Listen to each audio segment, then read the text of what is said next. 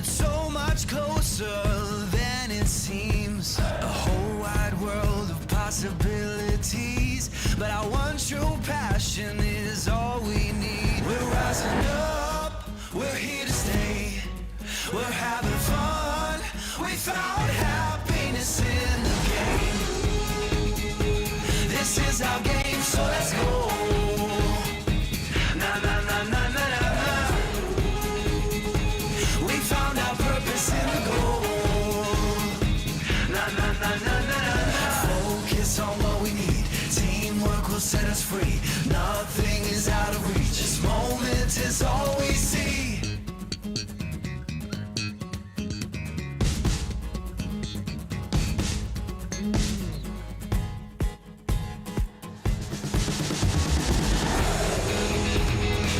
This is our game, so let's go. Na na na na na na na. We found our purpose in the goal. Na na na na na na na. We found our purpose in the goal.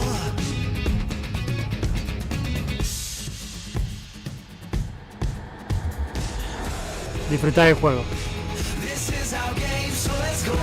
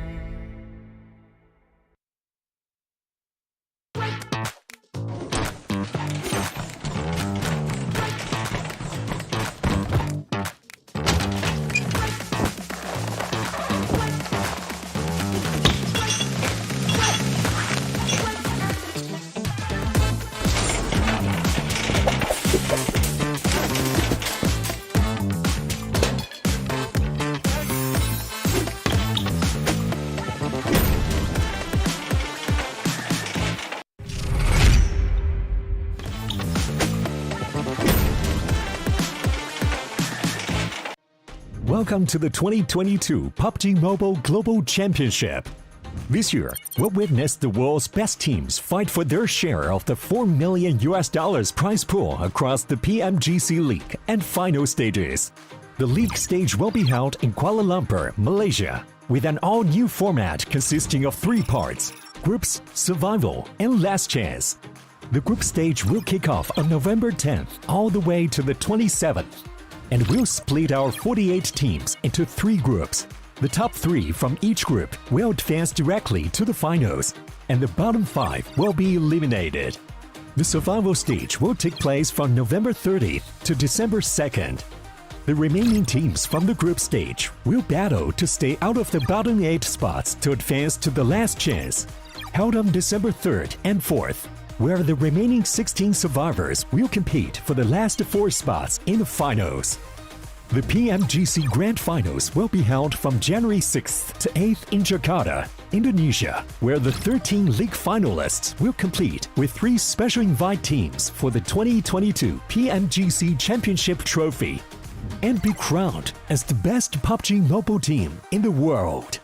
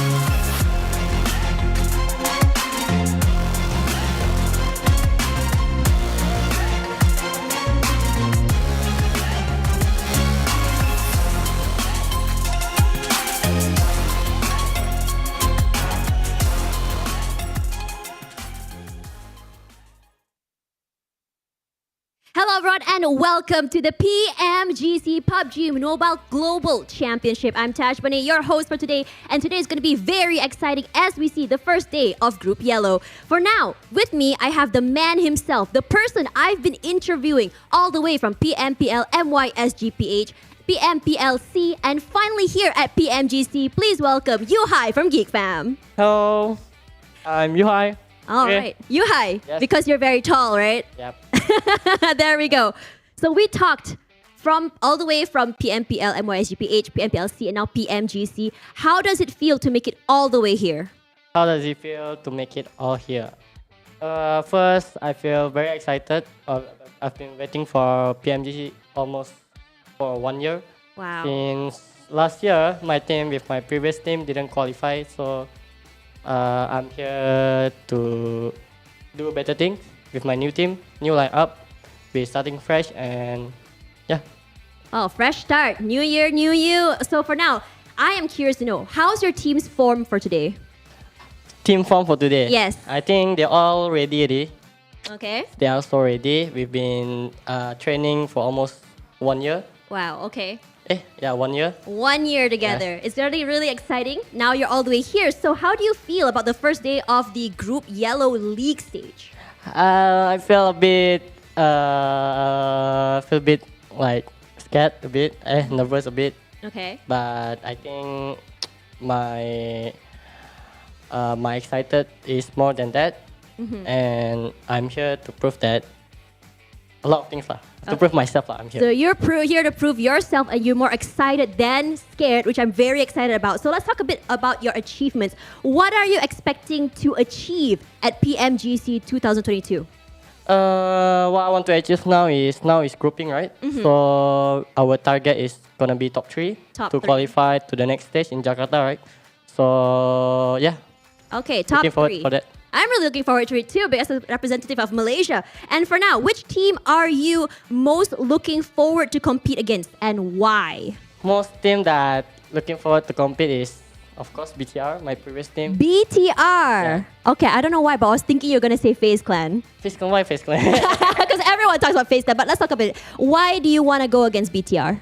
Since they are my previous teammate and we are in the same stage together, so I want to beat them. Okay, so this is a case of a rivalry. This is going to be very exciting. So the game is about to start. So what do you want to say to all of the other teams? To all the other team, good luck and don't underestimate us. So be careful. We're going to freak you guys. Wow, it's hot, hot, hot as we're going into the game. It's starting off very, very soon. So take your seats, buckle up. We're jumping into the first map. Bye, guys.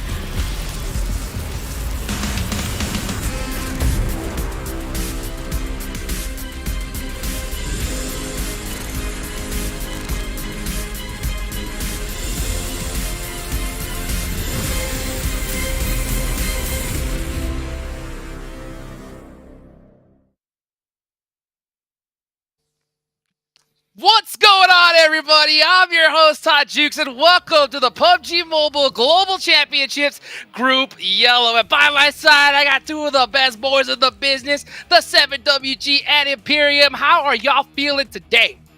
I'm doing great, man. We got to see some amazing action in Group Green, and now that we are in Group Yellow, Imperium, I can't wait to see which teams are going to be surprising us. Arguably the most unpredictable group of the PMGC stage. We have a lot of teams who are coming up against their first global championship and these teams that are around them. So I'm excited, and considering what we saw last week, I can only imagine what's going to be coming up over the next 4 days. Oh, a lot. I can tell you that for sure. Well, let me go ahead and remind everybody who's just tuning in for the first time, make sure you guys go into the game, grab a PMGC token, and vote for which team you think is going to take the whole enchilada here. Hopefully you can get some in-game rewards as well. Of course, I got to give a big thank you to our sponsors for this big show. Sony with their Xperia 1.4 and Xperia Stream that were actually created in collaboration with professional esports players. Play PUBG Mobile in 90 Hz with Xperia Stream's total cooling system and multiple ports for intensive gaming and streaming. Also, got to give a big thank you to Pullman Kuala Lumpur Bangsar, our hotel partner here for the PMGC. Our world is your playground. And last but not least, of course, I got to give a new shout out to Prime Gaming. That's right, you guys can get some in-game rewards, premium content, and as well as claim some free PUBG Mobile items. So go check out Prime Gaming today and get some other Prime benefits while you're at it as well. And of course, last but not least, you guys gotta follow us, all right? Hit that button, subscribe to the channel, follow the Instagram, follow the TikTok, all the buttons. All the buttons, press them immediately. All right, now that you guys have been reminded of all that, let me go ahead and show you guys how this tournament is going to go. Now, we've already had 2 groups pass up already, 7. Now we're in Group Yellow, so why don't you go and remind everybody exactly how this is going to go down. 100%. Group Yellow is the one that you are going to be watching today. And then remember, only the top 3 teams are going to be able to move on to the grand finals. The other teams up until 11, actually, 4 to 11th. They're going to be getting a chance to go to survival stage, and then from there, 16 teams out of survival stage are going to be moving to the last chance. And then we're going to have some teams from last chance, only 4 teams moving to grand finals, Imperium. The top 3, of course, is what we are looking for and what all of these teams are looking to achieve. Because if you get down to the survival stage, man, you have got to go through a hell of a journey to make it to the finals.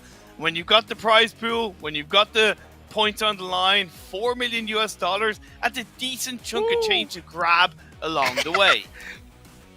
Yeah, decent indeed. That's a thick prize pool. $4 million on the line here. We're in the final group here, and I guess that's kind of the benefit of being in Group Yellow. You know, you get to see the teams that have already qualified, okay? We can see them right here. This is the teams that qualified from Group Red, Group Green, and just a whole bunch of question marks here for Yellow here, 7. I'm just laughing at the Group Green, the teams that are going to be going to survival stage, because that, if that was a group on its own, that's just another group of death out of Group Green. And now these are the teams that have actually qualified for grand finals already, so I'm pretty sure, I mean, we just saw what Geek Fam was trying to say. They want to be in the top 3. Are they going to be able to try to be there in the grand finals with this team's Imperium? Well, there's a lot of pressure on them because Geek Fan are from Kuala Lumpur, the location for the finals, right? So, you know, there's a lot of pressure on the line. We've also seen home 2 court Turkish advantage teams qualify for the finals. Will Besiktas join them to make it 3 Turkish teams to make it to the grand finals? Yep. Ooh, having that home court advantage is really, really nice. But here are the participating teams that we're going to be having here today and for the next few days. So, guys, you know, take that screenshot. I know you guys already know which teams are playing in here. So go show some love right now in the chat. Blow it up and get that hype ready for them. They need all the energy that they can get, 7. They definitely need all that energy, Hot Jukes. And you know who actually needs that energy? I'm going to be looking at Reject, man. They're the last hope for Japan, and I'm hoping that they have an amazing performance here this week, because that is such a good region, and I feel like we just, especially last week, we just really didn't get a chance to see what Japan is capable of. Out of all the teams that we're currently having here, which one's the one that piques your interest, Impure? There's so many of them. IHC Esports, they're the OG Mongolian squad, formerly Zeus. They were kind of the first big surprise on the global stage when we go back to Dubai, and they challenged the likes of Nova and, of course, Navi back then. I've been talking to Temka. I've been able to kind of get a bit of an insight on how the team have prepared for this stage, and I feel like they're ready. Look at this right here. You can't be face palming this early, 7. I don't think so. What do you think? I think he's not just hardcore thinking. Yeah, It's brain overload. That's He's what it thinking is. of all those strats. He's thinking of all those first plays that you can see on your bottom right-hand side. I mean, there is a 5th place in there, but they're not thinking that far back. They're just only worrying about the first place. And I mean, when we talk about Deke Xavier, this is a team that qualified from Vietnam via PMGC points. And then, I mean, the team that we just got a chance to talk to, we were talking about how they are that home team. Another team that actually qualified via PMGC points. Something to keep in mind. I was looking at all these PMGC teams that qualified just via the points and not actually winning their championships. And so far, of every group, only one team for each group that made it here to the group stage from PMGC points has actually made it to Grand Finals. Yeah. I'm really interested to see if maybe Group Jello is going to be switching that up. Maybe we might end up seeing 2 teams. What do you think, Imperium? Well, it's an interesting stat that you bring on board, and yeah, the benefit of the spring and the fall is that consistency can allow you to qualify for the PMGC. That level of kind of strong ability between spring and fall. But if you're not winning tournaments, if you get kind of a little bit lackadaisical, if you get a little bit too, look, we've got this with the pointer in the bag, it's fine, you maybe lose a little bit of that hunger to win, that hunger to strike hard in these games. And when you're up at the PMGC stage, as we've seen already through the last 2 weeks, you got to be hungry for those wins. 100%. Absolutely, indeed. These are going to be the matches that we're playing today. It's the same strats, same plays that we've seen so far at all the other groups. Starting off at Airgale, got that Sandhawk right in the middle of that Airgale sandwich. So it's going to be a great show. A lot of fun here today. I hope you guys are excited. I'm excited to see some performances from a lot of the top players that I've seen perform here before. Like, I look at Geek Bam, the name Yuhai automatically comes to mind. He's going to be hungry here in this tournament. I always like to see players that have played at this level before because they have that just experience, that feeling, that mental stability of just knowing what's coming. Their hands aren't shaking as much. They're still shaking, right? But not as much as some of the newbies. Definitely. Like, he made his name for himself back in Team Secret. Then he was the first non-Indonesian player to sign for BTR, which was a big thing for himself and BTR back then. Now he's on loan with Geek Fam. He's going to be able to bring that experience, but have the team got the synergy to succeed. It's a team game. We can highlight the stars. We can highlight the likes of Adrian from Vivo Keed, but man, as a team, you got to be able to perform. Yeah, speaking of teams, we talk about, some of the players, but I think it's time we talk about y'all's team to watch. So these are some squads that, of course, my amazing analysts right here picked to keep an eye on here at the start of this day. And 7, I see you got FaZe Clan on there, 4 Angry Men. Why don't you break it down for us? The reason why I picked 4 Angry Men is because it's been a while since we have seen the PMGC. I think last time we saw them was when they ended up getting that 2nd place PMGC 2020, which is a long time. Ever since then, we really haven't seen them in a global stage. I'm intrigued to see what they're going to be bringing to the table. And then I'm going to go with Team Falcons as well, because this is a team, as I was alluding, there are some teams that have qualified through PMGC points. There are some teams that have been invited by being able to perform really well in certain tournaments. This is a team that performed really well in PMWI, but ever since then, they really haven't showcased it, which is something that Imperium, I'm so glad you were able to mention that. This team tends to get a little bit complacent for me. And then you have the 3rd place out of SEA Championship, which is FaZe Clan. A lot of people's favorite. I can't wait to see what they're going to be coming out with. And I do love, Imperium, that you have rejects on your list. Well, yeah, we a little bit of context. We both picked FaZe, then I changed to Reject because obviously you try and have a variation of teams. And Reject, yeah, they're the most experienced Japanese side. They have what it takes in terms of experience and ability. They've just got to put it all together. I picked Game Lord as well because obviously they're my Western friends, and I've seen this team and the players rise all the way back from PMCO 2020, and they deserve to get here, but I also know on the stage they struggled against bigger teams, even in just the European Championships. So in PMGC, it's not going to be easy for them. It's the first foray into an international tournament. And yeah, then I went for IHC, and IHC are just IHC. They know what they can do. Hey, I think all these teams got their work cut out for them for sure. I'm always interested in that first game of the day because, you know, it's so much time, so much effort has came to playing here in the PMGC. This is a once-a-year tournament, everybody. Everybody works 365 days just to get to this point. So, you know, there's one thing I've always said that you cannot teach. You can teach rotations, you can teach gun skill, but you can't teach clutch. You know, once you got those cameras on you, you got to be able to clutch it up here. And I think that we're going to see some clutches here today, Seven. I think we are going to be seeing some clutches, and I'm really intrigued to see if we're going to be seeing any hot drops. Last week when we saw the group of death, there were some interesting hot drops in day one. I believe it was through the first 3-4 matches.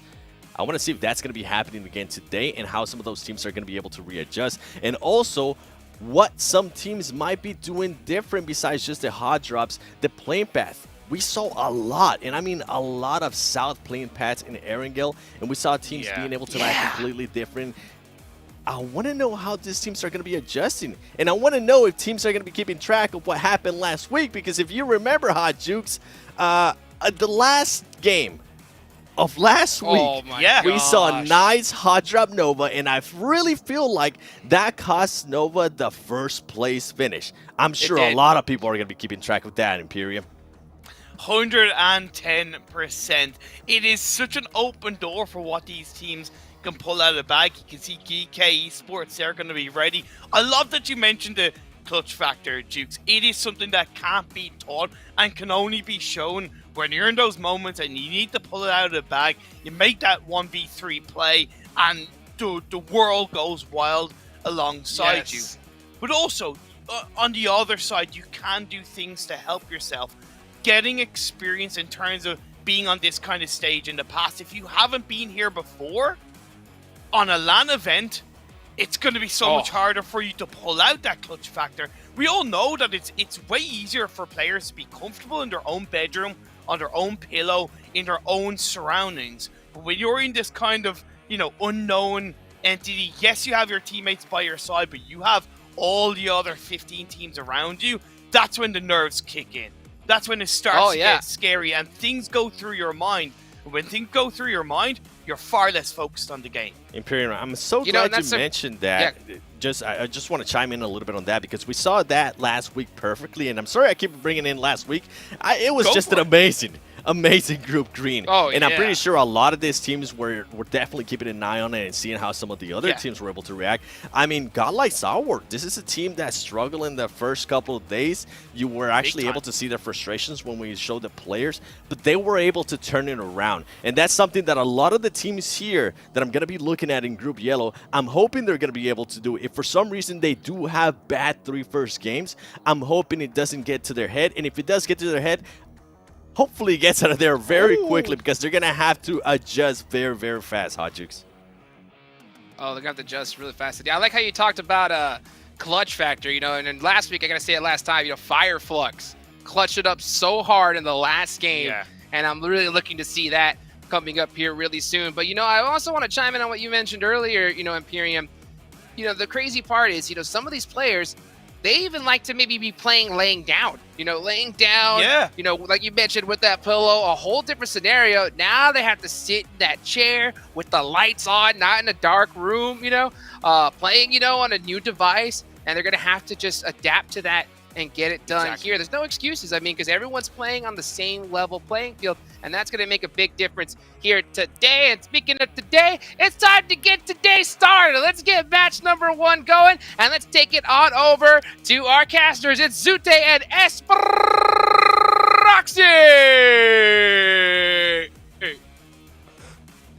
Thank you, Hot Jukes. You absolutely nailed that one. And yes, this is the new week. I am joined by Proxy. We're in week number 3, and man, from week number 1 and 2, the action has been non-stop, always full of surprises. Proxy, welcome to the PMGC. What are some things you're looking forward to in particular?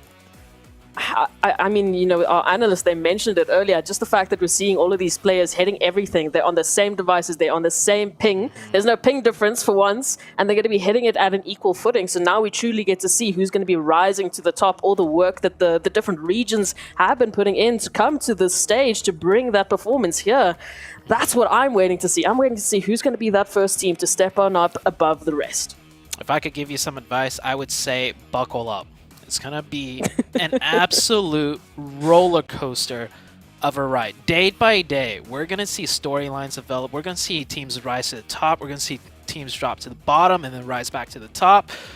It's going to be nonstop. It's exactly what happened in Week 1 and Week 2, and I'm not expecting anything different in Week 3. And as you can see on these player cams here, man, the focus is already on. These players are already, you know, getting into tip-top form, hopefully. We have IHC there, Falcons, a lot of heavy-hitting teams. Not as scary as the group of death, but I feel like the competition's going to be just as close. It's also that question of what's going to happen in this group. I feel like this group is going to be one of the most unpredictable groups because we're looking at it, you know, unlike the group of death, we knew who was going to be rising to the top. We knew there were a few names that were going to be surprising us, but this time, Zute, it's a whole different question mark. Definitely, and we are heading into match number 1. Man, I feel like the break from last week to this week was so long. I just want to see more PUBG Mobile action, and we're finally here, and this is actually going to start off with a very nice even playing path. Quick question as proxy, hot drops, yes or no? Ooh. You see, this is the thing. If we were talking about those scrims, if we were talking about, you know, some of the drop sites they were looking at there, I would say yes. There were quite a significant amount of potential hot drops. I mean, we had Besiktas, we had Furious Gaming, and 4 Angry Men going towards Pachinki. Then we also had 4 Angry Men there towards Gatka, and now all of those are those potential hot drops. Well, they're easy to reach with this flight spot. Oh yeah, definitely. This flight, very good for all the teams, but like you mentioned, also very easy for teams to reach where they want to go and contest. But so far, seeming like everyone's going to be spread out quite evenly. 4 AM and BK very close to one another, but I think that will be a split. Yeah, it's that same split we saw yesterday in the scrims. So I think everybody is kind of familiar with the drops, of course, and there's no heavy contention right off the bat. Up in Yasnaya, though, we see 2 teams stretching that way. It can be shared quite easily, but the question is, will they decide to share it? Looks like both teams kind of hovering towards the left side of Yasnaya. Yeah, just moving a little bit more towards that western portion, hopefully looking for an easier entry point. It makes sense, you know, if they dropped on a little bit early, that's just the flight path that they would have taken all the way down to the land. But we'll wait and see if they will be able to navigate that quite fairly. You know, maybe they don't really want to jump into an early contention just yet. Still, you know, feel out the competition, understand the stage that they're in and the teams that they're going up against. I mean, they've got a certain idea in scrims, but as we've already seen, I mean, Hot Shop's completely different from what we saw in scrims, and that could go in the same token for the gameplay. Oh, already we got a knock. IHC and 4 AM. That's a long-range one with a sniper. Of all weapons, I do believe. With the mini 4 AM's knock. That should be an easy revive, though, right? They're across the waters from each other. But IHC already asserting dominance. This is one of the teams I want to keep an eye out for. You know, formerly known as Zeus, the brethren team of stalwarts that made it in last week. Wondering if this team will also show up and make it into the top 3 for this week. Yeah, and I mean, we kept talking a little bit, you know, I saw on the socials, everyone freaking out about 4 Angry Men as well. These 2 teams, they are very much tied in destiny because we had IHC coming 3rd in the 2020 PMGC. We had 4 Angry Men coming through in 2nd place for the 2020 PMGC. So maybe that shot was just a little hello, you know, just greeting their former competitors and just making sure that they're going to try and assert some dominance at least a little bit early on. He hit 2 with the iron sight? Excuse me? Okay, well, things it might not be a hot drop as proxy, but we already got some but it was actually we already got some hot shots with the iron sight, and he hit 2. Oh man, no. You know, I would expect that maybe by day number 2, you know, where everyone's a bit more warmed up and ready. But sheesh, I guess IHC, man, they are more than warmed up. They're already firing hot. You know, I even would expect it in a few of the later matches. You know, after you've played a few, you know, you've gotten into your groove. Maybe you're feeling a little bit good with some achievements, you know, some points in the back pocket. But no, just straight off the bat. So like I said, it could be a point of, you know, giving a hello, a welcoming point there to Four Angry Men. But for the time being, IHC, they still have a few visitors either towards that North Georgia Pool area or even towards Hospital. We've got VK that have moved, Viva Keed, sorry, moving up from that position specifically. But I mean, we've mentioned Four Angry Men, we've mentioned IHC. Are there a few other teams that you're also keeping an eye out? I know you mentioned Furious Gaming, and they're very slick, you know, shirts that they've got there with the fade. But who else are you're keeping an eye out?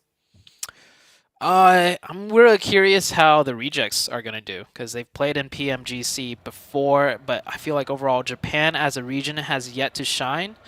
Right, they do actually have their own Premier League over in Japan, so they do have players that play this game day in, day out. You know, it is their full-time job. Shout outs to one of my NA brethrens that actually ended up on a Japan team, Uneven. He's currently not competing, but he is at the venue, and he's been telling me like it's been absolutely great seeing all the players, seeing all the old friends. But yeah, over in the Japan region, I feel like this might be their year to break out and shine, or they're just going to be right on the cusp of it. So definitely the Reject team. That's one team I'm looking out for. But I'm curious to know, as proxy, we have a whole slew of teams here that all have potential. What is your team that you're particularly looking out for, and why? Oh, hold up. Might actually get in some action here. Trigger driving by really close. Gets lit up slightly, but he should be okay. Yeah, hopefully going to be taking that path. Line of sight right out into safety. Nongshim Red Force just some welcome hellos as the rotations are going to be making their way through. And I mean, all of this, it's happening within the zone. There is plenty of space within the zone still to be taken up, so they should be able to get themselves well situated.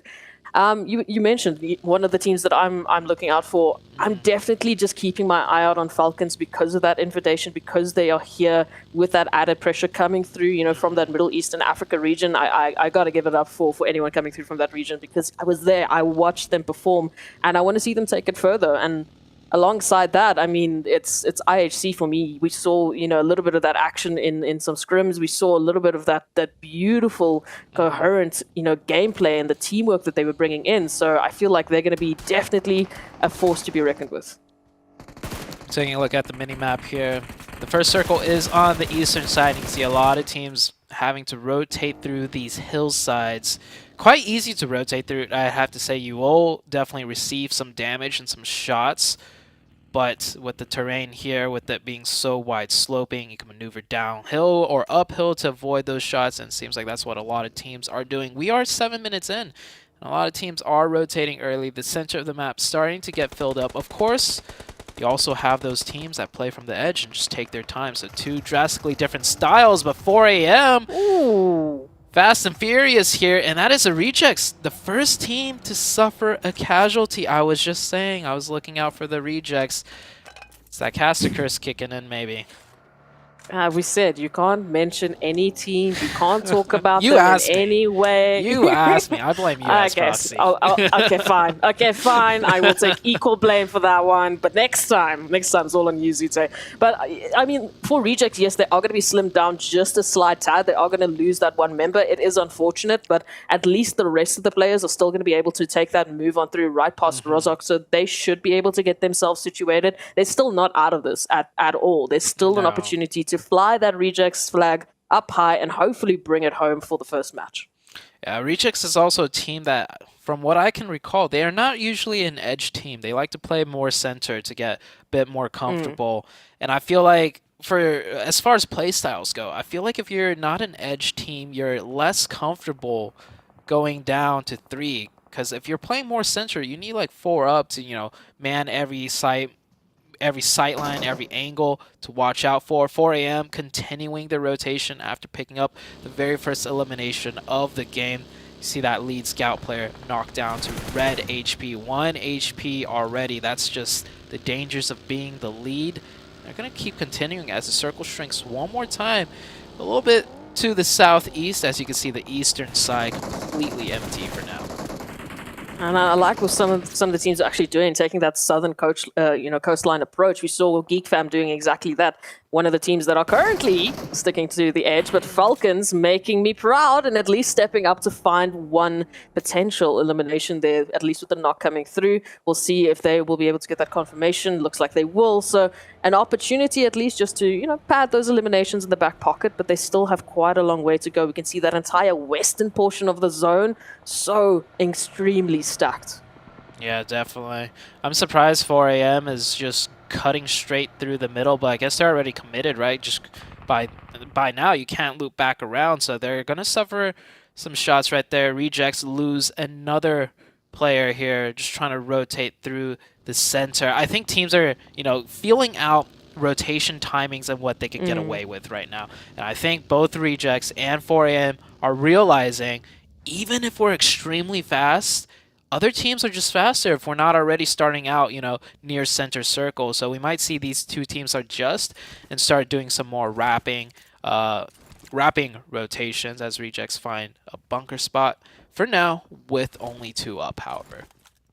With 2 up against potentially the entirety here of FaZe, who are well situated and for the time being, relatively safe. GK Esports will just be hitting a few shots their way, so they've got that information to work with running down here towards the Valley points.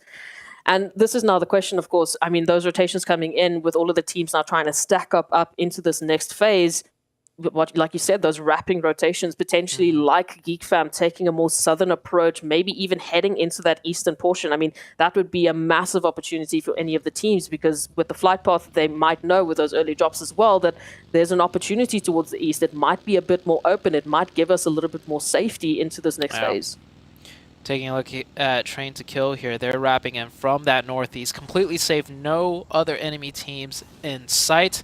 I'm also trying to keep an eye out for another team that plays like HVVP, right? HVVP, they play on the edge, straight up. They barely, if ever, rotate more, center. They're always on the edge side, and Rejects actually having some visitors knocking on their bunker steps. Might be able to get that revive. Good defense out of the Rejects teams, as D Xavier was the ones that crashed in, and they took fire from both, I think, FaZe and the Reject team. But as far as edge teams go, maybe T2K. That'll be the team that plays more from the edge side. Next circle centers right on up very nicely for a majority of the teams here.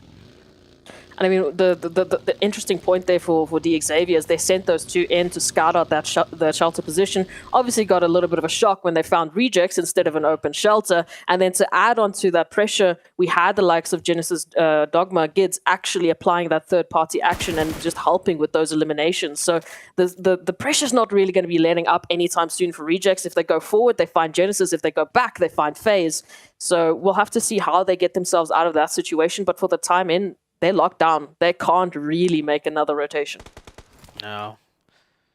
4AM getting a knocked on Furious Gaming. I do believe that's a long-range knock. Oh, actually, confirmation. Yeah, okay. Scout player getting extremely close. 4AM find themselves in a nice dip just north of the other dip right here. The 2 dips that are left in the center of the circle. Both positions very strong. Geek Fam here coming out on the western side. They have to move on in. Game Lord's right in front of them. Both teams looking for a spot on the edge. And that's pretty much all that is open at this point in the game, as everyone had already centered up. Previous Game Lord gets knocked. It's actually Keedstars there from distance, getting some shots into the Game Lord team. Now, Vivo Keed moving on in just for a little bit of long-range engagement, looking for a few eliminations here and there. What's interesting to me is the way that Game Lord actually managed to cut off Geek Fam, because for the longest time, they were the ones chasing after Geek Fam's position. And then I think Geek just took a little bit of a time to readjust, maybe get some looting going, and that gave the opportunity for Game Lords just to cut in front of them. But I don't know how happy they will be about the situation, because as you said, they've just run into Vivo Keed now. And now it's a question, do they actually take this engagement? Do they try and disengage and potentially give Vivo Key the angle onto them? It's going to be tough.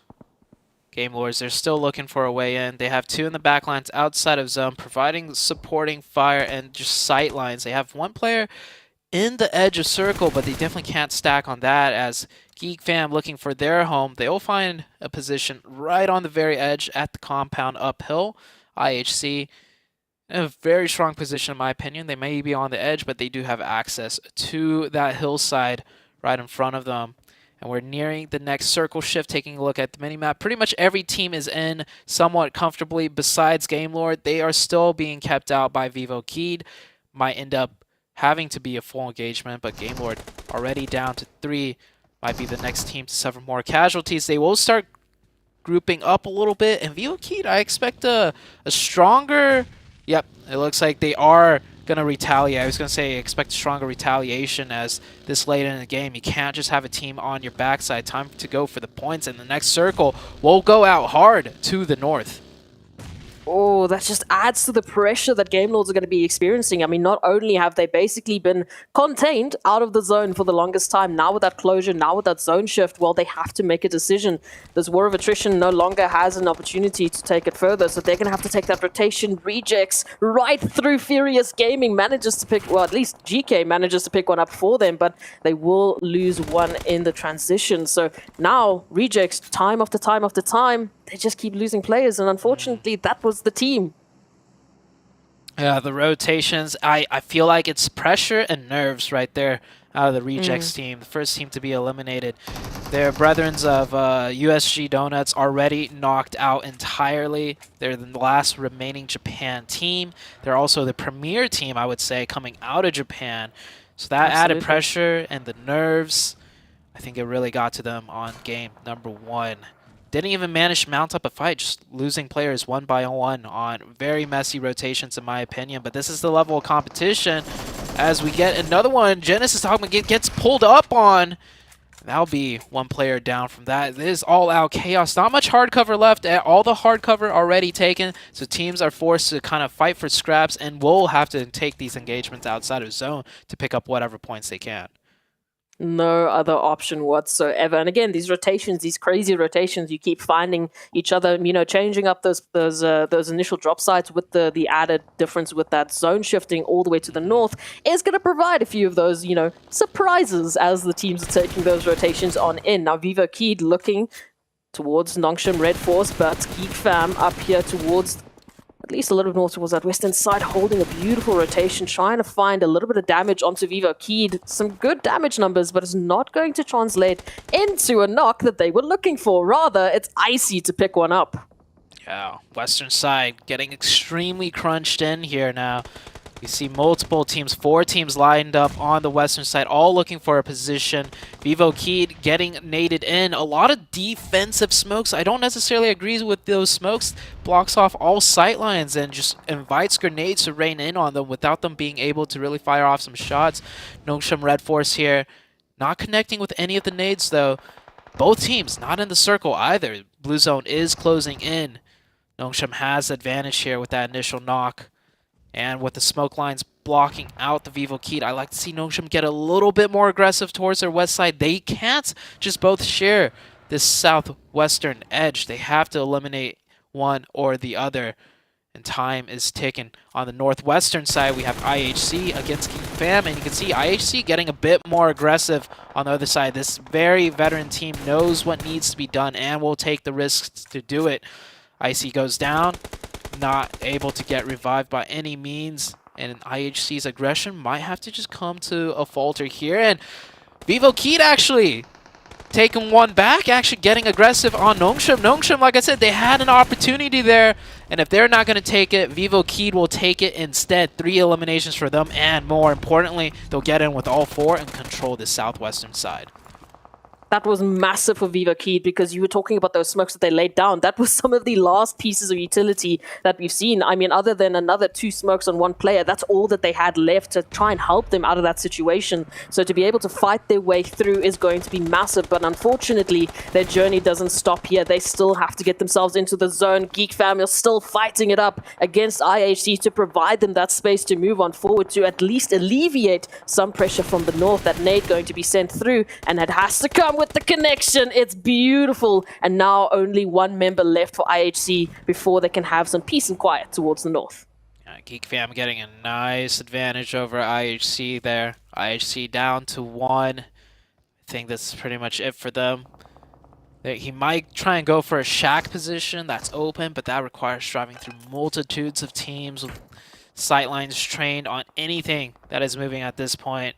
See what Demo could do here. We were actually watching Demo the entirety of the scrims yesterday. yes. Yeah, the camera was just on him, so now is the chance for a spotlight once again where it really matters in the actual match. Demo, he's going to wrap around to that northwestern side and then shoot on in. Good luck to him as Vivo keyed full sending into the dip right into the likes of Furious Gaming, and they get decimated instantly. I won't say that's a bad play because I've seen those full sends work out before. It does get very dicey, very hairy, but it did not work out for them whatsoever. Train to Kill on the other side, laying siege to the Besiktas Fortress. 4v4 situation happening on there, and meanwhile in the rest of the middle of the zone, GK has been sitting pretty here in the hard compound, taking shots at everyone. Very comfortable. Satan there going down, however, trying to get a little bit over aggressive. Can't blame them. They want to get some more points racked up, but does not work out.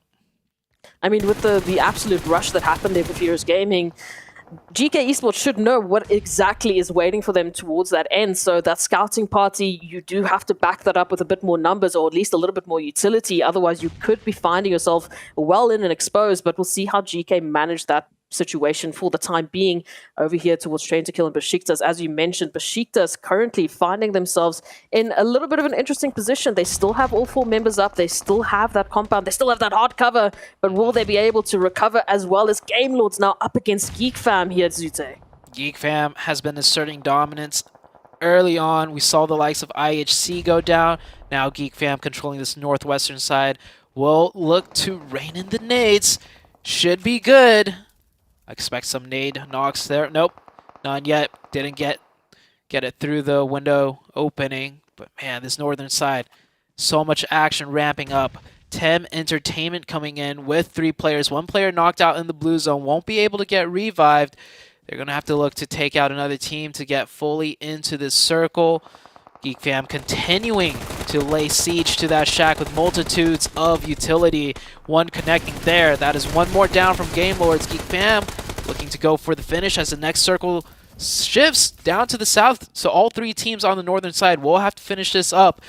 1 player left for Game Lord. He's shimming back and forth. Try and dodge Molly, dodge the nades. It's good so far, but now he's got to dodge the bullets as well. Back into the shack. And man, this last player of Game Lords looking like Neo out here, dodging everything. But there we go. The final nade connects, but Tem Entertainment now looking towards the likes of Geek Fam. Moving on in from that northern side, trying to scout out what's happening here. There's already lost 1 member, but at least up against Geek Fam, they will be finding themselves on equal footing. But it's about that information over to this ridgeline. They don't yet have line of sight. Bevy moving up to try and find that information that's going to be crucial for the team. Because as we know, they still need to find their position in zone. They still need to get themselves in a safe position for this next phase. And right now, it's about that information. It's about that rotation. They can't make that rotation until they get rid of Geek Fam. Back onto phase here. Laying siege to the GK team. 1v3s. Oh, self-nade. He cooked out a second too long and the jump shot through the crack in the opening. GK, they thought they could leave 2 members there to deal with the last member of phase, but this man has been proving more trouble than expected. Now it's a 2v1. He finishes through the revive. His revive goes down instantly, and that is Ragnar with the clutch 1v2, and he gets full reset onto his team. Back up to 3. The Besiktas siege with Train to Kill still ensuing here. Train to Kill, 1 player knocked. It does look like Besiktas has lost 2 players, however. So Train to Kill in a much better position. Back to the northwest. Geek Fam trying to conquer this side of the circle. They will find the shack position open. Down to 1 player. Geek Fam up to 6 eliminations. So proving quite well for their casualties. Getting the points in at the very least. 4 AM has been blessed with the circle here in this dip. So it looks like losing 1 member early for those rotations straight down the middle way early on. Paying off really well for them here. It's one of the few teams that has actually been zone blessed here towards the later phases. The rest have all had to awkwardly try and move closer and closer. One of those teams being Besiktas, who we can see now, unfortunately, experiencing some repercussions for their rotations here. One will be going down to only one member for Besiktas. And we remind you, they still have to get past Train to Kill.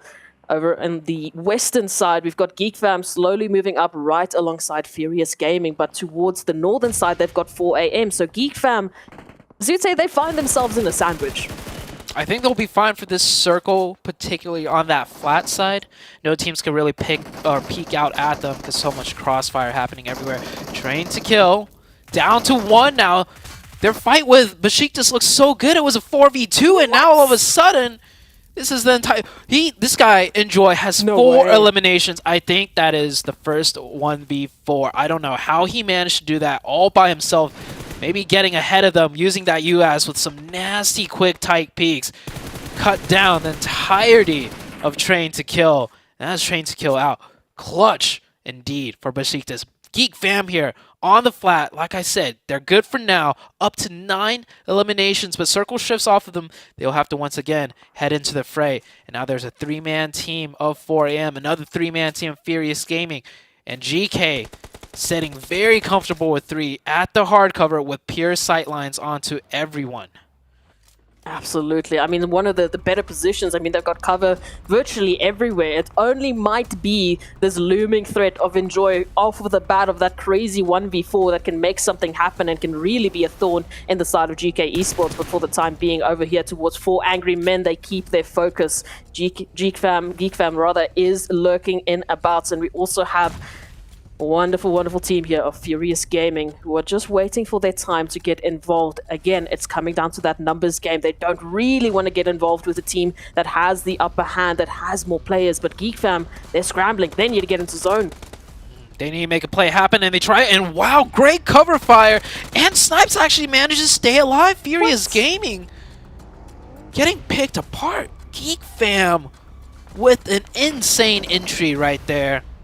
Great job out of Mika there, providing the support line fires, getting the knock instantly, and Snipes just managing through the skin of his teeth, surviving, not getting knocked. He will be able to get a heal off as well. And now it looks like Furious Gaming, which looked comfortable enough, is getting sieged on by Geek Fam. And through all this chaos, we have another fight coming. Besiktas finally does go down, so that thorn in the side taken care of.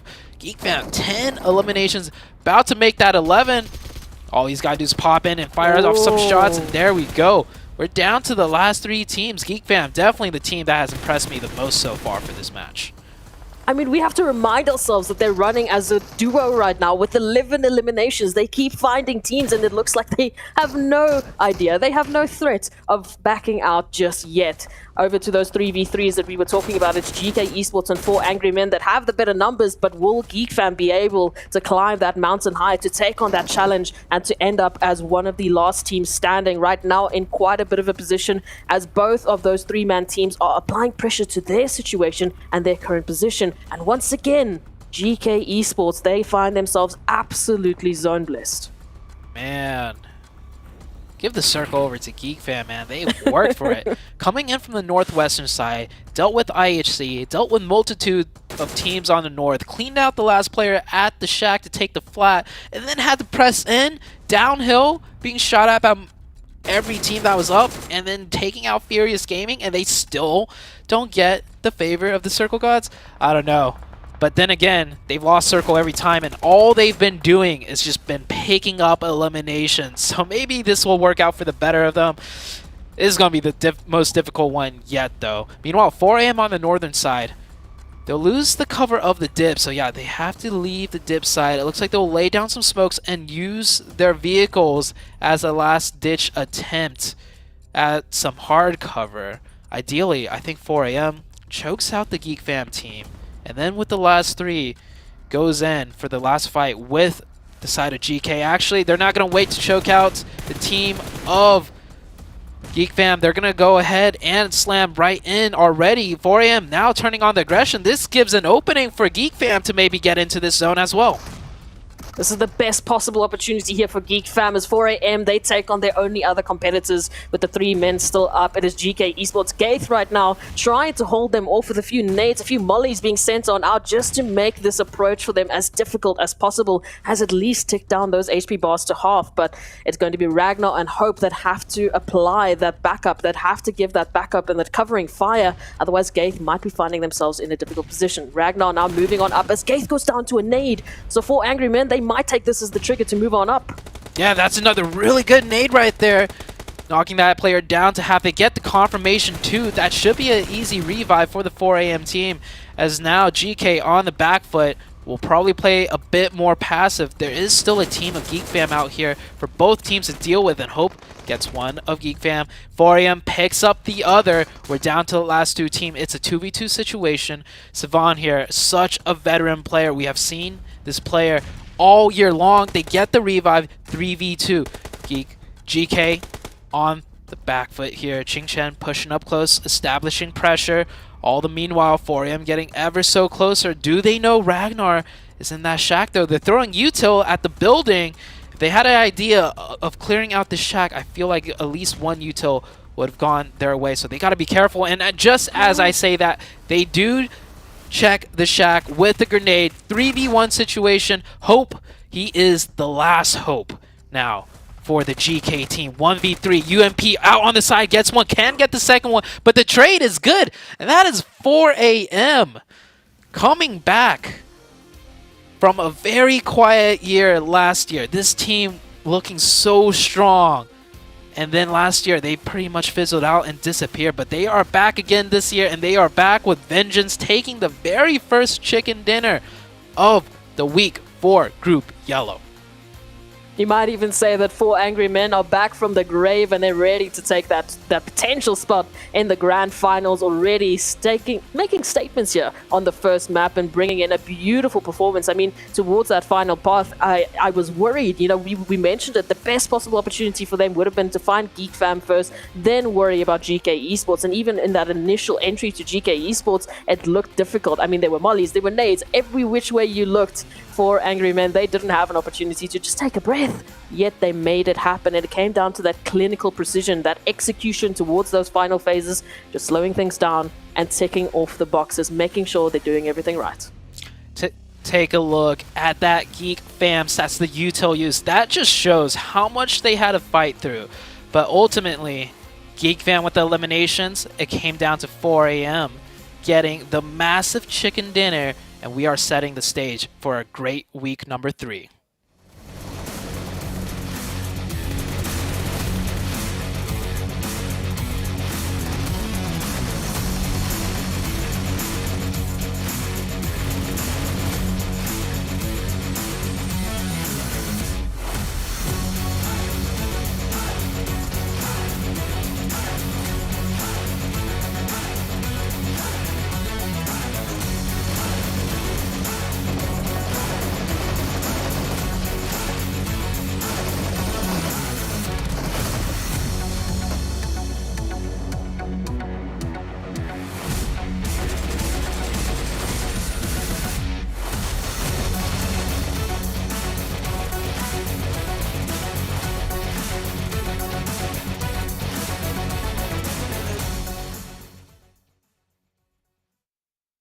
And it's the 4 angriest of the men that pull out the first chicken dinner here in Group Yellow. What's going on, everybody? This is how you get a tournament started right here. You know that 4 a.m. have to be super hyped after that one. Hey, but Geek Fam and GK also putting up some big points at the start of the day here, 7. An amazing performance there at the 4 Angry Men. 11 eliminations, and Sute, Xperia were able to mention it perfectly too. After a long time, after a long hiatus of not being in the global stage, for them to do that, that's sending a message.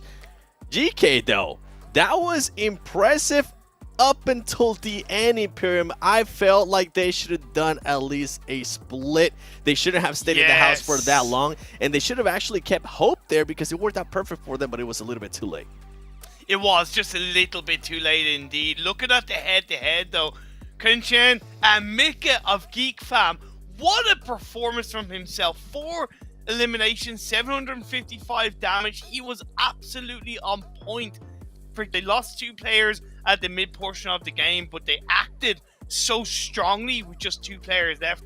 Of course, 4 angry men. They won the game. Quinchen, welcome back 33 swap. Ooh.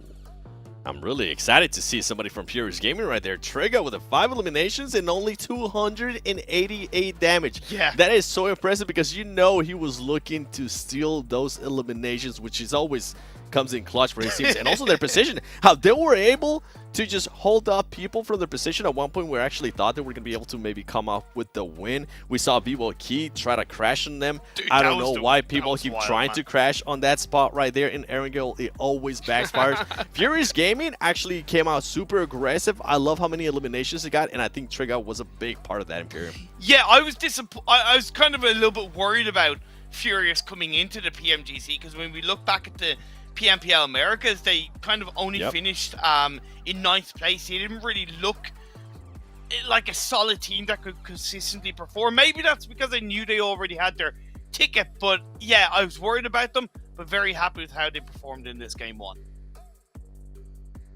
That's how you get it done right there. Match number 2 is coming up. The first Miramar of the day. 7. This is the first one we're going to see here in this group. You know, what are your expectations? What do you kind of see coming here for the first Miramar? My eyes are going to be absolutely glued to Picado. I want to see if anybody is going to try to hot drop. We didn't see any hot drops there on Erangel, but we did see some teams willing to take some shots. I mean, we gotta give a massive shout out to IHC Icy. I mean, the nasty shots with the Ironside Car 98 that he took on 4 Angry Men just to make him back off. I want to see that here in Miramar as well. Obviously, it's a little bit harder because of so many mountains here and there, but if 2 teams do end up landing close to each other, I love Imperium. I love when teams just send that little message saying, hey, don't come this way. We're here. 110%. It is about sending a message. Even though 4 Angry Men ended up kind of the biggest victors of the 2 teams off the back of that initial foray from IC, yeah, it is still positive to see. And IHC are a team that can and have and will perform on Miramar. They know how to move around the terrain and really hold on to the high ground. Like when we were looking at the scrims yesterday, Demo as a player was moving around so smoothly. It wasn't Miramar, it was Wrangle, but he's moving around so smoothly. That does give me a lot of confidence for IHC coming into this game too. Oh, game 2 coming up here. Why don't we go ahead and take a look at y'all's teams to watch here for this match. So, 7, you know, I'm going to go ahead and look down right here. Go, I see Furious Gaming still up on the list. And I see you got Geek Fam over there, Imperium. Why don't we start with you? Geek Fam, look, it's a Mika show, and they have U-High. Geek performed really well in game 1, and I know they can, as a full squad, put it together for game 2. So I have a lot of faith in what they're going to be able to bring momentum-wise into the second game. Okay. You know what? With me, NS Red Force. You guys were a little bit too passive. We saw you holding a very neutral compound, and you guys stayed there for way too long. And something that Imperium and myself were talking about when we were watching the game, I would have loved to see a 2-2 split. I would have loved to see some kind of split, just trying to secure some spot after that compound. I mean, at one point, I think it was after Circle 2, 100% of the teams were on the west side of the circle. That would have been a perfect time to just, you know what, at least send one person to scout out, see what might be on the horizon, see if you can have other options so you don't end up rotating too late like you ended up doing, and it ends up backfiring. And another one is going to be Reject. I mean, Reject, the champions out of the Japan League. That was not the best performance there. They ended up being eliminated first and 0 eliminations. I'm hoping they can turn it around here in the upcoming Miramar. Yeah, me too. I mean, these first... Yeah, go ahead. No, I was just going to say, it's tough for Reject because they were the first team to lose a player, and that can affect your just the flow of the game 1, and it can get into your head. So they should just scrub it off and get into game 2. But Imperium is PMGC. Yeah. Sorry, Juke, it's PMGC, man. I know, right? Let's if go. you lose one player, you gotta be able to adjust. That's what champions are made of. You have to be able to adjust. That, man. Love that you mentioned that. Let's see who's gonna be able to adjust in this next match here. The first Miramar of the day. Let's take it out over to our casters, Zute and Esproxy. Speaking about adjustments, I gotta agree. I feel like we were talking about it too as Proxy. We were feeling like a lot of teams needed to make adjustments. That beginning of that first match, we saw maybe up to 6-7 players just go down just due to rotations alone. Now, if this was like PMPL, PMCO, less experienced teams, I'll give them a pass. But this is the PMGC stage. We should not be seeing that many players go out on rotations. Yeah, it's questionable. That's for sure. I mean, the fact is we normally would say, like in a PMCO and a PMPL, like you said, all right, it's first map, getting the jitters out of the way, getting the nerves out of the way, but we're still seeing that here on the PMGC stage. But all right, even if we take that into account, you've had that first map, you've had that map to kind of shake it off, get the boots running, get the blood pumping, and now you need to bring the performances that we know you're capable of in the second map, and it's on Miramar. So I feel like if there was ever an opportunity to just to tell the team, slow it down, this is PMGC, we need to bring our performance, it's going to be this map. Miramar, trickier for rotations though, like even more difficult than Erangel. Erangel, the easiest map to rotate on, and let's be honest, that first circle, it wasn't a difficult circle. Teams should know what's, rotation pathings, at the very least, which rotations path are more safer than others. So I think we might see a big, gap already start to form on day number 1 in the sense of teams that are coming in here with preparation, like mentally, teams that aren't nervous, team that, sticks to their plan and knows what they're doing. There's going to be a big contrast by the end of the day against teams that are feeling things out, teams that are a little bit nervous, teams that don't have the confidence. That's what I'm imagining. There's going to be a big gap between the top and the bottom as we head into the second match. Miramar coming right out here, and it's looking like this playing path not very nice for many of the teams. Might see some hot drops due to this playing path now. Oh, yes. I mean, that entire northern portion of Miramar basically a little bit out of the bounds for now for the teams potentially making those earlier drops, trying to get the vehicles in and trying to get themselves well situated in the positions, they might be a little bit more comfortable with. I mean, we can think of a handful of teams that, do love that northern side, like Falcons over there towards Hacienda del Patron, maybe even Game Lords there towards San Martin. And now it's a bit out of reach, Zute, just a tad. What is in reach is El Al-Sahar for both IHC and Besiktas. IHC not doing well at all in game number 1. The only excuse I'll give to them, though, is they lost to Geek Fam, and we saw Geek Fam. I mean, that team was just running hot, running solid. They were crushing everybody. But IHC, they get another chance here, taking a 4v4 now off the hot drop against Besiktas. Besiktas, they lost a 1v4 that last game. We caught it in the highlights at the end. Is that going to shake their confidence just a little bit here? Actually, they won the 1v4 in that Oh, last sorry, game. they won the 1v4 from Besiktas up against Train to Kill that just pulled out a 1v4 from who knows where. So now, I mean, confidence has to be reigning high, and that is going to be selling a little bit of danger here for IHC already with some initial damage. And you can see the rest of Besiktas, they are swarming in. They're trying to close up the rotational pass that IHC actually have available. And Gaith is somehow Neo as well. Yeah, just dodge the vehicles. That rock is your friend, but tell you what, the 3 other players that are picking up weapons right in every cross compound. Oh, this is Gaith is as good as done here. Oh, backup is coming on through. The most he could do is like waste a little bit of time, but that's one elimination. Another one, Falcon losing one player here as well. Like I said, all due to that plane path. Not everyone can make it to where they're usually comfortable with, and we're already seeing... Oh, Falcon actually lost 2 members already. Oh, man. Horrible start for the Falcon team. Down to 2 on Miramar this early on. And I think Game Lord looking like... Nope. Okay, I thought they might have seen an isolated player and just gone for early points. Back to the hot drop in the northeast. It does look like it has evened out just a little bit. I would say Besiktas have somewhat of a surround, but it goes both ways as Enjoy himself is surrounded. And here's that replay. Falcon losing one there, and then probably losing a second player.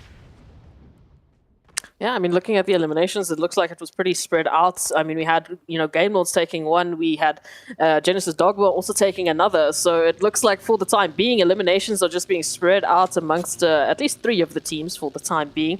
And just a little bit of scouting out here from the rest of the teams, trying to give themselves space in the vicinity. But absolutely, this is all to do with that flight path. That zone is at the very least, going to be matching that flight path, giving the team some availability. Never alone. Whoa! Yes, we love that. Is going to be taking 2 here from this is Game Lords. Oh my goodness, this is revenge straight off the bat. Never alone. He's alone for now, but that might be enough as he gets the 2 knocks. Gets the 1 confirmation, almost gets the second one, but Rob's there to save Victor. They'll get that revive, and now Falcon is really just looking very, very rough. Down to 1 already. At least they picked up the 1 elimination. Never alone almost might have picked up 3. But maybe another time as we're back to Besiktas here. Quite a big stalemate. We have not seen any movement from anybody at all. IHC has been holding their exact same positions as we last saw them, which I can't blame because they're kind of surrounded. Besiktas playing it very slow, trying to figure out where everyone is. I do understand why they're playing so slow though, because IHC being so spread out with so many different compounds, you got to be careful crossing into the sightlines, and there's a lot of sightlines to be cleared. At the very least, I would say IHC has at least that backup. I mean, they're running that 2-2 split, so should any side of their team be taking that engagement, they have backup, right? It's not like the rest of the Besiktas team who are all solos in separate buildings on their own. So if they take an engagement, there's no opportunity, there's no potential for backup. So it will be interesting, the 2 different approaches from these 2 separate teams as they are just going to be holding their forts and seeing how they're going to transition into that rotation, how they're going to transition themselves into that zone. But still plenty of rotations, as we mentioned. That zone, at least matching the flight path into that southeastern portion, means a lot of the teams that took those hot drops, that took those chances, they're going to be rewarded for that with less rotations. We do see only maybe 4 or 5 teams able to rotate in here. Many other teams' rotations heavily slowed down due to, we have the hot drop in the north, multiple teams getting caught on one another early on. At least it gives them some elimination points for the favorable team. But the rotations are going to be slowed down elsewhere. And this southeastern zone, pretty easy to rotate into as long as, roads go. A lot of different roads, different avenues in for quick rotations. But the terrain is a little bit more difficult. Center of the zone, all you have is that one long stretch of flat territory. So we won't see too many teams being able to take up positions near center just because there's not that much areas to play in. IHC here and Besiktas still in a very, very slow, prolonged engagement. I'd like to see at least one of these teams group up a little bit and get more aggressive, because they're essentially wasting time in a sense. They still need to loot, they still need to rotate, and they need to get a move on. And I think we do see IHC deciding to make the first move after they are starting to group up together, and they have a very, very faint good idea that there is a player there, as they are all looking that way to isolate Enjoy. Red Force over here taking a look down towards Nongshim Red Force. Rejects to Red Force. Wait, this is going to catch me. But now the question is, what do they do in this scenario? There's been a few opportunities, but in the meantime, we'll talk about IHC finally making that move over here towards Besiktas, and what a player to take off the plate other than Enjoy. An absolute threat that's looming in this vicinity, so that if they can at least give themselves this space, at least this 1 elimination, they give themselves an opportunity potentially onto the rest of Besiktas, but the Molly will delay that push just for a tad. Rejects, meanwhile, this time getting a much better rotation and will be rewarded with 1 point. as Enjoy will go down. They isolate one, and I feel like Besiktas, they're just not really helping that one player out. We saw how long the players of IHC took to isolate him, and they were jumping around the outside of his compound for a while, and no supporting sightlines whatsoever from any of the Besiktas players. That's a huge question mark. Oh. Oh. Ooh. No. Ooh. Okay. Yeah. That is a zone. Well, only a half of the zone basically that happened. these teams have available to them. And yeah, I mean, talk about an Eastern rotation. All these teams have been doing in Miramar is just rotating to catch up with that zone. There's I know Imperium. If Imperium could hear me, he is very happy.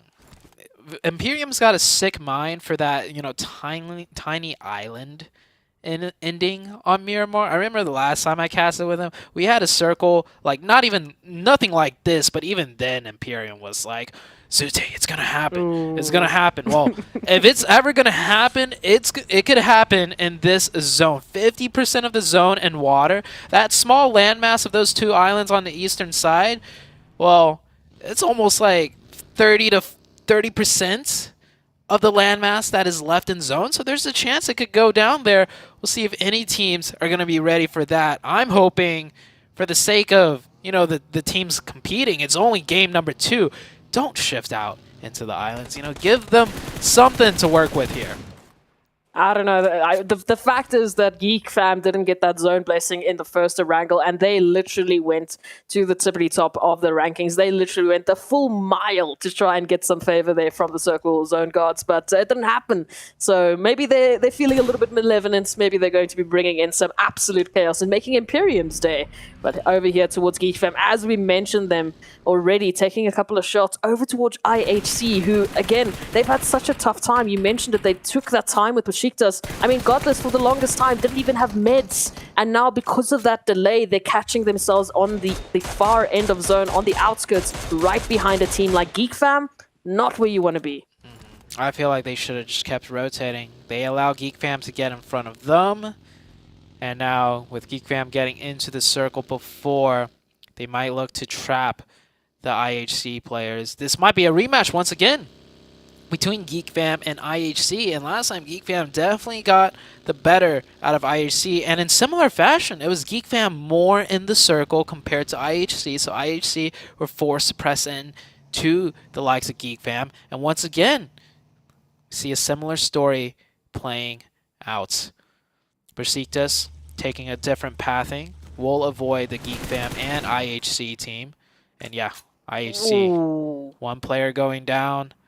Alex might also go down here. IHC, a lot of high expectations for this team, especially since their Mongolian brethren out of Godlike Stalwarts, finished in first place on the second week of the Group of Death.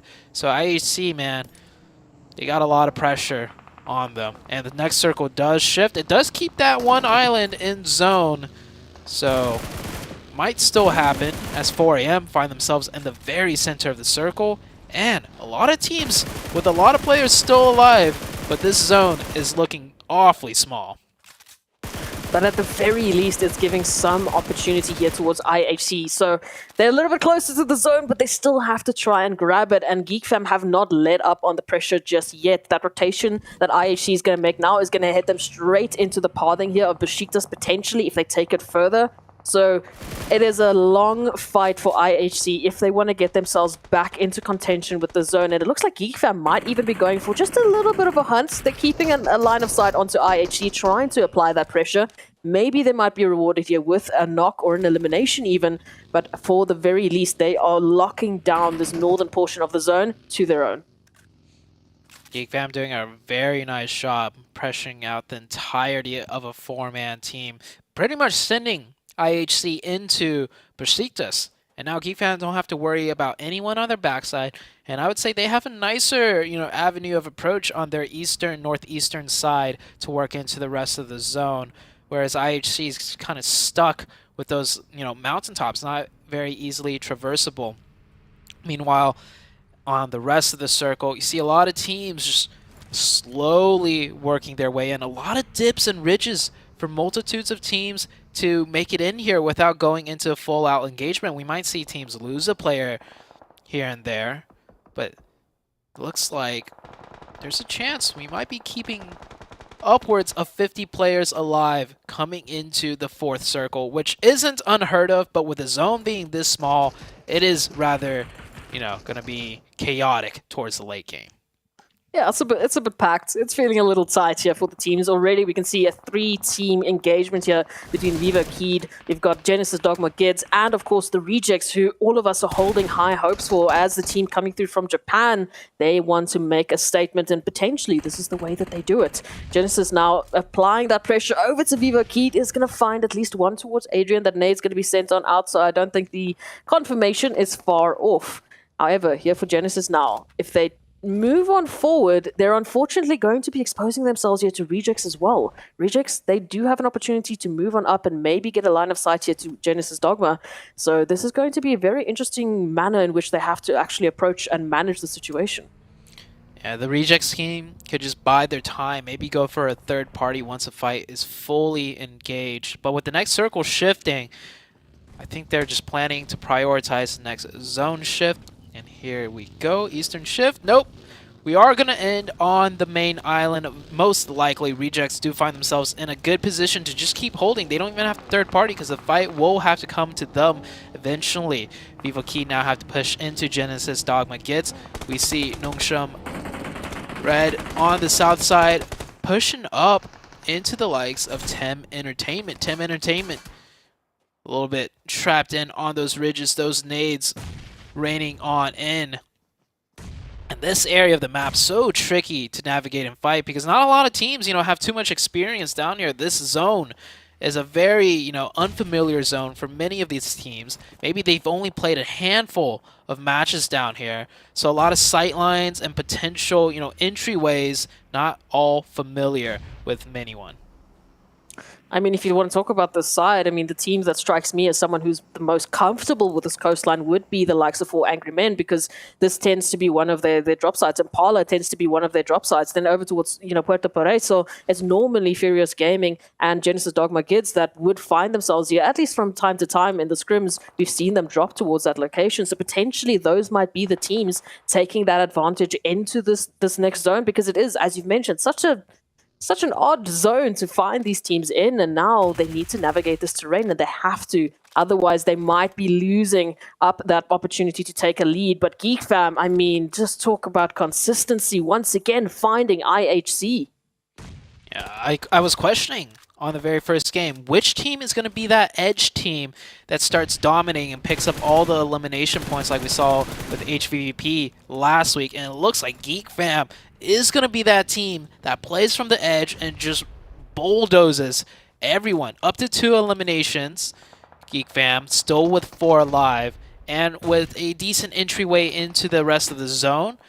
Have high hopes for them this match to see them into the late game once again. Furious Gaming on the southern side. Yeah, I was talking about the sightlines, right? Look at this sightline down there. Through the crack of the window, that means everyone on that ridgeline needs to be careful when they get engaged in a fight.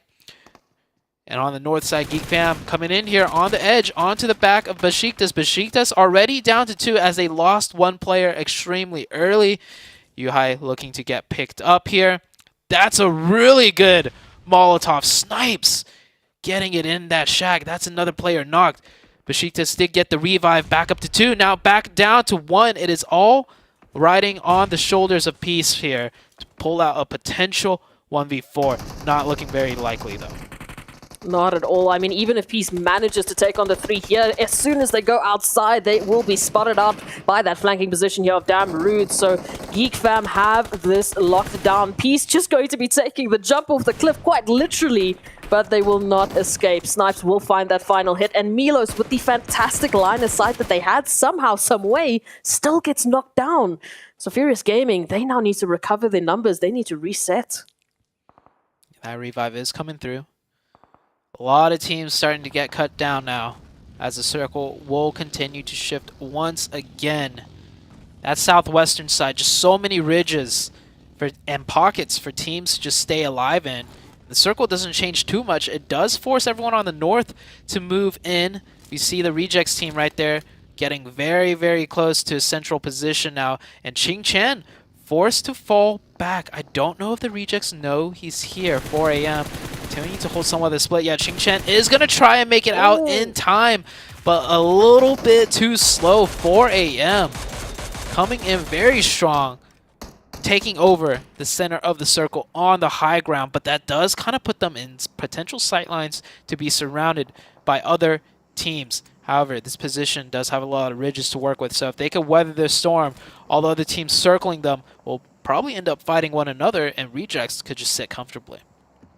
Rejects managing to pick up eliminations as well, so already a much healthier showing than what we saw on Erangel. Hopefully those nerves are out of the window, and that will be the hope here for Vivo Keed as well, going up against Game Lords, who have been going from fight to fight. Now another engagement, but they turn it around with that nade onto Grelin, so now there's an opportunity for them to turn this around. Great utility out of Game Lord. Now it's a 2v1 situation. They don't have the zone. They should look for the last player if they have a good idea that it is only a solo player. See Victor running back and forth, looking to get the confirmation. Cielo here. He's got the M4, level 1 vest only. Another nade about to rain in. Should have spotted, yep, I think he did have a good idea of where Cielo is with that vehicle, pretty much giving a dead giveaway. But it looks like the duo is going to try and prioritize the rotation instead. No, Victor's still going to look for the player, but they're scared to commit hard over the ridgeline in case more other teams take shots back. Well, the shots being returned, now they know for sure where Cielo is. They should isolate this 2v1. They get the side angle. Narvello does get the finish right there, and that is Vivo Keed eliminated out in 13th place. I love that from Game Lords, just making sure that they have a different line of sight, that they can take that crossfire and just take that final engagement as safely as possible. But since they are running on lower numbers, hopefully they will be able to move on forward into that zone. I don't think they're going to have a trouble getting into zone, but of course our focus is here towards the southern portion of that zone. Absolutely stacked with Furious Gaming, with GK Esports, Tem Entertainment just up a little bit more north. The Xavier, of course, in the mix alongside Genesis Dogma Gids. So plenty of opportunities for teams to get involved with one another, and of course those third-party opportunities looming around it as well. So Genesis now solely focusing on the Xavier, but the Xavier focusing towards Tem Entertainment. So this is going to be an interesting opportunity to see how they're going to manage this. Yeah, every team just wants to put one step forward, get 1 foot more close to the center of zone.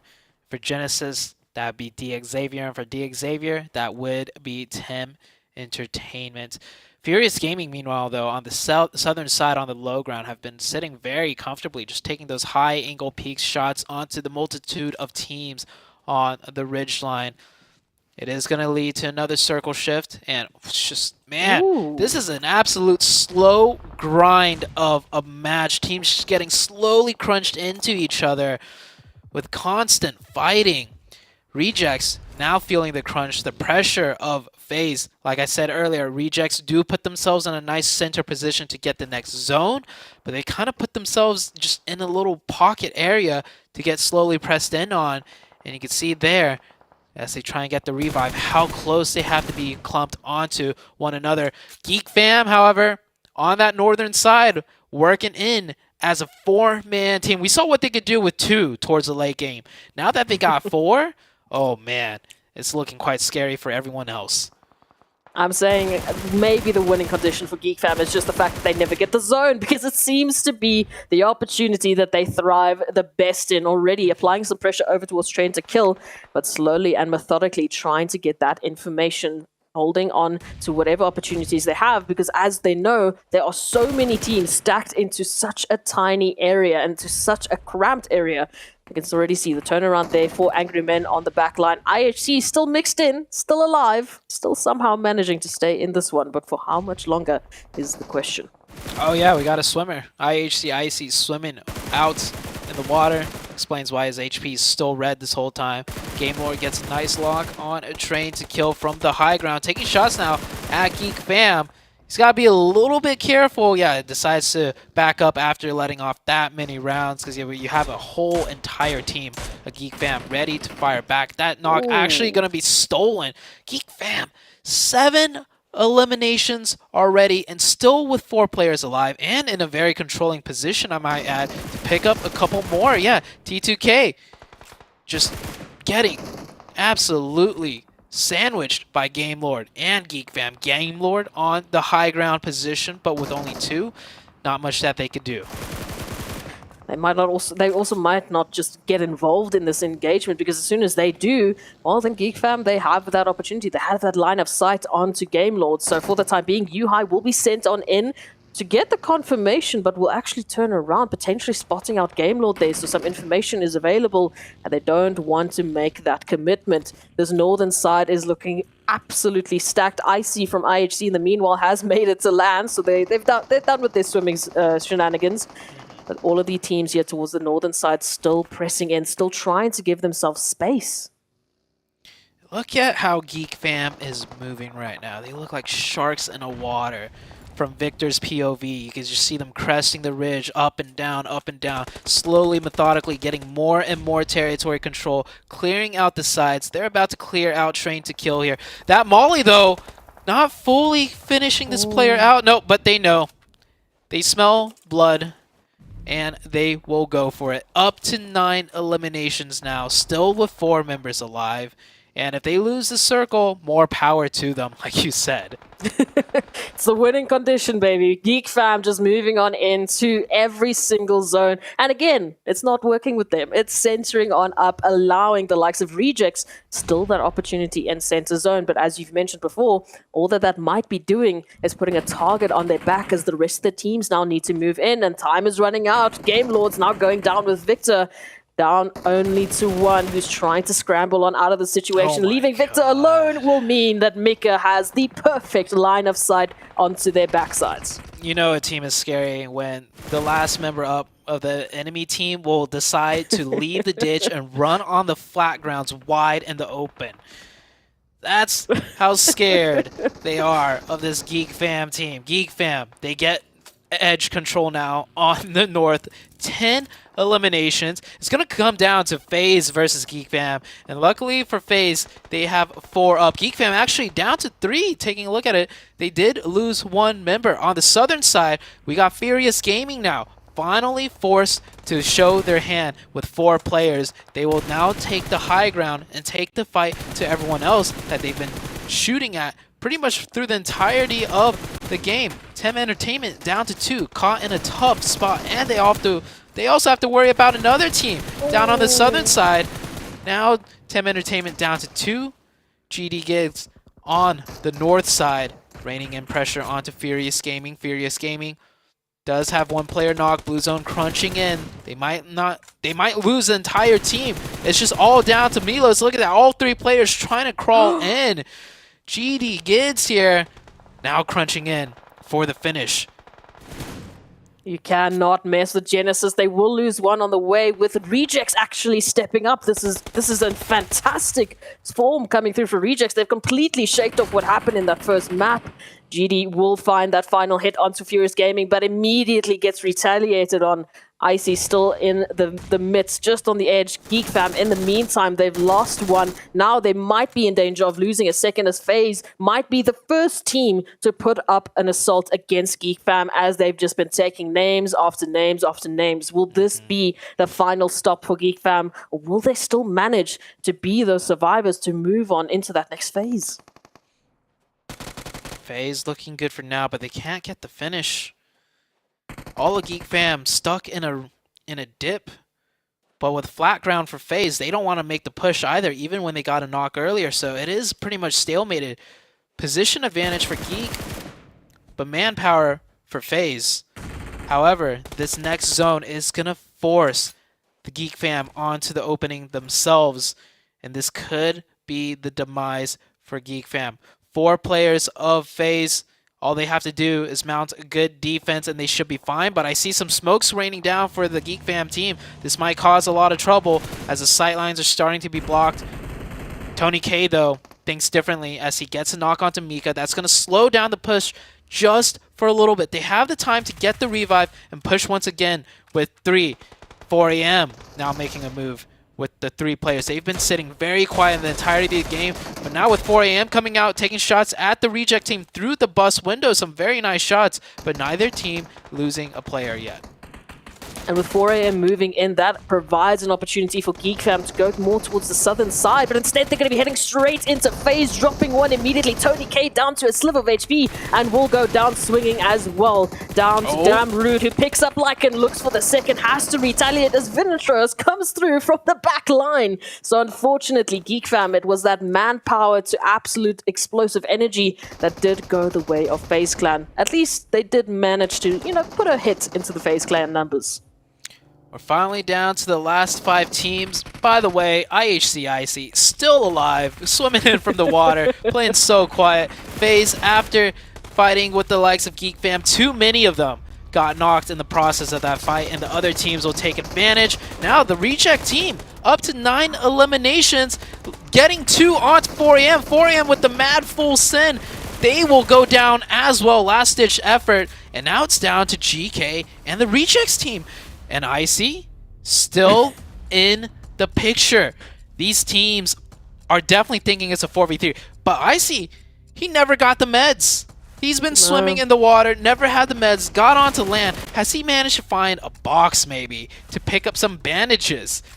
Icy, 1 HP. He's going to be as quiet as possible. Rejects and GK in a standoff. Last zone has already closed. It's just going to go straight into the middle, giving a huge advantage to GK as they control a majority of the terrain. The Rejects slowly moving in, doing what they can, actually wrapping down, and actually GK will find Icy. Now it's a 3v2 situation. Whoever gets the first knock will be huge, but GK with a position, Hope coming out, holding the high ground, pretty much setting up a crossfire sightline for the Rejects team, making this extremely difficult. You see Rejects wanted to isolate the lower angle by sweeping down low, but the flats is not going to be good enough for them, and GK will crunch them in.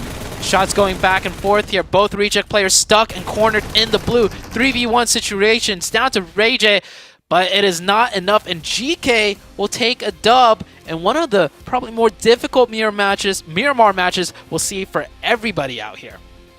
Look, it came down to that awareness from GK Esports, using their numbers advantage to the absolute best. Moving on down, just with Satan making sure that their flanking opportunities were cut down, making sure that there were no surprises from the likes of Icy. Not that I think Icy had any opportunity to do so, because as you said, only 1 HP, they were planning to just hide it out and see what placements could come from it. But because of that, because they managed to open up that space, they cut off the only opportunity that Rejects had to get a flanking position on them. And then just that 2-1 split in the final moments with Hope on the high rise, it was pretty much set and stone here for Rejects. They really didn't have space to work with. Yeah, that was a slow grind of a match. Everybody towards that late game, just getting advantages and then losing it back and forth. We saw Furious Gaming, rise up with 4 and then instantly gets cut down. GK fighting through a multitude of teams. The Reject team surviving through, all hell, just, centering up very early and then just getting surrounded, but managing to set up a strong defense. Ultimately, though, this match, we do see the Japan team, the Reject team, the team that went out first in that last match, will get a second place, but GK will get the chicken dinner instead.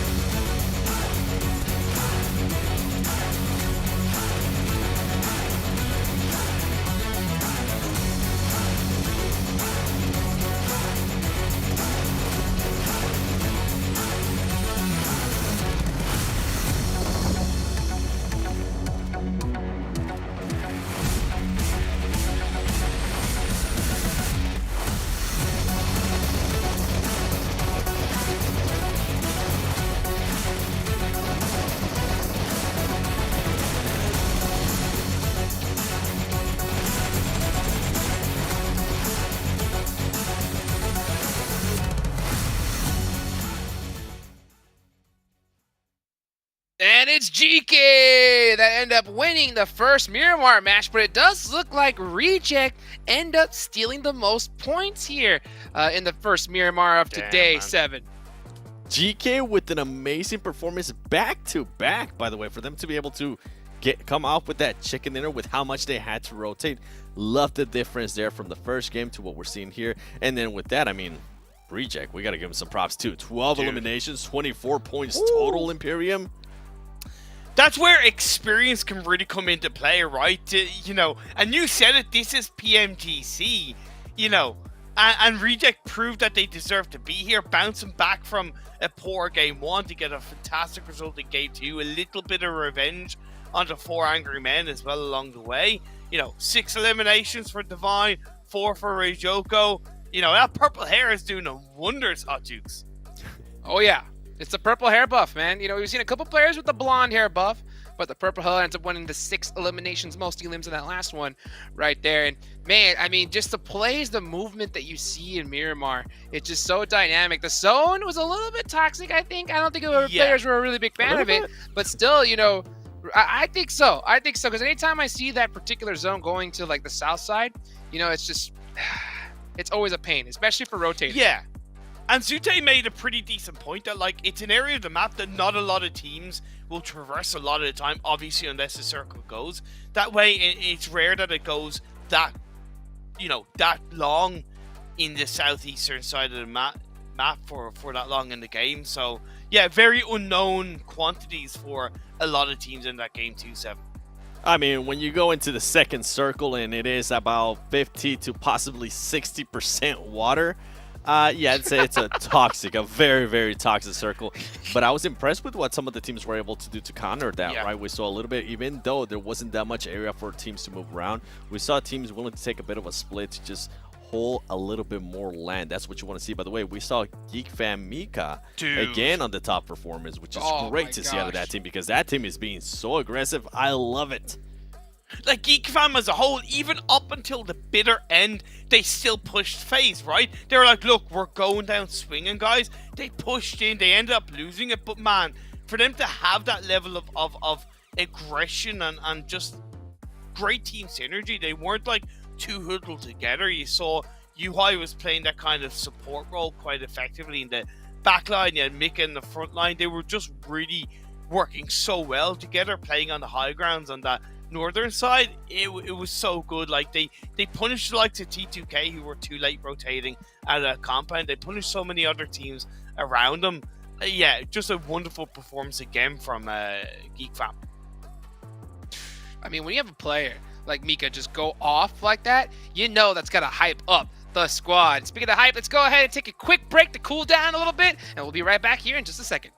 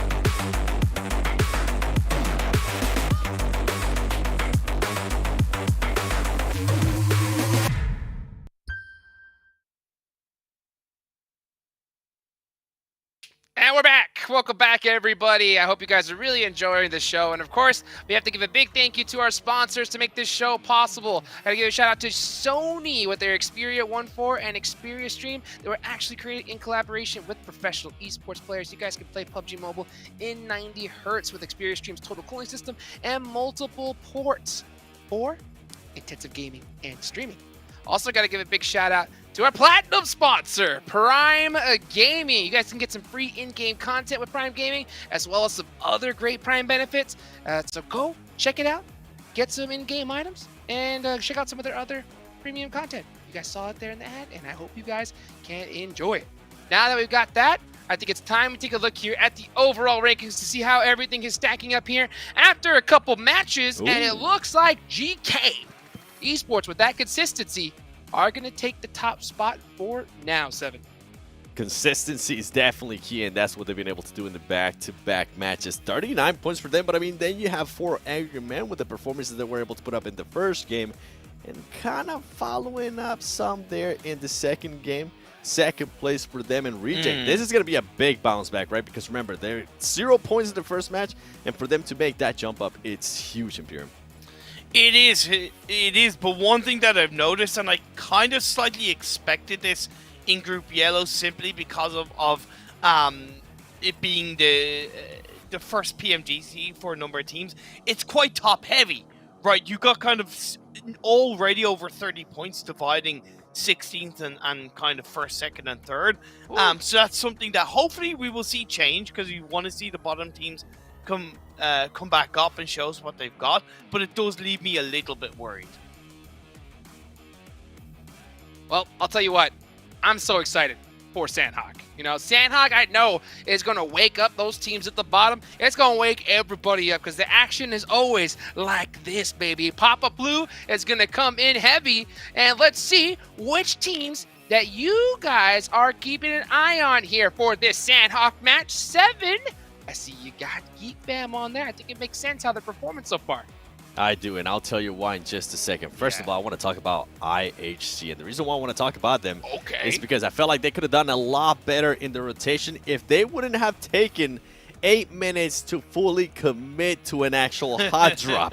That's how long it took for them to actually get into a fight against Besiktas. You can't wait that long. If you're going to do a hot drop, you got to decide within at least 2 minutes. Okay, we are either going to be taking this fight, or we're going to be rotating out, because a lot of them got caught in the rotation. And then you got, Geek Fam.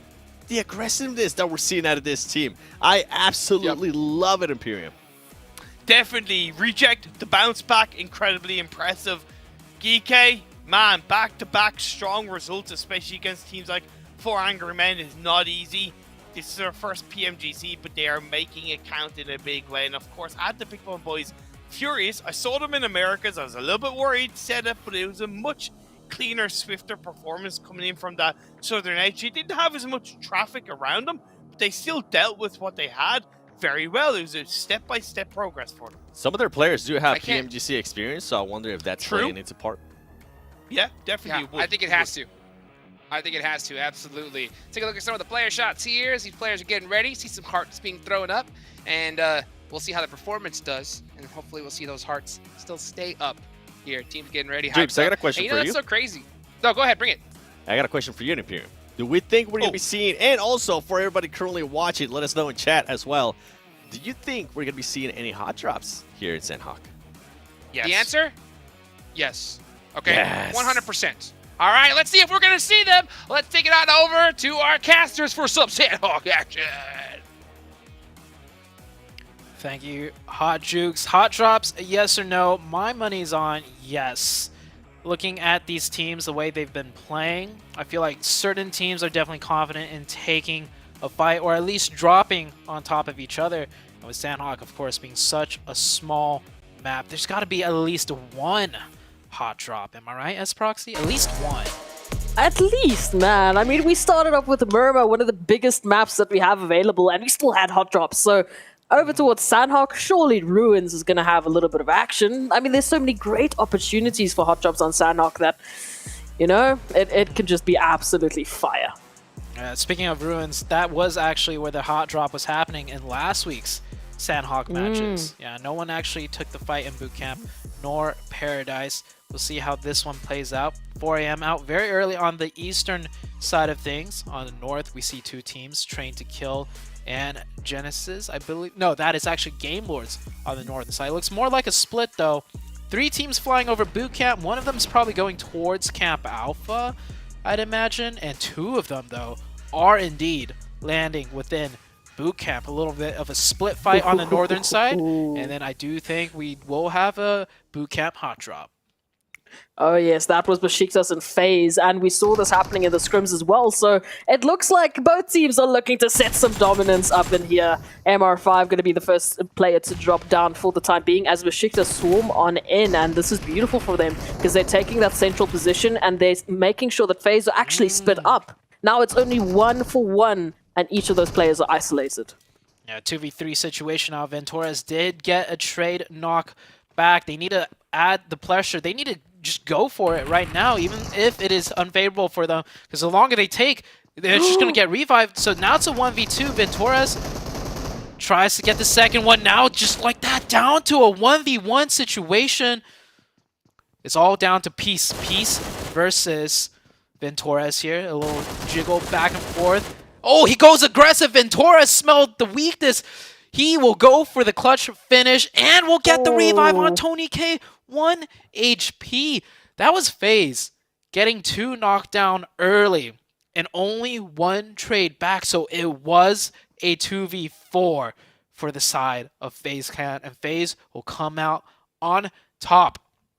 I feel like Besiktas, yeah, they really need to work on just their close range synergy. We saw in that fight, you know, just on Miramar, they had one teammate isolated for the longest time, and they did not support him correctly. This time around, Besiktas starts off the fight with a 4v2, and then they end up losing that one as well. So Besiktas, they need to pull it together. It's a question mark for me because they looked so much better in this engagement than what they've done in any of the other maps. I mean, they started off, they got those 2 eliminations, they isolated the final 2 players. They literally, again, to remind you, the last 2 players for FaZe were isolated. They had no backup. They weren't playing as a duo. They didn't have the opportunity. They had to just go in gunslinging and hoping that they were hitting the shots, and they did because Besiktas, I don't know, maybe it's a communication thing. Maybe there was a little bit of chaos. But they need to turn it around. They need to keep that structure going, as we saw them do that in the beginning phase of that engagement. So the opportunity is there, definitely. I just don't know what is just missing for Besiktas, that they can't bring in that execution for the duration of that fight. But either way, that was an interesting bootcamp. And now the question is, do you think Besiktas are going to change their drop location for the next day on Sanok? Ooh, I think so. I think if you're a bootcamp team, just in general, if you're a bootcamp team, you gotta look more dominant than that. And so far, out of the 3 games, I do not see a aggressive team out of the likes of Besiktas. Not aggressive whatsoever. And this might sound harsh. I don't even feel like they're a team that's really, you know, playing optimally at all so far. Like the Miramar game, it just keeps coming back to me. 1 player isolated for that long, and no one had sightlines across the road. I feel like, you know, IHC that last game was wide in the open for someone to take shots at them or like apply some pressure, but we didn't see that at all. So I don't think Besiktas is cut out for that boot camp hot drop. And also, you need that killer mentality, right? Like, when it came down to that 1v1, as IHC right here getting into fight, IHC, man, this team just keeps finding themselves in trouble, and that is going to be IHC losing one. I think Rejects will be fine. Looking at the rest of the map, I don't think there's going to be any other fights really engaging out. And just as I say that, it looks like IHC, they're not going to back down. They're actually going to get even more aggressive, getting close with a grenade. Rejects instead will be the ones to back up a little bit here. Yeah, just managing to get that res onto Divine, who's trying to back off and get some res, but bam! They go down once again. Icy just pinpoint accurate, and they've got their duo in the form of Demo. They still have the likes of Alex as well, so they're going to be applying that pressure. And this is fantastic, picking up the second. This is huge. Now they just need to take that further. Yeah, that was Geek actually with the third party. That was the cross angle that the Rejects were really relying on to pen in the pressure. But getting third party, now all of a sudden Rejects looking like, you know, holding a strong position with strong sightlines is suddenly at a huge disadvantage, pressured all the way back into a corner. Duello will try and get that revive, but it's not just Geek Fam here looking for eliminations. It's also IHC, and IHC getting peppered. Icy just a little bit. Duello, what can he do in this situation? This 1v3, he will get one knock onto Alex, but the trade quickly comes through. IHC looking a lot better here with 3 eliminations already and polarizing performances for Rejects. Going out first on Erangel, getting a second place and ending up with the most points in the second match with the amount of eliminations. Back down to being the first team taken out on the third map. Well, technically the second if we talked about Pashika. So oh, right. That it's okay. So too much happens. Too much happening. And already FaZe has joined the third-party action. I thought it was going to be Geek Fam to apply that pressure to IHC, but unfortunately they are just caught in the midst of danger. FaZe already with 5 eliminations off of the back of that boot camp action. But again, they're running here with only a duo. Demo going to be peeking around the corner. Blank so much damage, but unfortunately not hitting those final shots to make it count. But Icy is here for the backup. Yeah, good trades for IHC. This team showing signs of potential greatness. The aggression's there. The aim is there. The knocks are there. It's just that they're constantly running into multitudes of teams to fight against and just getting a little bit caught out. Maybe too aggressive, especially for Sandhawk, right? Third partying is always a huge concern for everybody on Sandhawk. So maybe this was not the map to go guns blazing. But at least they pick up a few eliminations. Down to just 1 player now for IHC. Maybe they'll pull off another miracle placement. And I do think, it was actually Icy that managed to sneak his way all the way into 3rd place on the last Miramar match. Next circle comes out. We will be shifting down to the south, so a lot of question marks for these teams no longer, there, because it could have been northwest, could have been on the eastern side, could have been on the southern side, but now more than likely it will be a southern finish for Sandhawk, and we're already down to 50 players, Proxy.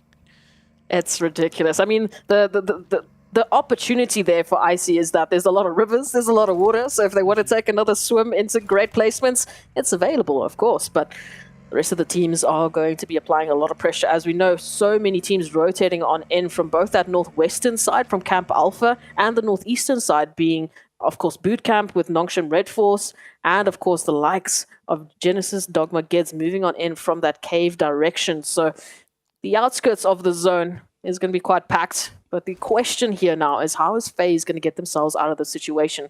First, they thought they had to worry about IHC. That's okay. That's done for the time being. Then Geek Fam was in the vicinity, but now 4 angry men move on up into this contention here. And this is an interesting opportunity because Nongshim Red Force just on the other end making a similar rotation. And Game Lords doing the same exact rotation, running into Nongshim Red Force. That was a quick rotation knock right there. Game Lords, they do get the info that there is a team ahead of them now. Game Lords might look to wrap all the way back around. They do have vehicles. Nongshim will pick up that little moped for themselves. But yeah, Nongshim has the likes of 4 AM to go through. They have a lot of teams to go through. But with these vehicles, they might just, rotate and swing all the way around. They hear the gunshots, just south of them. And it looks like they're, instead of trying to peek on over there, they're going to turn, tail, and wrap around. There is a lot of space to work with, though, because so many teams did fight early, so that clears up a lot rotations-wise. FaZe, I can tell you one thing, they are definitely not afraid. They are still applying the pressure to 4 angry men, hopefully giving themselves some space at least in for a few more minutes into the zone. They've already taken 1 knock from 4 AM. Unfortunately, they can't move on in for that elimination because if they do, it's a 2-on-4. So I don't know how it's going to pan out for them, at least for the time being. That firepower will suppress the push from 4 AM. But it's going to be a question mark to see how long they can last here and how many other teams might jump into the third-party opportunity. Seems like more teams deciding to wrap around on this one. A lot of teams fearing the bridge camp, and rightly so. We do have a Geek Fam with 1 player, Snipes, camping the bridge on the western side, and of course, FaZe and 4 AM holding that bridge crossing as well. Things will slow down just a little bit here as teams are trying to figure out where to go in this zone. Looks like more often than not, teams will just edge into the side and wait for the next circle shift before making their next move on Sandhawk. Train to Kill has been one of those teams that I feel like they've been so close into making something happen, but then, I mean, we had a 1v4 happen on Erangel. How are you supposed to predict that? How are you supposed to imagine that that was something that was going to happen? But again, that comes down to the side of Train to Kill. Hopefully now coming through from the southern portion, it might give them some opportunity. That zone moving to the south as well means that it cuts the amount of time they have to rotate a little bit shorter. But GK Esports just up ahead of them. We still have this contention with 4am and FaZe, and now the added pressure of the zone shift and Nongshim Red Force in the vicinity. Nongshim Red Force do have those mopeds, so they might go for a very fast rotation after doing some proper scouting. And here comes the rotation now. It's risky, definitely. Rotating on the moped and Sandhawk can easily get ripped out, and one player dropping off, setting up some quick cover fire potentially. Or maybe he just does not want to be on the back of a moped. I don't blame them. Would rather take a swim. That's all, Zute. You know, it's a little bit hot in Sandhawk, so just going to be taking a quick dip and moving on into that rotation. Speaking about rotations, we have Genesis Dogma Gits here rotating by Furious Gaming. Furious Gaming on the high ground, applying a good amount of pressure. But Genesis Dogma Gits should be okay. If they just wrap a little bit more down to the south, there's almost nobody on the southern sides besides Train to Kill, the team you mentioned. So they'll get a nice little entryway far deep in the southern side. Meanwhile, DX Xavier wrapping far south from the western side. A little bit split up, though. All three players just on different sections of the western water side. It's going to be interesting because if they can move into that direction there by Nakem, but they will be pretty close to Train to Kill later on with that phase shift. But at least for the time being, hopefully they can group up. They can get themselves prepped in to move from that southwestern portion, because then they've got a fantastic opportunity with GK Esports moving to smack bam center zone, allows more of that space towards the southern portion. FaZe getting caught out by the team they were not expecting. Falcons moving on in here for the kill, already found one, and now they want to finish off the likes of FaZe completely. This is an interesting push for Falcon. This area of the map is not in zone, and blue zone's so close behind. I saw they had 4 players and vehicles. They could have potentially just taken a fight more in zone.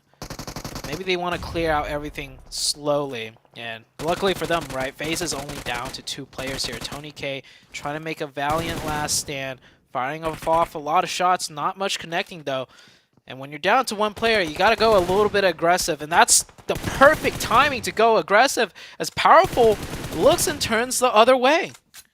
Oh, look, it's unfortunate that they lost that member, but at least Never Alone was there to get that flanking opportunity and to put things to bed. However, the question is, again, rotation. Like you said, they could have just taken their vehicles on in. Maybe they smelled the opportunity for an elimination. They said, why not? Let's see what we can get here before we move into that zone, get some foundational points.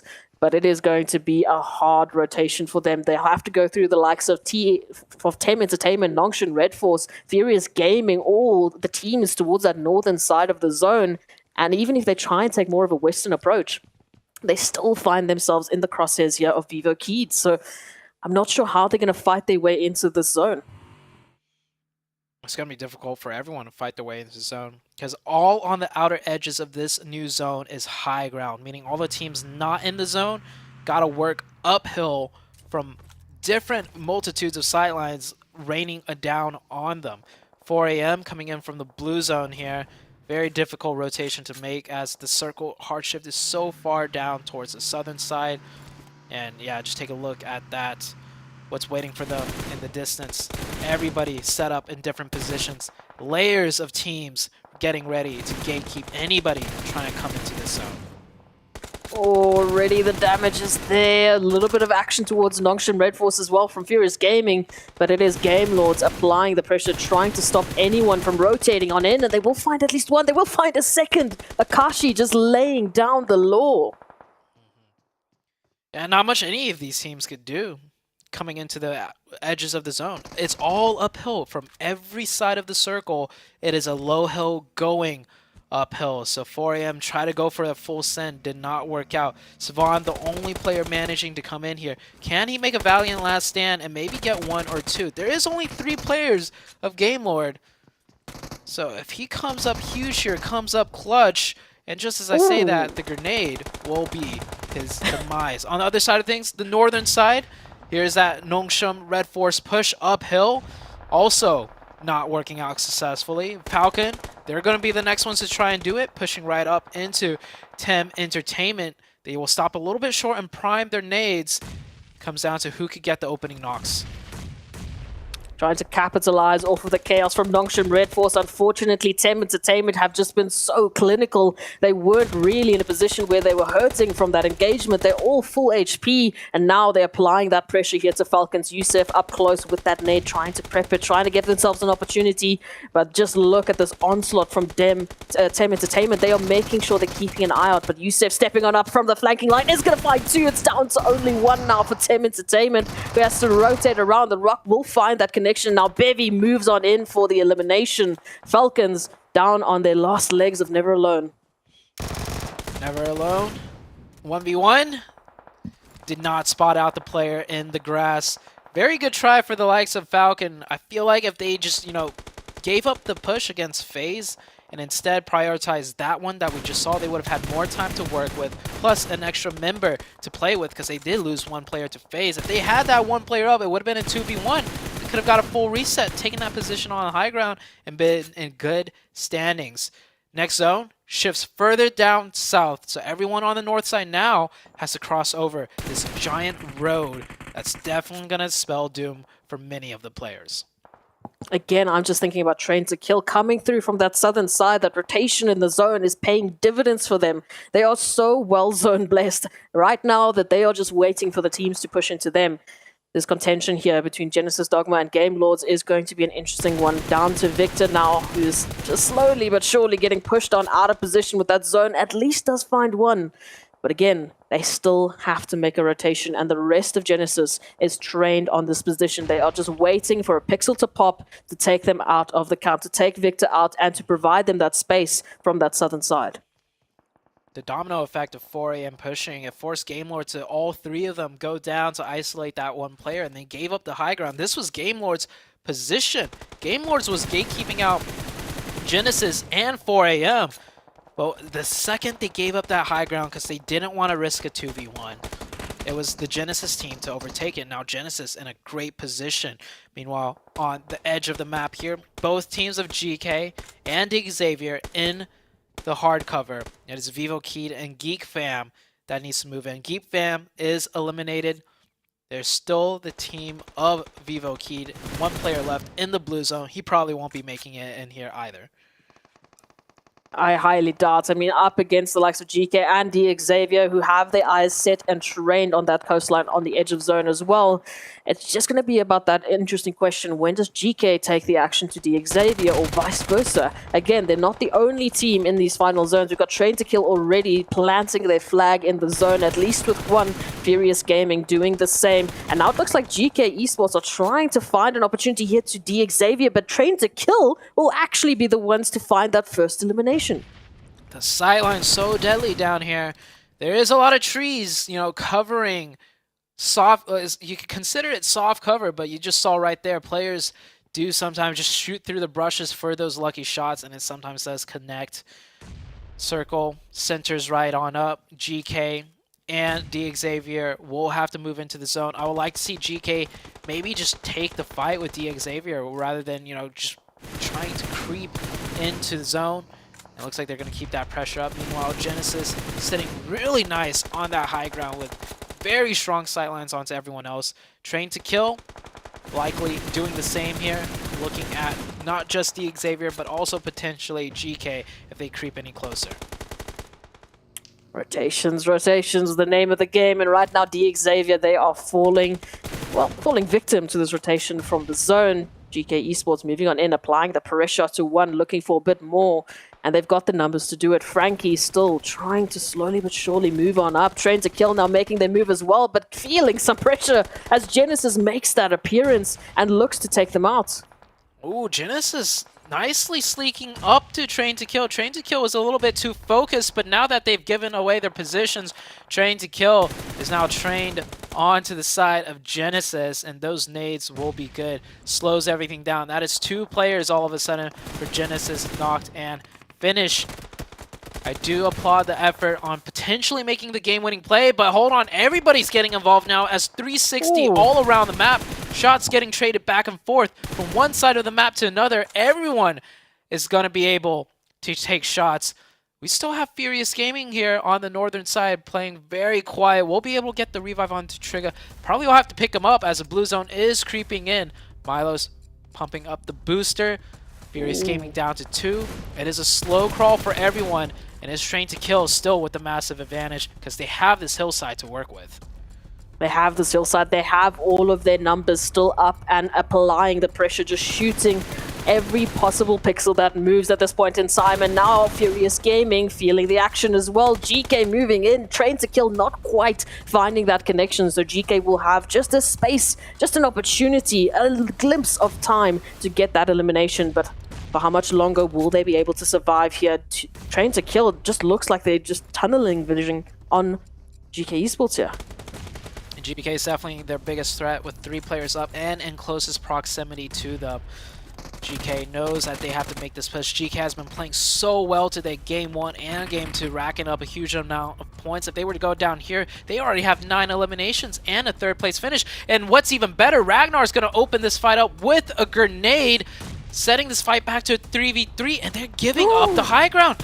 If they decide to wrap up, they could win this, and Genesis on the other side of things get some shots onto Train to Kill. Train to Kill looking so strong on 4, now down to 2, and now GK will wrap up to the top side. It is a 3v1. GK, 11 eliminations. They just need to find one more player. The last player, Train to Kill, good nade, getting a lot of damage. He's going to pop up. He gets one. 1v2. Can he get the second player? He needs a good one here. Fires off a lot of shots. Ragnar almost goes down. Ragnar will throw the nade back. Doesn't connect. Confirms the point. And now he's going to wrap back. He's given away his position. Wants to change it up a little bit. Goes prone. Might catch one more player and isolate down to a 1v1. Zone is closing in ever so slowly. GK, they have the advantage, but they're definitely not going to play this too carelessly. The last player of Train to Kill snaking in. Both players of GK, one player of GK actually, Satan with the hard cover, is going to try and spot out any movement in grass. Sandesh spots one. He knows where the last one is. He's going to go for the 1v1. Pre-fires the right side corner, pre-fires the left side, gets some more shots in, but the last player of GK swings out wide, swings out unexpectedly, all the way away from the cover, and that throws off the pre-fire, and it is GK with a very strong chicken dinner. GK just shot themselves up huge in the lead, because I don't believe anyone below them. Oh yeah, look at him. He's like, where's everyone? Where's everyone else on the leaderboards, huh? All here. Come on. We're here all day, baby. All day. GK. Man, this team, not one of the teams that I think a lot of players or a lot of, viewers might have had their eyes set on to come out with a strong performance on day 1, but man, they are high above everyone else now. I mean, GK Esports moving on in from those Middle East and Africa champs. The team from Saudi Arabia making everyone so proud at home. And again, just managing to calm everything down in the final moments. Train to Kill, once again, so close. This is such a much better performance from them than what we've seen so far today. But just so close, just short of making that a winner-winner chicken dinner game. It was extremely close, but maybe this spells the hope that we should be expecting from Train to Kill and the other maps. Yeah, Train to Kill, making a really good comeback as far as performance goes. I feel like they had a chance to really close out the game there. They needed a pressure into GK rather than hovering down the middle. We saw when they hovered in the middle, GK pushed up, the other side third-partied, and that was the demise of Train to Kill. But great performance for them, even better for GK, because this makes 3 amazing, consistent games for this team of GK.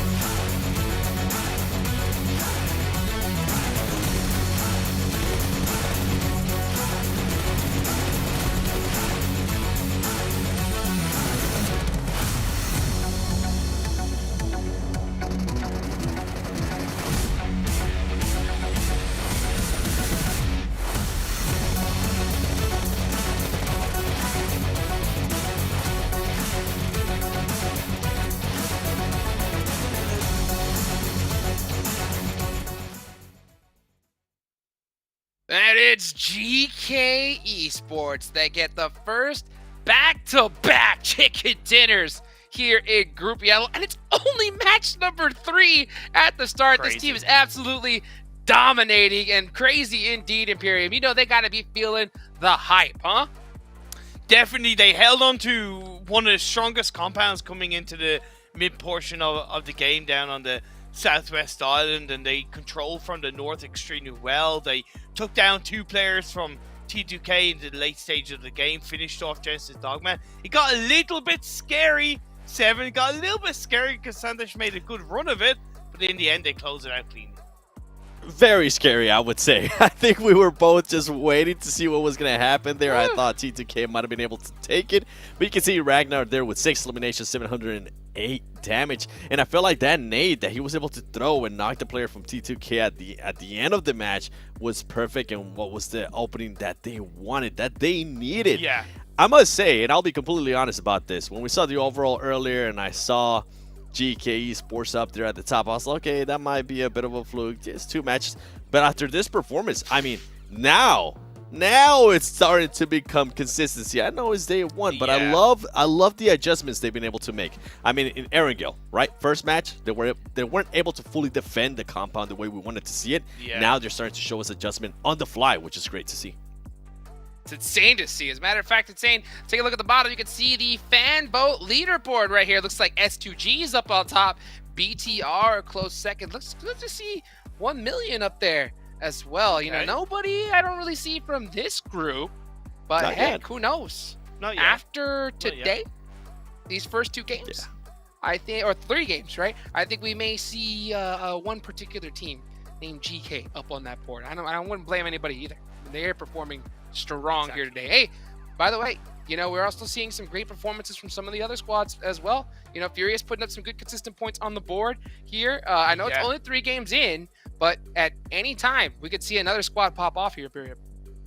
We're seeing a bit more of a pattern from a number of teams compared to other weeks and other groups. You hit the nail on the head mentioning Furious. It was nice to see Genesis Dogma kind of come out of their shell a lot more in that previous game. They did the right job of kind of holding back between Game Lord and Nova. I know Zute mentioned it during the game down on the southeast side. And yeah, okay, they were left with just Daybot in the end, but still another strong performance. The cushion that GK have created though in the top 3-7 is, I can't wait to see the overall standings because that's going to be incredible. I'm so glad you mentioned that cushion because I was about to mention it. I don't want them to get too comfortable. We've seen what happens, right? Even though it's just 3 games, I want them to just continue on improving, continue on showing us these changes that they're currently being able to show us, and continue to perform that well. If they can maintain themselves within the top 5, I mean, I'm not expecting them to win every single match, but if they can continue on with this type of consistency, they could be a very, very scary team. Absolutely. I mean, it kind of reminds me of, you know, last week, HVVP, right? We saw them dominate week 1. Yeah. Dominate. The first day, second day, third day, all of a sudden, you know, the last day ended up getting pulled right out from under them. But speaking of pulled, gotta give a big shout out to our hotel partner here for PMGC, and that's Pullman Kuala Lumpur Bangsar. Our world is your playground. Also, gotta give a big thank you to our platinum sponsor, Prime Gaming. That's right, you guys can go get some nice in-game rewards, PUBG Mobile content, as well as check out other Prime benefits. So go check out Prime Gaming. I mean, hey, Seven, we did an interview with Prime Gaming back in the day. Remember that? That was a while back. But yes, I do remember. That was a while back. Ooh, that was a heck of a throwback. But they've been around for a heck of a while, and now they're here now. And you know what? It's time to talk about the overall rankings. And GK's in first place. Huge shocker. 28 points for second place alone, 7. That isn't a cushion. That's a double mattress, followed by pillows, followed by blanket. You name it. GK have the most comfortable lead in the top of the standings. Whoa. This is what I was saying, Imperium. Let's not get ahead of ourselves here, okay? This is what I'm hoping the players, when they see that overall, they kind of bring it down a little bit. By the way, I do need to shout out D Xavier because they finally were able to put at least somewhat of a performance 7 points for them, only 1 elimination. Now, I think this team can definitely be a little bit more aggressive. But going back to GK, Hot Jukes mentioned it perfectly, and he got the gist of what I was saying there too. I don't want them to become HVVP. Yeah, No. you can't let it happen to you. Yeah, I know those like first couple of games, jitters are out the way, but I know there's one team that's been just super steady. It's been GK. They're at the top of the leaderboards. Let's take a look at a really awesome interview with him before we get further on. Let's go ahead and send it on over to our host. Welcome back to the 2022 PUBG Mobile Global Championship. And today, the first day of Group Yellow. And this is a very exciting thing because we have seen the first 3 rounds full of bloodbath and insane passion. So let's talk a little bit with some of our players right now. With me, I have GK. Hi, how are you? And can you introduce yourself? كيف حالك وبس قول انت منو للكاميرا. أول شيء الحمد لله وأنا جي كي ساتان اي جي ال التيم ان جيم ليدر. This is the IGL, the in-game leader of GK, and obviously he's feeling pretty good after what happened. Wow, and this is really exciting for me because I want to know everything that happened just now. So my first question for you is, how did you feel getting a winner-winner chicken dinner in the second and third game? How did you deploy your tactics without giving away too many of your secrets? شو مشاعرك انه فزتوا الجيم الثاني والثالث كمان وشو سويتوا انه تقدرون تفوزون هاي المراحل اصلا؟ أول شيء شعور حلو إنك تقدم بالبطولة عالمية مثل بي ام جي سي، حلم لأي لاعب. أما بخصوص كيف صار هالشيء فصار بالتدريب وتجهيزاتنا للبطولة. He said, firstly, it's amazing to be able to perform at PMGC at this level, win the second and third game, and also that they were able to win these games out of the practice and out of the preparation that they did before the tournament. That is really exciting to see, and it's actually bearing fruit. Now, my final question for you, and this is a good one. Which team do you think poses the biggest threat to you and why? أي من الفرق الموجودين بالجروب ماتك مين منهم خايفين منك انه يعني يقدرون يغلبوك ليش خايف منهم؟ كل الفرق. وليش؟ لأنه كل الفرق اللي واصلة للبي ام جي سي واصلة باستحقاق وبجهد أشهر وسنين. He says he's worried about every single team because every single team that made it here made through effort and preparation that took them years and to qualify to this tournament. So every team is a threat to them. Wow, that's really exciting. We love a very humble team, but congratulations. Your performance today was absolutely amazing. So for now, I want to say khalas. Thank you so much. Thank you. And we'll see you guys at game number 4.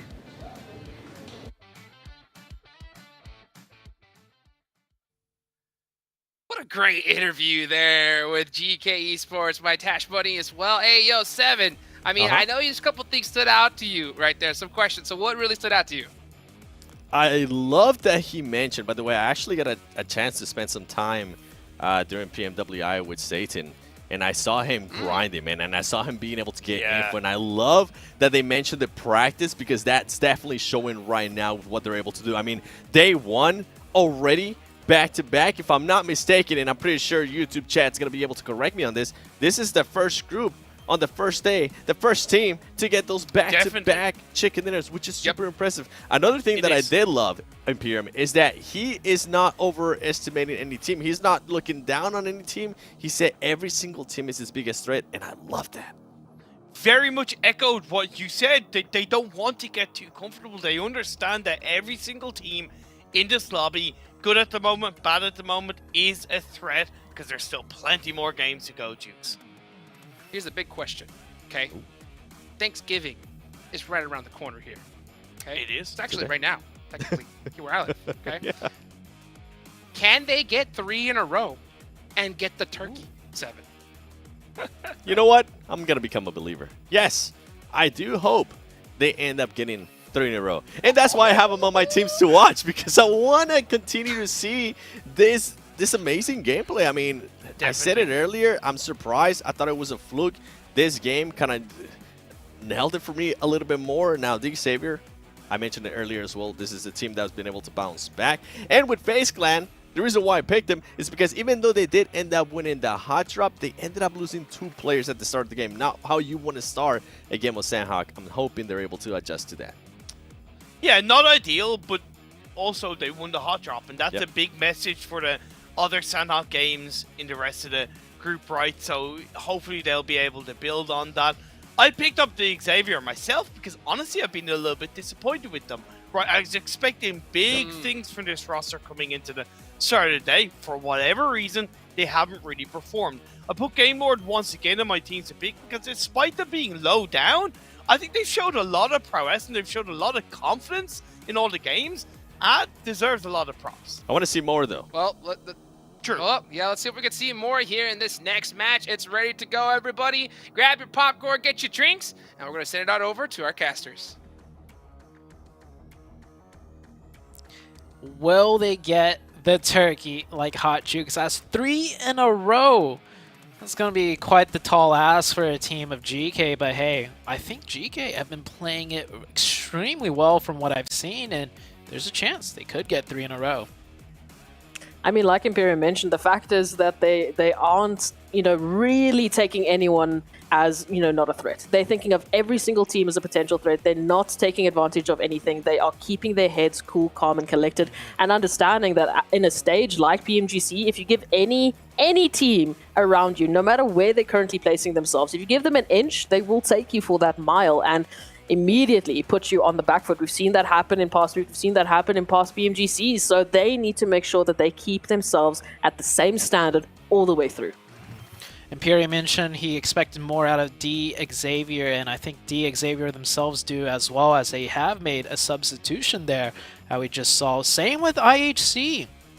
They're actually taking out Gaulis and putting in Zyol. Now, Zyol, I was asking, where is Zyol? Because this is the guy that really, 2 years ago, the whole entire roster, but Zyol in particular, I really had my eyes on him, so I'm glad to see him being subbed in, but man, Godless being subbed out? I mean, every player, I think, on the IHC roster is a formidable force, but obviously something's not working. So I think the team knows best how to mix and match right now, and we're heading into our second Erangel match of the day, our 4th match overall, and let's see what this one has to bring to the table. Officially at that halfway point, we've had those first 3 maps. We know exactly who's currently leading the pack, but so do the rest of the teams. They know who they need to keep an eye out for, and they know who is going to be that danger, who's going to be that fierce competition to move on into this map. And now the question is, well, is the flight path going to be matching with the zone? Is the zone going to be allowing these teams to have a little bit more of a peaceful start to Wrangle? So when you say is the flight path going to be matching the zone, by that you mean a military Other way around, base? but yeah. Like a military base zone? Is that what you're asking for? No, I'm not gonna say that I'm asking for it, because if I say that, then I'm not gonna get what I want. But I'm just saying it would be kind of cool. It would be kind of nice. I will say last week, man, we've had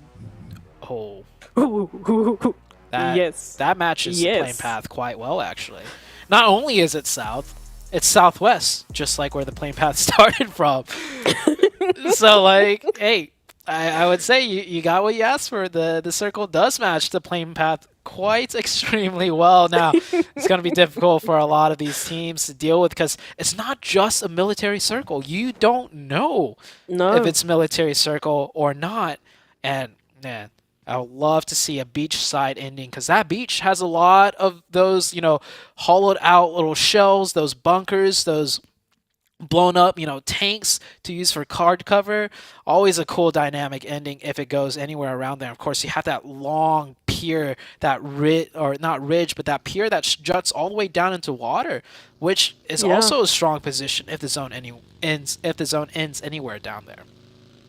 And I think what's crazy, because it is so west towards that southern portion, it's provided the closest to a 50-50 from mainland to military base island, at least what I've ever seen. So massive opportunity already.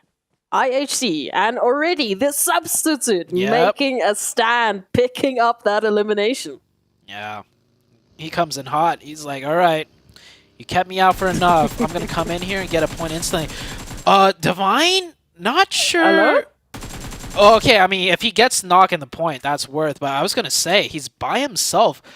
4M could have easily came back around and just isolated him, but getting the knock and the confirmation, I mean, I get there's 2 different types of players, right? There's a player where you're by yourself, you see a team drive by, a team, mind you, not just a singular player. He saw a team drive by.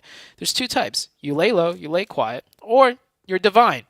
You stand up, you shoot, you get the knock, you get the point, and you get out of there. So killer instincts right there out of Divine. And for the side of Rejects, I guess they do kind of need the points, right? They had 2 very polarizing performances, so they need that momentum once again to get them going.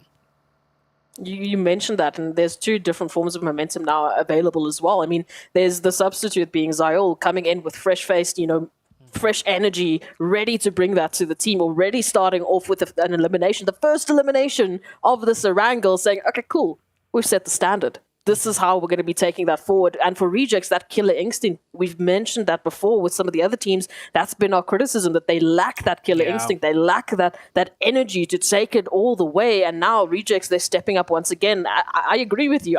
Me personally, I would have hid. Same. I would have become one with the grass. Same. You never would have seen me till maybe the next map. Until maybe the next map. Oh, well, that's one way to play it. Just play extremely quiet. FaZe making that rotation. So we'll also see some interesting rotations here, right? Some teams are going to elect to play from military base into that northern side, right, if it does shift. And some teams will elect to do it the other way around because nobody really knows which way it's going to end. I will say, studying the map a little bit more carefully, it favors military base just a smidgen. In my opinion. No, what do you think? I agree with you. No, I agree with you. The fact is, like we said, we're cutting off that western portion of the main island, so most of that's water. And like you said, you have that little bit of an edge with Promos, but that's the majority of what so-called advantage the main island has in the zone with the military base island in comparison. So I would say there's a lot more space on the military base island. Again, we don't know how that shift is going to go. It might still end up going towards the main island. There's still that opportunity. I think we're as close to a 50-50 as we possibly can, compared to the normal straight down the middle south zones. Then, the decision is different. But here, there's definitely an opportunity. So it's going to be interesting to see which teams do take that gamble, do go to that military base island, and who will be sticking to their guns, who will be sticking to the main. Yeah, FaZe already going down to that military base. It is also, easily doable to swim from military base to the main island through the entryway of Ferry Pier. That is if, you do it early enough, or else, those positions might get taken.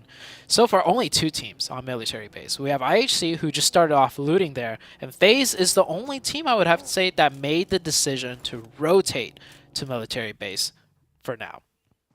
Yeah, for now. We can already see a little bit of that movement towards the bridges. Some of the teams may be setting up a few surprises for the other teams taking their rotations in. It is interesting to me, though, that we're seeing a lack of furious gaming towards that military base island, because we've seen in scrims they like that military base island. They took that straight dash on in. This is one of the best opportunities to actually make use of your so-called home territory, but they took that alternate drop site instead. They will be going to the coastal line. They're just on the edge of Quarry, so there's an opportunity here. We'll have to wait and see who's going to be taking it first. I do like the position Geek found themselves in. They're right on that western bridge, right in center, and they're going to be one of the first teams to set up. Yeah, that is definitely the prime position. That and the other side of the bridge that Geek fam are on. Luckily for them, no one's camping the other side of the bridge just yet, and I don't think anyone will really look to do that. Maybe IHC might cut in, but IHC is still all the way in Novo on the east side of military base. FaZe looks like with that early rotation, FaZe is actually looting military base all the way down in the south. As for everyone else, you see the hesitancy. No one's really committing to military base. A couple of teams committing to the shoreline sides at multiple spots to maybe make it to military base on the next circle once they really know where the zone's going to shift. So 2 teams, military base. Everyone else still on the main island.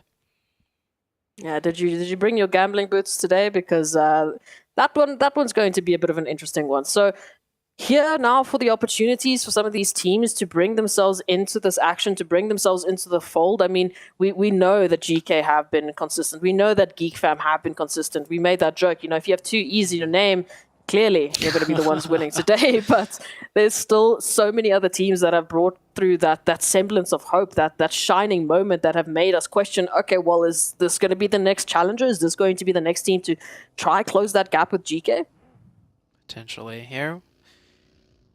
Genesis, Dogma here. They have 1 player here, so it's not really a bridge camp. It's more of a just gain info. The rest of the 3 members all the way northwest at the shoreline side. So Alan here, definitely just here for the info. You see on that mini map where the rest of the players are. He's going to let everyone pass through before taking shots, and he was actually going to get one here. Oh, that player actually hops out the car and looks backwards as the next zone also shifts out. Now I think we all know where the zone's going. It is military base, and the congestion right there. Oh my lord. Ooh, that is the beauty of this kind of a zone. That is the beauty of involving the military base island, is we get treated to something Oh, like not this. the tree. Icy is going to be holding that line. Tem Entertainment, they have no other choice but to hit the tree right now. The car's exploding right on top of it. Tem have just lost 2 players trying to make that rotation into the military base island. You have one job. You have one job. Don't drive into trees. Yeah, you have one job when you're the driver crossing the bridge, and that is to not crash into anything. He crashes into the only solo tree right there. Tem Entertainment. Oh man, that is, I want to say unfortunate, but that is just not. You messed up. You messed up. That's it. Falcons on the other side of things, taking a fight with Nongshim Red Spores right here, and it looks like they're getting the better end of that as Nongshim just down to 1 player, I believe, and last player goes down. No, there's still 1 up. It's a 3v1 situation. Falcon should pick up 4 easy points here. Oh, yes, indeed. We'll see what they can say about it. Never Alone, once again, picking up the pacing, trying to close that gap. Zaydan, oof. Again, what do you do in this situation? There's mollies coming into your position. You've got a corner left, and there's a nade that might drop on your head as well. And now down to a little sliver of HP while Falcons get ready for the push, for the final onslaught to take this team home, to take them down back to the lobby. Never Alone is going to be taking that sliver of damage. You said back up, and back up will be the word of the day. IHC continuing to bridge camp this deep in the blue, and for good reason. 5 eliminations. They're dominating already. Zyol is knocked, however, on the eastern side, but this works out for... Oh, just as I say that, another player gets caught on the beach side. I was going to say it works out for them because not a single team can really take a fight with them directly because more teams are backfilling, and it just means they're basically able to isolate every fight that they want to. However, they will manage to get the revive onto Zyol. They will lose that 1 player that was at the beach side, but 5 points for losing 1 player, not too bad of a trade, I would have to say. Not too bad whatsoever. GK Esports, they're still going to have to move on in, trying to find that line of sight. Icy just trying so close to getting that knock there, but just a sliver of HP off of actually making it happen. Still, though, they'll be able to get that res on up to Zyol, who, again, I feel like Zyol has just been the winning factor here for IHC. They've completely looked like a refreshed team. They're bringing in that momentum. They're looking like a team to beat. It's just going to be about that rotation. Now, will they be able to get themselves situated? Will they be able to get ahead of all of the other teams following suit on that eastern bridge? Man, look at how many teams are still in the blue on the eastern side, and on the northwestern side, there's VK that we're watching here versus Train to Kill on the high ground. VK on the low ground. Both teams pretty much playing chicken. Who's going to try and cross the road first before they're all stuck in the blue. And on the southwestern side of military base, we have multitudes of teams that have made it over here somehow, some way. Some teams obviously in a better position than others. Oh, absolutely. I mean, I would hazard a guess that FaZe right now, they are loving the position that they're in. With one of the only teams that made the earliest gamble that joined IHC here on towards the military base island, now they might reap those benefits. Now they might be able to pick up those beautiful eliminations to add to the tally. And right now holding on to the most southern portion, really, that's still in the zone. In the meanwhile, Train to Kill up here from that ferry pier, looking for any and all eliminations. Train to Kill was the first one to try and make some sort of bridge crossing to camp the Vivo Key team. Oh, nice snipe, though. Brings it to a 2v2. Train to Kill already lost 2 players. Vivo Key can try and get some revives here. It seems like that's what one of their teammates is going to try and do. Back into the blue zone, however. Train to Kill, this is their opening to either finish the fight or go for that rotation, and they're going to go for the rotation instead. Oh, CeeLo just getting themselves down, at least getting the opposite player down to half HP. Jane now going to be making use of this wonderful, wonderful addition to the bridge to try and close that gap, get on over. In the meanwhile, Vivo Keyed hopefully will have that time Ooh, to readjust. Well, for Ventoras here, what's the play now? What are you supposed to do here? That's tough. Because even if he gets an angle, it's gonna be hard to get you know, a 1v4 in, right? He maybe could get a knock and a thirst if he could, you know, find some sort of footing down there to peek just wide enough. Here we go. He'll spot out one. Gonna get the knock. Should try to go for the instant confirmation here as well. Oh, he does. Oh, actually, Trigger from the other side, the high ground from the other team will pick up that player instead. And I don't think FaZe is gonna be able to get that revive. Ventoras is down for the count, pretty much for the match. Meanwhile, Train to Kill still continuing to give trouble to Vivo Keyed right here. They may have seemed like they crossed the bridge, but instead they actually just set up further down to continue camping. It's all still out in the blue as it is closing on up, so the pressure definitely on Train to Kill, because just behind Viva Keyed, it is the 4 angry men following suit, already looking down sight to see who they can pick on up, and they will be sending it through. They have to at this point. This is out in the blue. They need to get themselves into military base, but maybe this is an opportunity for Viva Keyed to turn it on around, finding one. Will they be able to find more? 4 a.m. now sandwiched between 2 players of Vivo Keyed. Great trap set up by them. I think it was McGrellan that didn't fire initially to get them sandwiched in, but a good trade for 4 a.m. And man, this military zone, so messy. So many teams gambled on it, not going military base, and here's the results of that. We have teams still fighting in the blue on the bridges, and we're already almost 5 circles in. This is the chaos. This is the chaos when you go down south on Erangel, bringing in that military base island and just forcing the teams to make such tough decisions. You can see 4 angry men now. Ooh, CeeLo is going to let them pass. So that means they might be the first team now. Well, kind of stuck in like a fish in a barrel in the waters out here. Train to Kill know that someone is going to have to make that rotation. It is going to be 4 angry men, so they will take them out. And now, what's left for CeeLo? Do they actually even make that rotation? Because maybe Train to Kill thinks that's it. That's all that they were waiting for. Potentially. I mean, he's got to make it at some point because this blue zone's starting to chunk. Looking back down toward the southwest, this is where the zone is ending. Could end on the ridgeline or back at the compound that FaZe is holding. FaZe, however, unfortunate for them, down to 3 when they could be having 4 players. That one player slipped off a little bit too down deep into the water depths. Geek Fam with 3 alive, 4 eliminations. This team always has some sort of elimination points to their name. They're aggressive, man. They're bringing in that energy, but I also feel like they're not getting punished for it at any point, at least earlier on. They have that ability, that have that space and the skill to get those eliminations and run away, disengage, and get away with it. Now, IHC looking to get that revenge party going here with Besiktas already taking 1. The second is a bumper car waiting to happen. And IHC will not only get their revenge on Besiktas, but they've changed up the game now. Yeah. This is the IHC I was expecting. This is the IHC I saw 2 years ago, just fighting their way in, dominating from the edge side. And I think, you know, bringing back Zayol into the mix of things is giving them the confidence. They have 3 players up. They still have a long ways to go.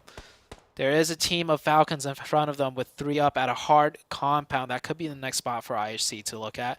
Meanwhile, on the other side of things, just slow grind of a game on these ridgeline sides. It almost is like that Miramar match we had, where teams are slowly just crunching in and constant fighting back and forth.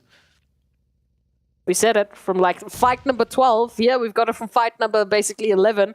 As the teams are slowly knocking on down, the numbers slowly dwindling. It is going to be that constant battle uphill. Not quite literally, but Geek, right now, they hold in such an interesting opportunity because they do have this position in zone, but damn Rude right now, well, is quite alone. The rest of Geek, they still need to regroup for that backup, while Tem Entertainment close the gap here on Furious Gaming. Strong pull-up for Tem Entertainment. However, with only 2, get a little bit hard. Furious Gaming does have 4, but it's a 2-2 split, so these 2 players are pretty much isolated. Tem Entertainment They need to keep going, though. Next circle has shifted away from them. Furious Gaming, if they really wanted to, they could just back up into the rest of their team that is in the zone and then gatekeep together as 4, and that is exactly what they're going to do. They're going to run back. Very smart of them. No point in taking a 2v2 when you could cut it back down to a 4v2, especially with having the zone. Absolutely. Some massive opportunities trigger. Trying to push the gates, trying to close the gap, regroup, but Baby will at least apply some of that damage, just a warning shot or two, but they're not quite in that position to make anything more of the situation. And now, this is an interesting rotation. They've put some pressure on towards Train to Kill, so if they do now take that rotation into zone, they might expose themselves to that position. Train to Kill, on the other hand, also need to move into zone. So just about that timing. If they can find it, they might be able to safely take that passage in. But still, Furious Gaming will be that opponent right up ahead of them. Geek, it's just sweeping the size of the circle. They're actually going to be ones to find the Train to Kill points. 6, 7 eliminations, maybe? No, it was actually Furious Gaming that picked up that last one. Good job for both teams. Tem Entertainment, good push initially, slowed things down a little bit too much, gave a chance for Furious Gaming to regroup. And that is also the Rejects team eliminated on the southeastern side. Falcon down to 1. They've got to push in to the 2-man team. Not just any 2-man team, but also FaZe from long distance with the DP giving a lot of trouble. This is such a difficult terrain to actually navigate. We saw Ventorious from FaZe going down to this exact position. And now GK, while they are feeling the pressure, talking about FaZe here, they jump on in to find that onto Ragnar. So at least one knock, but I'm not sure if that confirmation will come on through. Maybe Satan can rotate on out to get that res, or will Yusef be the determining factor here, already sending out the nades to look for that confirmation. Bevy still making sure that that res came through, so I don't know, this terrain just seems to be the thorn in their side. I don't know how far it's going to allow them to go. Tem Entertainment still with 2, getting closer and closer, but now Furious Gaming pretty much have 3 to 4 players looking this way. Smokes are good. It'll cut out sightlines for now. But even if Tem Entertainment gets the opening on these 2, there's still that one player in the backline, yeah, that they have to worry about. I believe that is Milos right there. Does get tagged up a lot. If they got that opening, could have been a fair 2v2. But pushing in through the smoke, have the UMPs ready, firing through, and they get 1, they get 2, and that is Tem Entertainment out. Furious Gaming with a great adjustment, keeping all 4 players up and making their job easier than rather taking the hard route. It was just that lockdown coming on through, and now they are greeted and gifted with an opportunity onto Gamelord. It's only one member of Gamelord that has actually made that cross, that swim across to where Furious Gaming find themselves. I believe Gamelords are looking for a little bit of opportunity here to capitalize on that third party, but it's not going to be the case. Geek now also finding Furious Gaming, so all the pressure turning to Furious Gaming and Gamelords here on the edge as they are outside of the zone. Oh, Gamelords actually managed to bring the fight onto land as Milos jumps up over the top with the huge flank, and that is Gamelord, 2 of them taken down. And, well, they've been swimming towards Furious Gaming when the zone actually has shifted the other way. So unfortunate for them. GK down to Satan. Last one up. All he can hope for now is more placement points. The problem with Satan's current position is Yusef will be moving on in from that southeastern portion. And Yusef was the determining factor for Ragnar. They took Ragnar out, so they know there are still some potential remnants of the GK team up ahead of them. They will hopefully be keeping their eyes trained on that horizon as they slowly but surely move on forward, and that could be a deterring factor. We'll have to wait and see if GK can take that further, if Satan can take that further. But in the meanwhile, the focus is on FaZe Clan, on Furious Gaming rather, as they still have those 4 players left. FaZe, in the meanwhile, in center zone with the compounds. It doesn't seem like anyone wants to make a hard breach into the compound either. And with the zone closing up so much, the closer these players get to that compound, the better the grass is going to be for them, because it gets harder to spot players to the grass close range rather than long range. FaZe, though, will still be able to spot players out on the ridge side. They get 1. IHC getting a strong knock onto the Geek Fam team. Yuhai should be able to get revived. Not fully yet in the circle, though, for Yuhai. So they're going to need to hustle a little bit to get that revive and then bring them into zone. But IHC is going to keep their backside clear pretty much because of that. I think everyone's going to get into the zone besides Furious Gaming. Furious Gaming and Game Lord. Or Game Lord's in zone, but Game Lord's going to be looking to gatekeep Furious Gaming here. I mean, how the tables have turned. I mean, it was Game Lord taking the fight to Furious Gaming, suddenly getting that knock, getting that surprise. Once again, another surprise thanks to Trigger, but now down to 1 as Furious Gaming needs to push into Game Lord territory and potentially give a little bit over to GK as well. IHC in the meanwhile, can they take this? I mean, they have looked so much more clinical, so much more refreshed. But now they're up against not only FaZe, but the Geek Fam as well in this final zone. Yeah, and Geek Fam, they have the zone on that flat ground, so they're going to be just raining in shots. IHC is going to lose all of their vehicles, so if they don't get the next zone, they better have a lot of smokes. Furious Gaming pushing in, and actually a knock does go through. Robs with the DBS. He's fishing. He gets one. There's one more fish to be had. Trigger. He's going to swim around. Drops a smoke right there. Yo, yeah, Robs needs to watch out for Satan here. Satan on the other side, trying to third party this. Now Satan's the one fishing for the 2 players. Robs goes back up to try and challenge to pop off a shot onto Triggs. Triggs now goes back up. It's Robs to take it in the end. And he does find cover from Satan. He will get back into the hard cover of things. And you can see him celebrating down there as well. That was a back and forth fight for sure. And Geek still getting knocked on by the side of IHC. IHC looked like they had the better positioning, but man, the shots are just connecting for them right now. I feel like we've just completely gone the opposite way of these first 3 maps. All of a sudden, we're talking about IHC potentially taking out Geek Fam here. We're talking about FaZe Clan sitting pretty. Sitting so relaxed in the center zone with the very few compounds that are left they currently have full control of. And I mean, that engagement with Game Lords and Furious Gaming, I don't even know how to start breaking that down, other than the fact that this terrain is such a difficult mountain to climb, quite literally. Now FaZe Clan up here towards Geek Fam, and Geek, they are pushing in, trying to get themselves that hard cover. Geek's going to be the aggressors here. They know if they remain out in the open once more, that is FaZe and IHC who has a beat on them. So they're going to get to the hard cover instead. Good play.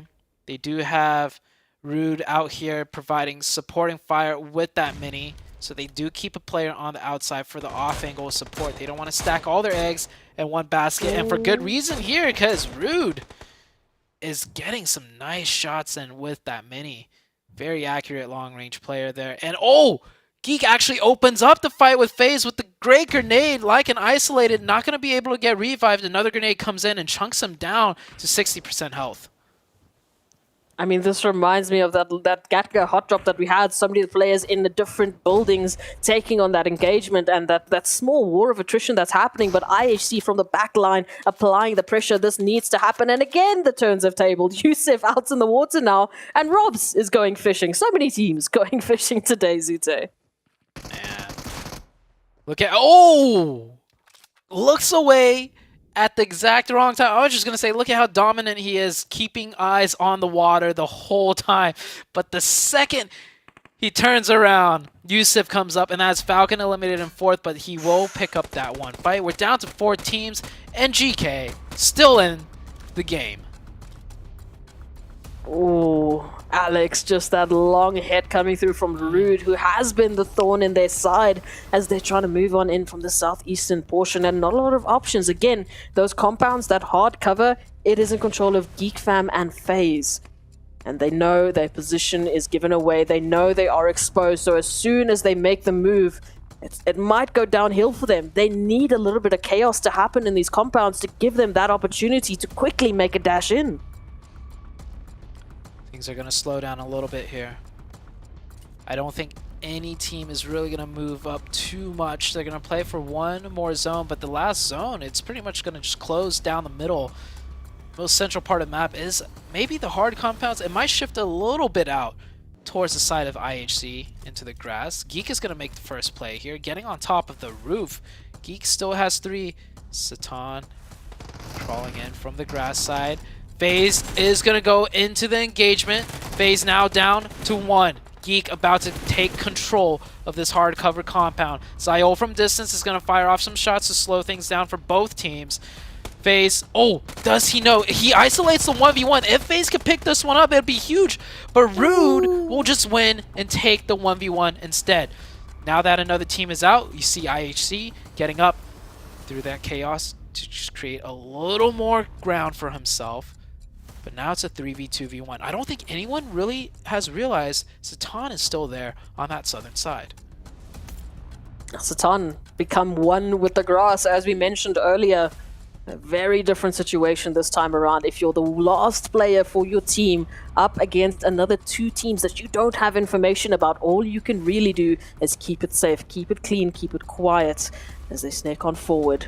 IHC used that chaos just to close a tiny parcel of the gap, but Satan will be caught on out, and now it's down to our last 2 teams. It's IHC and Geek Fam that are going to be bringing in the winner chicken dinner, but where will it go? Both teams with heavy eliminations, both teams fighting their way into this last circle, into military base.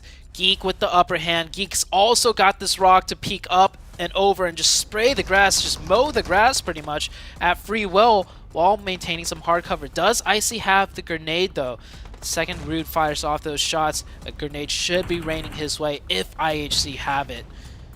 Nades instead will be raining in from Rude. That one's going to be very close to Icy. He's forced to get up, reveals his position. Did Rude spot him out?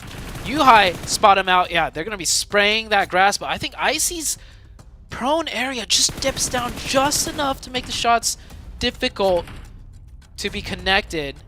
Blue zone closing in. There's finally a nade back, but does not get the knock.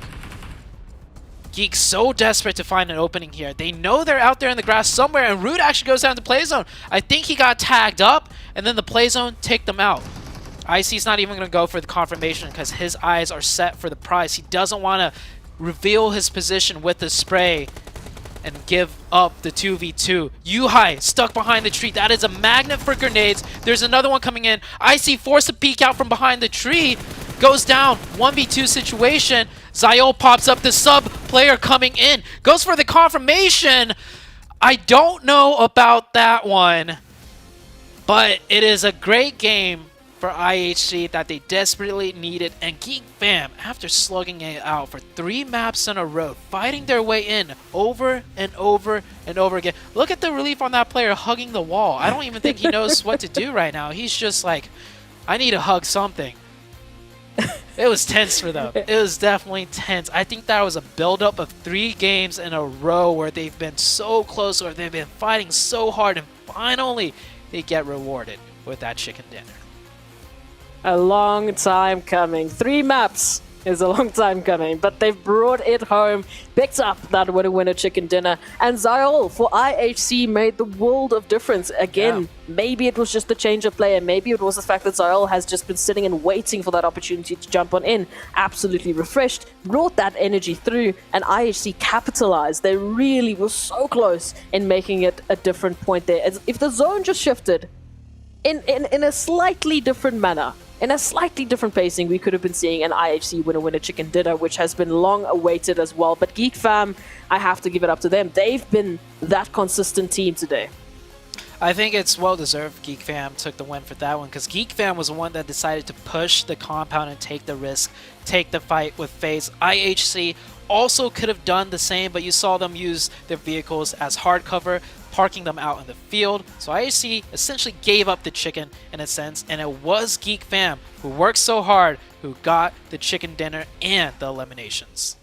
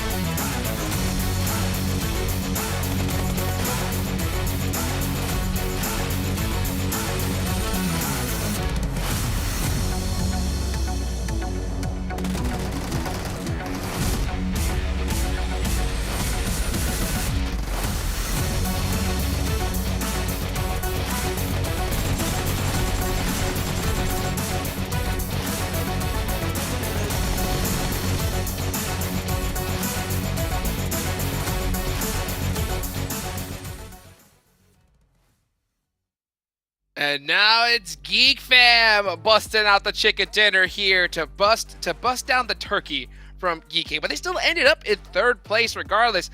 I will say this, IHC Esports, what happened there? What happened?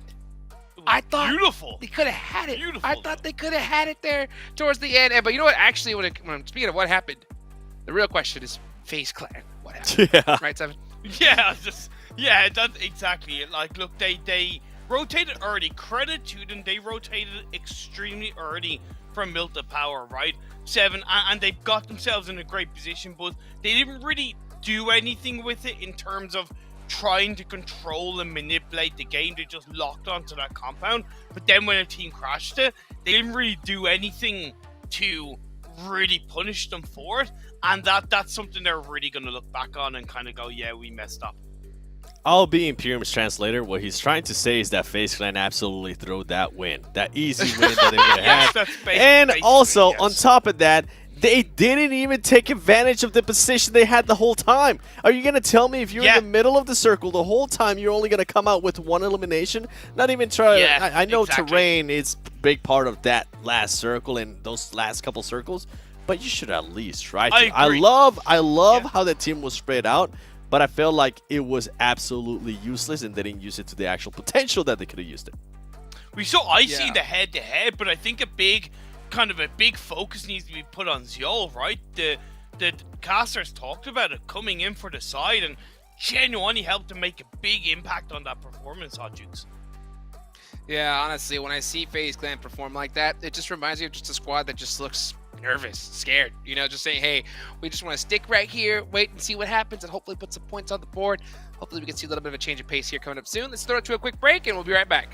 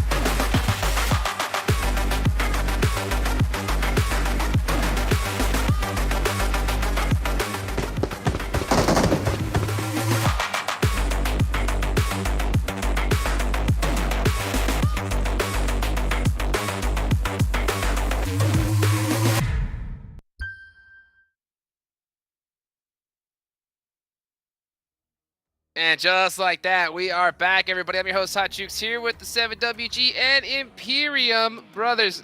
This has been a pretty wild ride so far. We saw, you know, Geek go absolutely nuts and get 2 chicken dinners back-to-back. And then Geek Fam get a chicken dinner in the last one. Of course, we got to give a big thank you to our sponsors, Sony. Sony with their Xperia 1.4 and Xperia Stream. They were actually created in collaboration with professional esports players. Play PUBG Mobile in 90 Hz with Xperia Stream's total cooling system and multiple ports for intensive gaming and streaming. Alrighty then. Oof. And it's time, I think it's time to take a look at the overall rankings. Let's see where everybody stacks up here after 4 matches. GK still up on top. That lead is starting to get closed on because Geek Fam is coming up right behind them. Just like that. And this is what I was talking about earlier when I was telling you hopefully that team doesn't get too comfortable with that 28-point lead that they had earlier, because anything can happen. It is just the first day. Geek Fam being able to close that gap in a big way. Something that we need to keep an eye off, though, is the gap that those 2 teams at the top are starting to create, and the teams in 3rd place all the way down to 8th place. They need to be keeping an eye on that. By the way, so far, GK has not finished above 3rd place. That is so impressive to me, Imperium. Yeah. Wow. It is. It's so good. And even Furious Gaming as well, once again in that previous game, got themselves a decent result. IHC jumped up to kind of say, hey, we're here to kind of make a name. We have what it takes.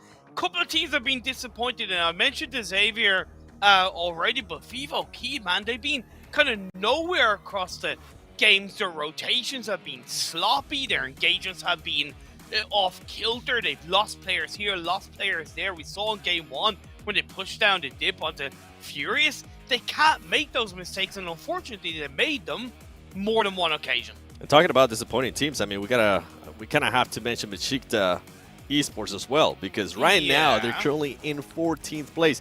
This is a very strong team out of Turkey. Right now they're just not performing the way a lot of people expect them to. When I was talking to Maxman before this, like he thought that the team would struggle, and kind of his thoughts have kind of come through, so you can blame him for the caster curse. But anyway, Maxman doing his thing. Classic Max Man. Exactly. Yeah, it's a classic Max Man curse right there. Well, speaking of curses, let's take a look at Imperium's team to watch right here.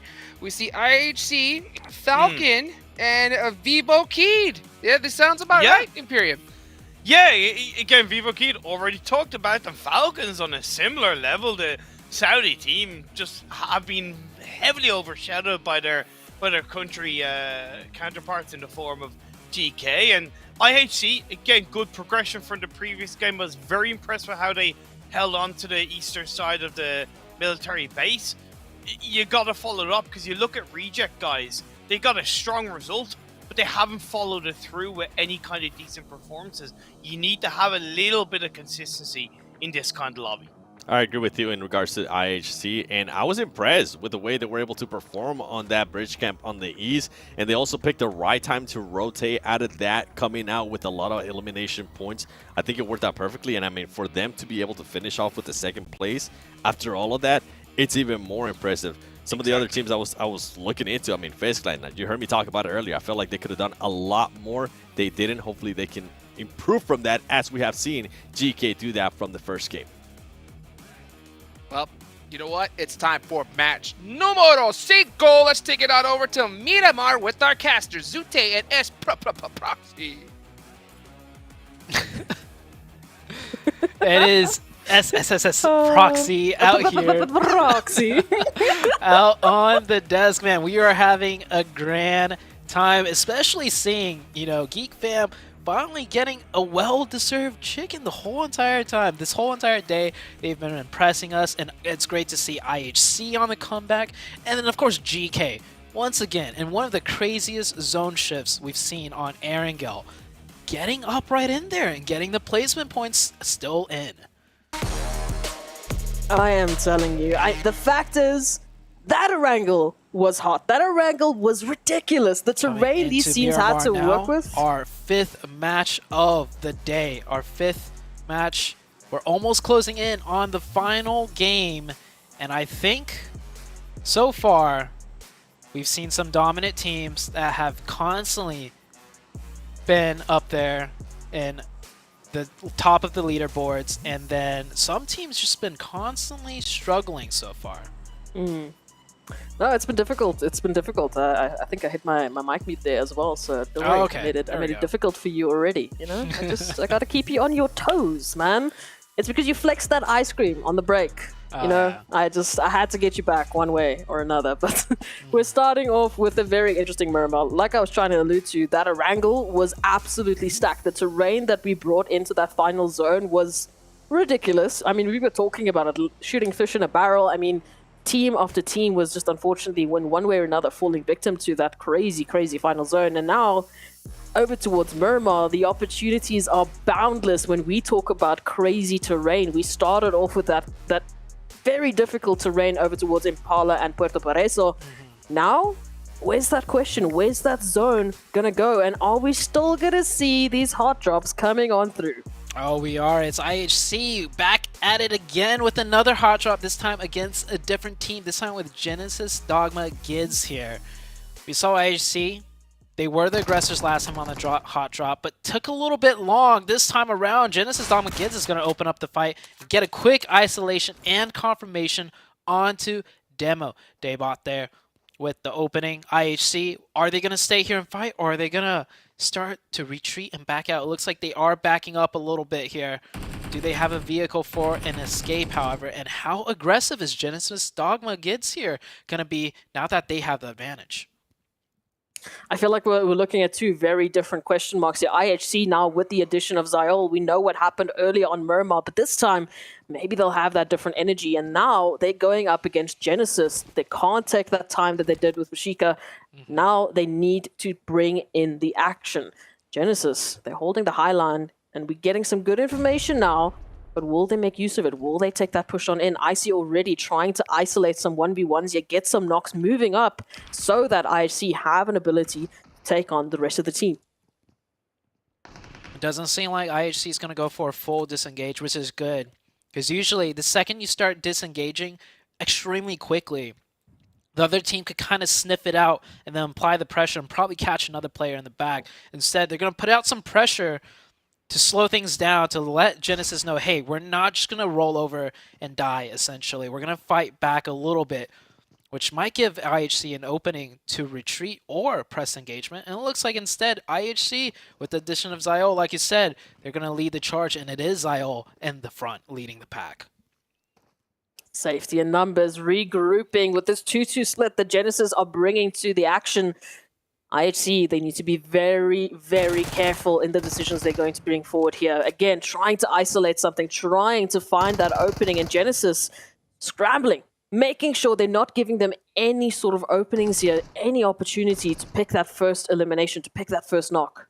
I think they are leaving Booms a little bit isolated. I know Daybot has some sort of sightline through those windows, but yeah, so good job by Booms playing solo in a sense. Just keep backing up into the sightlines of his teams, but I feel like his teammates could get a little bit closer. They hear all three footsteps, surely, and know all of IHC is at this compound. You don't need two players in the back with support line angles onto a compound. There's not much support lines to be had, honestly. And I feel like Booms is kind of left out to dry here. Booms have to play extremely cautious and play on the outsides for sure. Genesis is just gonna maybe hope for IHC to make a mistake, but this is exactly what I'm talking about. They're just leaving Booms out to dry there pretty much. And Genesis still not moving any closer. They're staying so far away. I'm not sure why Genesis is playing so scared. Might be able to pick a knock up here. Booms will be able to crawl back to safety, fortunately for Genesis, to get a revive. I mean, we were talking about it. It's supposed to be a polar opposite of what we saw with IHC versus Besiktas earlier, but now Genesis seems to have stepped into the shoes of Besiktas in that earlier engagement. They're not bringing in that closing. They're not grouping up. They're not allowing their players to have the necessary backup to bring that full force and capitalize on the numbers advantage they currently have. They've already lost that. Booms is down, knocked on out. It's a 3v3, and the angles that they're working with here are not really going to help them in this engagement. IHC, they've taken a hold of this building. Now they're just waiting for some more information. Where are the rest of the teams at? Where are the rest of the players? And boom, there it is. Another one to the tally. That was Zayol too, with that knock right there pretty much is going to guarantee them, not guarantee them the fight, but that was huge. They stopped the revive and picked up another knock. That was a changing point right there. And Genesis is playing this so terribly right now. It could still go in their favor, of course. 2v3 could swing either way still, but it was a 4v3 with all of IHC stuck in one compound and nobody from Genesis really coming out to crunch them in. They will get that revive, take it back to a 3v3, but Genesis is making this so much harder for them than it needs to be, I think. Icy, still out and alone. I mean, there's an opportunity to get that knock back onto Icy. They have that information from that earlier opportunity. Daybot just able to potentially peek on out, maybe get that peek, but now Zayol, with the added time that Genesis is giving them, is looking for a flanking opportunity, is looking to take that high-rise angle away from Genesis. And again, it's like an isolation versus isolation strategy here, but IHC, they're closer knit. They have that opportunity to crossfire if needs be. I think IHC might be starting to think about disengaging. They realize just how slow Genesis is playing.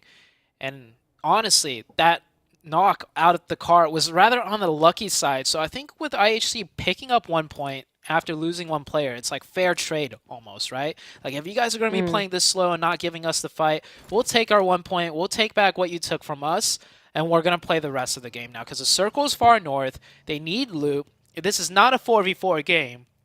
as much as they would maybe like it to be to continue fighting this out. But there is 60 plus other players to still contend with. So it should be a disengage from both teams if neither team really wants to commit once again to a full-out engagement. It's also for IHC making sure that they don't make the same mistake that they did on the previous Miramar. We saw what happened when they took that late rotation last time, and it ended up in basically IC taking a swim for the rest of Miramar trying to get some placements, but they don't want that to happen again. They've already had such a good start on Erangel. Don't let it end here. Let that rain continue. Disengage, move on into the zone, and then we could be seeing once again a completely different IHC, which is what we've been waiting for. I do agree with that one. Yeah, IC has backed off, and so has Zio. Alex is just here to get info, to like assert some sort of presence, right? Like I said earlier, if all three of them just retreat straight, that could be Genesis, looking to, stab him in the back. So a staggered retreat out of IHC. Meanwhile, the rest of the game, it's still continuing. Everyone else is rotating into, a central circle. Water treatment's pretty much smack in the center. So a lot of different elevations to work with here. Genesis Dogma still here, spots one player disengaging. I think he still hears the other player below him, right? So Genesis also doing the same, leaving one player in for support or to get info. And Zio's here actually trying to get a sneaky angle. He's waiting for that player to step up to shoot his teammate that's leaving, and they could get a knockback. Next circle shifts, and it centers right onto water treatment. Oh, what a contentious southern portion of the zone. I mean, all of the teams moving on in thanks to that flight path earlier on, and it just means there is going to be a very cramped approach for these teams, especially moving on into that Hacienda del Patron, or more towards that eastern portion, just on the other side of water treatment. So now, the question here for IHC and Genesis. Again, one member of Genesis has been left pretty much to their own devices, while the rest are moving on in for the rotation completely. I mean, they're right around the side of the zone, so I don't know if they've just left this player out to dry. Maybe they get an elimination. At the very least, they are doing a great job of delaying IHC. I'm so confused as to what Genesis Dogma's doing. That was the most... That's weird. That's just bad. I'm going to go right out and say it. The way they played the entire scenario there was bad. They lose a player to leaving him stranded. That player didn't have much impact, to be honest, into, the rest of IHC. Like, sure, you're stalling out a team, but you're not getting points. You're delaying this team, but you're not picking up the points on them, and you have 14 other teams ahead of you. Now you're going in with 2 players. When it was a 4v3 and they had IHC pretty much completely surrounded, so... Genesis Dogma, I feel like in terms of hot drops, they're not a team that should be looking to hot drop. And to be fair, I don't think they were expecting a hot drop because IHC, this is the first time we've seen IHC drop there. So they were just unfortunate enough to, end up locking horns with that team. Yeah, I mean, a surprise neighbor in your neighborhood, moving on in with that action and now suddenly having to adapt to that whole scenario, and obviously being very cautious of the fact that, if you do make that engagement, if you do push on out, you will potentially be taken on out. But I agree with you. The timing, the pacing at which they took that engagement, I feel like could have been a lot better. There were a few opportunities. They had some great line of sights in the beginning. I mean, with IHC, remember, they were in a different compound. Yeah. They had to move on up into that specific compound to regroup. They were initially quite isolated. So if there was a transitional moment just for Genesis to just peek on in, maybe do some damage, then it could have been a different discussion, but it's okay. It is the first day, the second Miramar. Hopefully we don't see that continuing for the rest of the days, but what is great to see, hopefully IHC will use this as an opportunity to fix their mistakes and not let them happen again. Yeah, IHC also, they try to take the fight. They try to finish it out quickly, so they made the attempt, but they're also caught in the blue now, deep in the blue, still yet to rotate. And every other team pretty much in zone. We have Furious Gaming here taking the high ground on the northwestern edge side. Next zone pretty much doesn't really go anywhere because everyone's already in the zone. A few more teams edging in. That was probably, ready to fight their way in. Regardless, that is exactly what they're going to do now. D Xavier on the northwestern side. FaZe on the southwestern side. Rejects driving in through water treatment. This is occupied already. And yeah, Rage is going to get crossfire from both angles. Another team rotating in. It's Tem Entertainment taking the big square compound down there. Good spot, honestly. It gives them a nice exit way out if the circle shifts off of them, and it creates a nice buffer zone. RC, though, Rejects is fighting back. One of them will go down. Train to Kill also has to worry about the teams way up in the high grounds. It's Geek Fam looking down into water treatment, too. Oh, I mean, the stakes are so high at this point in time for Train to Kill and for Rejects. Both of these teams looking to just re-establish themselves. I mean, if you look on the overall standings, they're so close. It is actually ridiculous. Rejects will move up just a tad. But again, Train to Kill, they must not get tunnel visioned here. They need to understand there's a lot of teams in the vicinity. If they expose themselves too much, if they spend too much time, they could actually put themselves on a back foot. They go fast and hard, though. All three crunching in quickly to take care of that last Reject player. They'll manage to keep 3 up. They lose control of the prime position in water treatment, I have to say, which is where Tem Entertainment now holds with 4, looking very strong. Circle-wise, though, all of them in that water treatment area is pretty central, so they'll probably end up sharing, if anything. We do have NSR here on the southeast trying to make some things happen. This team has been extremely quiet coming out of South Korea. NSR with only 6 points over the course of 4 games so far. It's bizarre. It is a very bizarre day that we've had so far, not just with regards to the zones, not just with regards to these crazy hot drops that we keep getting treated to, but also just the teams that we're expecting to step on up. They're a bit quiet, but now this engagement with the Falcons might be the stepping grounds, might be the proving grounds here for Nongshim Red Force to move on in and to get themselves a good start. The first one is going to be up to Mark. Gets the trade though, looks for the second, does enough damage, nearly gets that second knock, but will go down. And now the rest of Falcons, they need to recover, hopefully with a res onto Yusuf. 2v3 situation. Now down to a 3v1. Nades come in for added pressure, and now it's Never Alone, looking pretty alone here by himself against the 3. He steps back into the Molotov and actually will go down. Satan on the pressure, on the chase. They can take this slow, get the revive, and then pressure that player. Yep. Nongshim Red is going to do the safe play right there. And IHC, from deep inside the blue, finds himself on the high ground, on the edge. However, next zone will be shifting, and it does basically close a little bit more center. So not much further a lot of these teams have to go. Furious Gaming on the northern side, trying to fight for these shacks against a D Xavier. Opportunities lying in wait here. D Xavier looking to step on up just the way that our analysts have been asking for, have been begging them to. Falcons, in the meanwhile, have gone down to that Nongshim Red Force that absolutely paved their way through. But look at this. Furious Gaming losing player after player. Frankie not letting up under pressure. Yeah, with one of D Xavier setting, the forward position, the info can be passed out, which little shacks to look out for, which sight lines, to give him cover. So Lamborghini here can do his magic, even though he is a solo at these shacks. And this is the next area that they want to move into. 4 AM, though, from the high ground, finds a slim angle onto Lamborghini, and we'll get the confirmation as well. IHC now taking the fight to Nongshim Red. IHC, they wanted to fight way earlier. They weren't getting it. Now they're going to take it once again to a different team, that of Nongshim Red. And I think Nongshim, they're forced to fight this because IHC, they're pushing away from the zone into this fight for the points. This is prime IHC gaming here.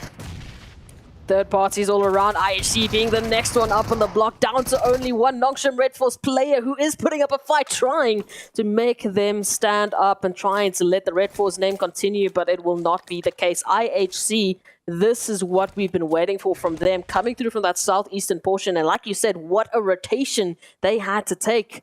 But we also mentioned the third parties, 4 Angry Men being the first third party we've seen so far in such a short time. Now the turnaround is here. D Xavier turning their attention to 4 Angry Men. Will they disengage? Does look like they'll back off just a bit. But back to Furious Gaming they go. I like the attempt on trying to overtake 4AM by D Xavier. They realized, when their player went down in the low ground, that is not the prime position. So they try to get the prime position, but the defense was too good. Now they're forced back into the shacks to fight for it against Furious Gaming. Milovan, last one up, and the support fire from long range once again out of Frankie with the mini. Looking good, looking strong. D Xavier down to 2, and they will be playing from the low ground. 4AM control pretty much the entire north side of the mountain ridge. The only team contesting them potentially, well, which other better team to do it than Geek Fam? Coming on in, it is what we've been wanting. The team v team action, really to see what Geek Fam, what 4 Angry Men will be bringing to the stage. Geek Fam so clinical in these last few days, just off of the momentum of getting that winner chicken dinner after so many games. But now up against 4 Angry Men. 4 Angry Men down to only 2, Zute. So maybe that disengagement has to come through. Maybe they need to prioritize getting themselves away from this action. Yeah, Geek Fam getting the best of 4AM here. Both teams play from the edge.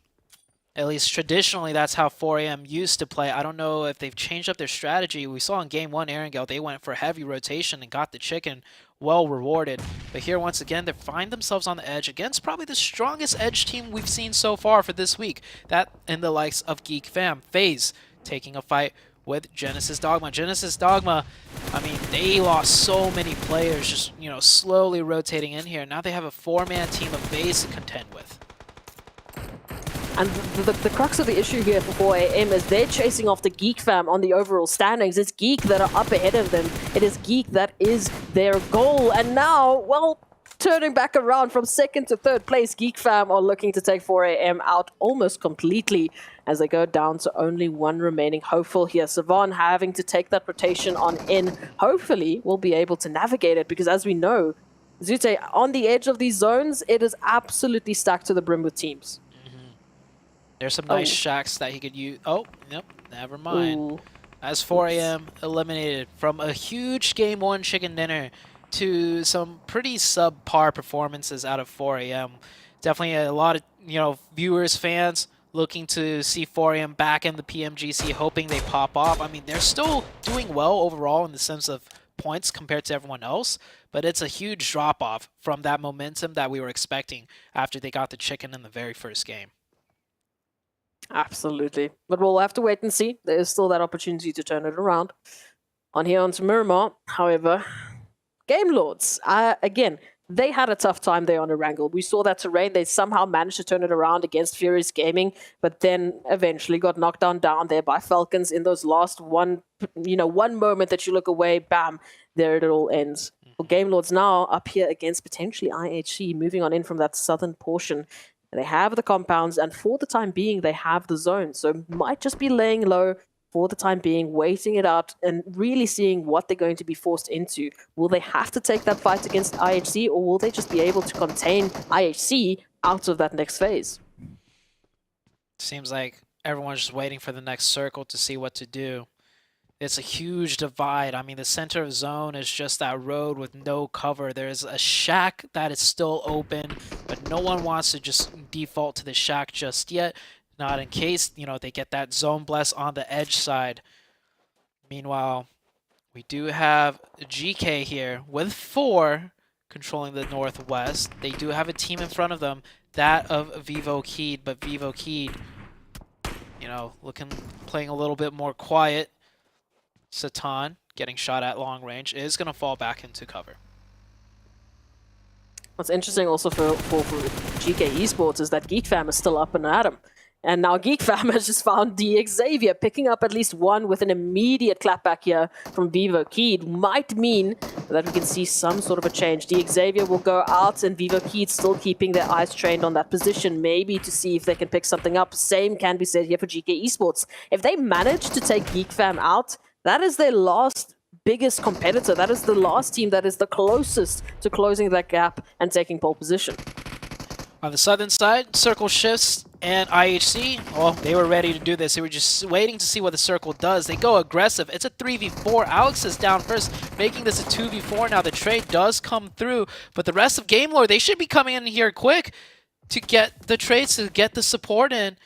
He knocked 2, only 1 up for the likes of IHC. They might be able to get the revive, but I don't think Alex could get a first aid off in time. Surrounded from both sides. Nice push from Game Lords. They should come out on top. They already picked up 1. Down to 1 more. Alex will get a trade right back, but 1 HP. He never got that first aid off and get it sprayed down. Good defense out of Game Lord.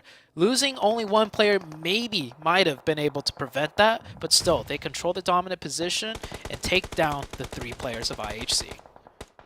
Viva Keed now are looking here towards GK Esports, who have moved on into their terrain and are looking to take full control of this side before they even think about all of the other teams like FaZe Clan who are in the vicinity. That first hit onto Vincella goes through, and now the last 2 remaining members from Viva Keed have to scramble to make it happen here. Adrian and Diego trying to close that gap, can't find the connection onto Gate.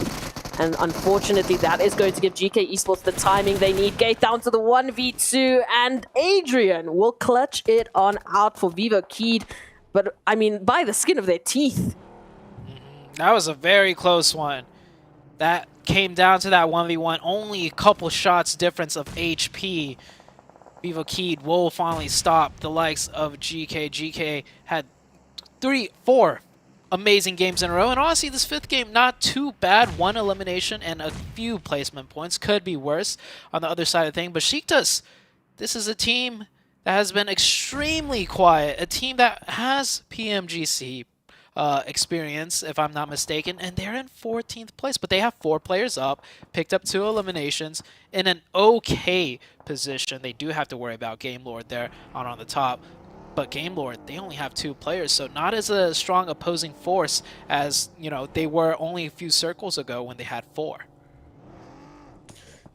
Still definitely very interesting times here, because we've got Besiktas up with 4, we've got Tem Entertainment up with 4 as well. And I mean, the position that we talk about, Tem Entertainment, they had that controlling point there over on towards water treatment, and now already 1 knocked now thanks to Besiktas. So our only 2 teams that have 4 players seem to be finding one another. That is spelling a beautiful opportunity now for the rest of the teams. It's going to be Tem Entertainment to take out potentially Besiktas, or will they stand up against them? Tem Entertainment has to worry about Train to Kill also, though, on the northern side. There is some sightlines. If they want to make this push, they need to get over the top quickly and push in before they get third-partied. It seems like Train to Kill is more worried, though, about their northern side and playing more quiet. They could be looking to get some opportunities here, but I think Train to Kill, they're just going to be passive. Game Lord on the northern side, trying to fire in, trying to find some knocks, some additional points onto Besiktas. Game Lord with the edge of circle as well as the high ground, still in zone. They've moved on in. They've also sent at least 1 player out a little bit closer, so it does mean that the only 2 players left from Game Lord are isolated, but right now it's just about applying pressure. Beautiful nade from Train to Kill over on towards that Tem Entertainment line of sight, but now Jane trying to close it up, trying to get that confirmation, and they will do so. So Tem Entertainment do go down to 3, but again, looking out for these stragglers in the zone, looking out for these stragglers on the horizon, trying to close up that gap, and yet no one really firmly standing in the zone. I mean, we've got Train to Kill just on the edge, just on the cusp of doing so, and Game Lords on the other side doing exactly the same. Ryoki going for the shack.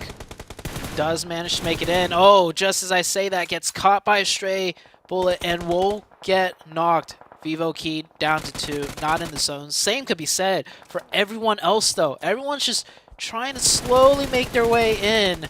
No one wants to move in just yet, as there's like pretty much no hard cover. Train to Kill now finally taking the shots towards Tem Entertainment. And it's an all-out brawl. 360 around the circle. Everyone's fighting everyone. Just trying to make their way in. Tem Entertainment might be the next team to go out from the blue zone. He's got to get in that buggy and make a mad dash of things. Besiktas fires back some shots. Will force him to turn the back around into Train to Kill. And I think Train to Kill will finish that one. Vivo Keed, last player up. Running into the open. Goes from behind a palm tree. I think Geek Fam a little bit more focus on trying to get into zone here. He's going to get a confirmation onto 1. Almost that revive came through. And on the north side, it is Tem Entertainment. The fighting just does not stop. Train to Kill still moving on in. Viva Keed will get confirmed out as Geek Fam turn it around. Again, they have been so consistent. They are looking for another winner chicken dinner. But what an obstacle they have to overcome in the form of Besiktas, who've moved on in with all 4 of their players, the only team to make that happen. With only 3 eliminations, though, they need to start getting those hits in. Already Geek finding one into Besiktas, an immediate confirmation as well. So this is not looking too good. All those teams moving on in from the edge of the zone. The play zone just going to be an absolute thorn in their side. Yeah, players trying to provide covering fire and then getting third party instantly, and then vice versa, back and forth. Geek fam not in the next zone in that shack, so they have to move out of the shack. Besiktas in zone, but in a terrible spot to get pelted by everyone else. Game Lord also over the top can come in with a very disgusting third-party angle, and he will have to do so soon as he is also not in the zone. It is tough for everyone out here, regardless if you have the zone or not. I mean, you want to talk about this final zone, talk about the valley of danger. No one wants to move on in. Besiktas, especially Sassy, out in the open, but what can you do? There's no cover to work with. Now as another knock comes on in, will Besiktas be able to get that res on up, or will Geekfam finally be able to put some nails in the coffin? Shots landing back and forth. They will get that confirmation. Now Train to Kill going to make their move. They actually have a nice little ridgeline side here, so actually they will find the best position in the map. Safe from Besiktas and a good angle onto the Geek Fam players who do not have the circle. If that shack is in the edge of circle, it definitely will not be on the next zone, and no, they will have to move out. Moving out wide into the open, zigzags back and forth, and that is Train to Kill, where their sightlines train on that shack. Geek Fam will go out. Now we're down to the 2 teams. Train to Kill, 3v2. They've been shooting at this Besiktas team the entirety of the last 5 to 6 minutes. They have a great idea of exactly what they have to do to get this chicken. I mean, Besiktas, if you want to talk about the cover that they have to work with, Peace is just the bait right now, trying to provide some opportunity for Sun HP to close that distance to Train to Kill, and does actually manage to find one. If they can turn this around, if Sun can pick up now, get the other elimination, it could be the final here for Besiktas. It's the 1v1. Peace running in the open. Soundhouse is going to get the HP back up, though, with the first aid kit. He has the time to do so. Great shots blocked by Sun HP, eating those bullets. Those bullets would have got Peace down to 1, if not confirmed him. And now Train to Kill should do the same. He should send both of his teammates down. Actually, sending one for info, that's smart, and the other one getting the revive. The blue zone closing in though. He can't even get the revive, but using his teammates as bait, trying to soak up the bullets. It is not enough. It is actually Besiktas with that amazing 2v3 from the low ground, from all the disadvantages possible. The disadvantage in the position, the disadvantage in the manpower, but it is Besiktas coming out on top. They weathered the storm. They were the first 4-man team into that deep trench, that gully, and you saw how many teams were all shooting at them the whole time, but they stayed alive and they managed to close it out for the chicken dinner. You want to talk about clinical? Having your knocked teammates save you from literally getting eliminated in a one-on-one, providing you that time to close the gap and then win it out? Besiktas, my goodness, I think our analysts would absolutely be losing their minds if they have been asking for Besiktas to bring that action, to bring that momentum. This was the map to make it happen. Yeah, I was saying Besiktas has been really quiet. This team with a lot of experience. They were 14th place overall, and it's a good time to get a chicken dinner in. They still got one more match left to go to close that gap, to shoot up in the leaderboards. But if anything, this is a great confidence booster for not just the last match, but going into the next couple of days. If you have a bad turnout on the first day, especially when you're experienced, it's hard to climb back up. It hurts. It hurts the momentum, but now they have that opportunity just to change things around, and they need to continue that into the next. Yeah, so Besiktas with the comeback, they are essentially revived into this fight. Which other teams are looking to do so? We have one match left to go.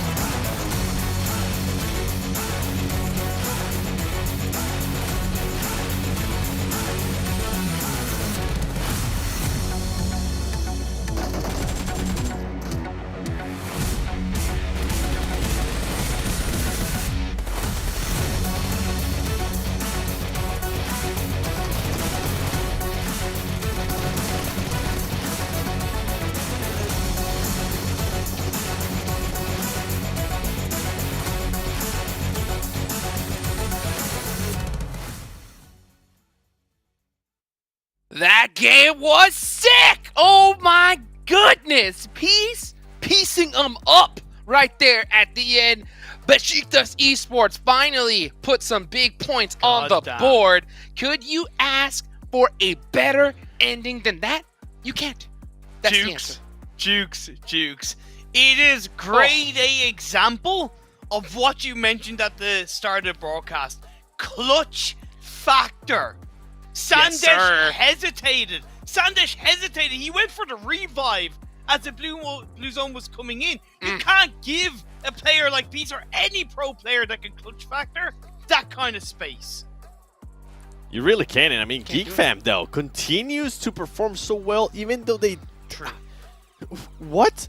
4 eliminations out of Snipes. 4 eliminations out of Micah, and I know you were getting hype. And then you also have another player that we really haven't seen here in the top performers, Damn Rude, being able to put up 4 eliminations himself as well. Yeah, they might have not been able to get the win, but wow, what a performance out of them. And for T2K, how are you going to allow Besiktas to get that close to you? You mentioned it perfectly, the clutch factor. However, despite throwing away a chicken dinner, T2K have been on a progressive streak throughout the 5 games, and they've now got themselves up into 3rd place overall. That certainly deserves to be credited. But if you're going to stay in the top 3, you need to be able to clutch out those games. You need to be able to grab those chickens. And you need to start grabbing a lot more eliminations. You saw it there. I mean, 19 eliminations for that team total, when some of the other teams, I mean, even Reject, currently in 9, they have 19. Vivo Keed currently at 18. By the way, I gotta give mad props to Vivo Keed because they have one of their best matches right there in that Miramar, being able to push up themselves to 11th. And I know you're gonna be happy about this one, Imperium. Game Lore pushing up to 10th place with 30 points. Yeah, I was gonna leave it because they're on my team to watch coming into the last game of the day, but they've done everything right. They haven't had massive blunders. They haven't made any wild mistakes. They understand that they're in a lobby where they are the massive underdogs and they can't overextend their location, their presence, and they stayed under the radar, and they've gotten some pretty hefty results. Taking out IHC down on the south edge of the circle was a pretty strong team engagement. I mean, for me, it's pretty crazy to see Besiktas just jump that far on the leaderboards. I know. They have had a rough day today. And then, boom, they bust out 23 points. And then finally, we see them on the first page. That was by far the majority of all their points was just in that one. There's still one more left to go in Airgale. Here are the drop locations for all the squads. You can see, and, you know, we haven't seen any hot drops in here so far. And I don't really expect to see any of them here in this match 7. Something that I am going to be looking at is 4 Angry Men. So far in the previous 2 matches from Erangel, we've seen 4 Angry Men. In the first Erangel match, we saw one of the players getting knocked in super early on. And then on the second match of Erangel, we saw actually them losing one of their players. I can't remember on the top of my head who it was, but it's just pretty, it was Reject. Thanks for reminding me. It's starting to become a pattern, and they got to break that pattern, especially if they want to start performing really well, especially if they want to maintain themselves there towards the top of the leaderboard. Right now, they're currently in 4th place. Right now, they're out of that 3rd spot. 4 Angry Men needs to switch up whatever they're currently doing in Erangel. Hey, we can I'll tell you this. Hold on real quick, Imperium, all right? Speaking of patterns, okay, there's been a pattern of circle toxicity so far here in this group, all right? So I want to know, I'm going to ask you, Imperium, right? Before we go to your players to watch, where is this zone going here in the last one? Pachinki. Dead center. Okay. 7? Why not, man? I want toxicity. Give me that military circle again, please. That was amazing. Oh, no. No, my goodness. A classic 7 right there. I'll go with Zarky. I've never seen it. I've only seen it once in my whole career. I want to see it one more time, baby. I'll keep begging for Zarky till the day I die. 7, break down your teams to watch.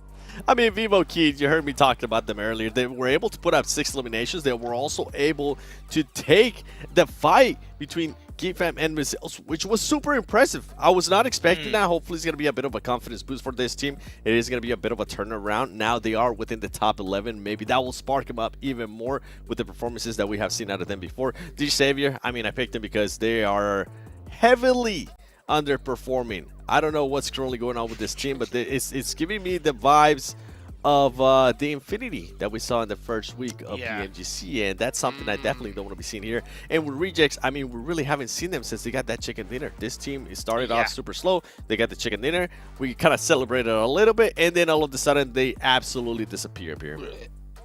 Yeah, you're bang on with that. Could have hit the nail on the head anymore in that regard. Tem Entertainment for me, look, I love an underdog story. We've seen the rise of T2K, we've seen the rise of Besiktas, especially. Now I want to see Tem Entertainment entertain us with a strong result. End the day on a high note, boys. Hey, let's do it. Let's get it going here. Final match here of day number 1 of Group Yellow. Let's take it on over to our casters. Thank you, Hot Jukes. Well, we saw last game, even if you're deep in the lower half of the leaderboards, you can get it done. Besiktas just proved that to us. Tem Entertainment, they can look to do the same, or for any of the other teams on the lower half. This is the last match for the day to do it, and if I've seen anything happen so far in the PMGC is that it's going to be a roller coaster ride. We might see something unexpected on this very last match. I mean, it came down to just the fact that Besiktas finally brought in that synergy that we've been lacking. I mean, we know that they've got that individual prowess. We saw that 1v4 with Enjoy at the very start of the day, but we just needed that team, commitment. We needed that team synergy to bring it home, to bring it into a winner-winner chicken dinner, placement. So now that question gets posed to every other team. What have they been lacking? What can they bring in this last map to not only give them their best possible footing into tomorrow, but also to just up that momentum, get them ready for the next day, because they still have a lot of maps to go through. They need to sustain themselves in, but it's going to come down to the last wrangle of the day to see who is going to be picking up the winner-winner chicken dinner for the last time today. And we are starting off this Erangel with, once again, a very southern plane path. Same one from the southwest up a little bit to the northeast, but very southern. Might see some drop clashes due to this plane path. At least during rotation, we might see some, potential engagement. Teams dropping for vehicles in the same area. Try and make it up to the northern side. And the circle, well, we already had a military base out of the 2 games of Erangel. This one could get tricky as well. Again, we had that crazy zone on Erangel, and you know what that flight path looked like? Yeah. Very similar to this one. Very similar. Yep. Yeah, you asked the question, will the circle complement the flight path in that game? Well, it certainly did. This one, however, teams should hope that it doesn't complement the flight path. They wanted to go far away from the southern side as possible. 4 a.m. will drop towards that military base uncontested here, so they'll be able to get a good fair amount of loot, and the circle should be popping up anytime soon. Now IHC also going down towards the Novo side, so that is just pretty much where they will loot for these southern plane paths, and the circle will go up opposite, up to the north. A little bit of a 50-50 between the northern half and the middle parts of Erangel. Bit favoring the north though. This should be a good circle for everyone, though. Teams in the south can take their time to loot, do some wrapping rotations, a lot of different entryways up into this zone. And so far, I'm looking at the mini-map, doesn't look like any hard drop clashes happening. Might see some things happen on rotation, but other than that, teams should be okay. That is going to be the hope, yeah. And again, such a northern rotation from such a southern flight path. So it is going to be interesting the way in which these teams do take those rotations. Hopefully, I do hope that they do take those wrapping rotations. We already do see Falcons, just spotting out a little bit of GK action. Imagine though, if that did hit. Look at that player cam. He's got like a slight smile on, from what I could tell. In the back of my mind, he's like, imagine if I hit this. Dude, clip it right now. Yeah.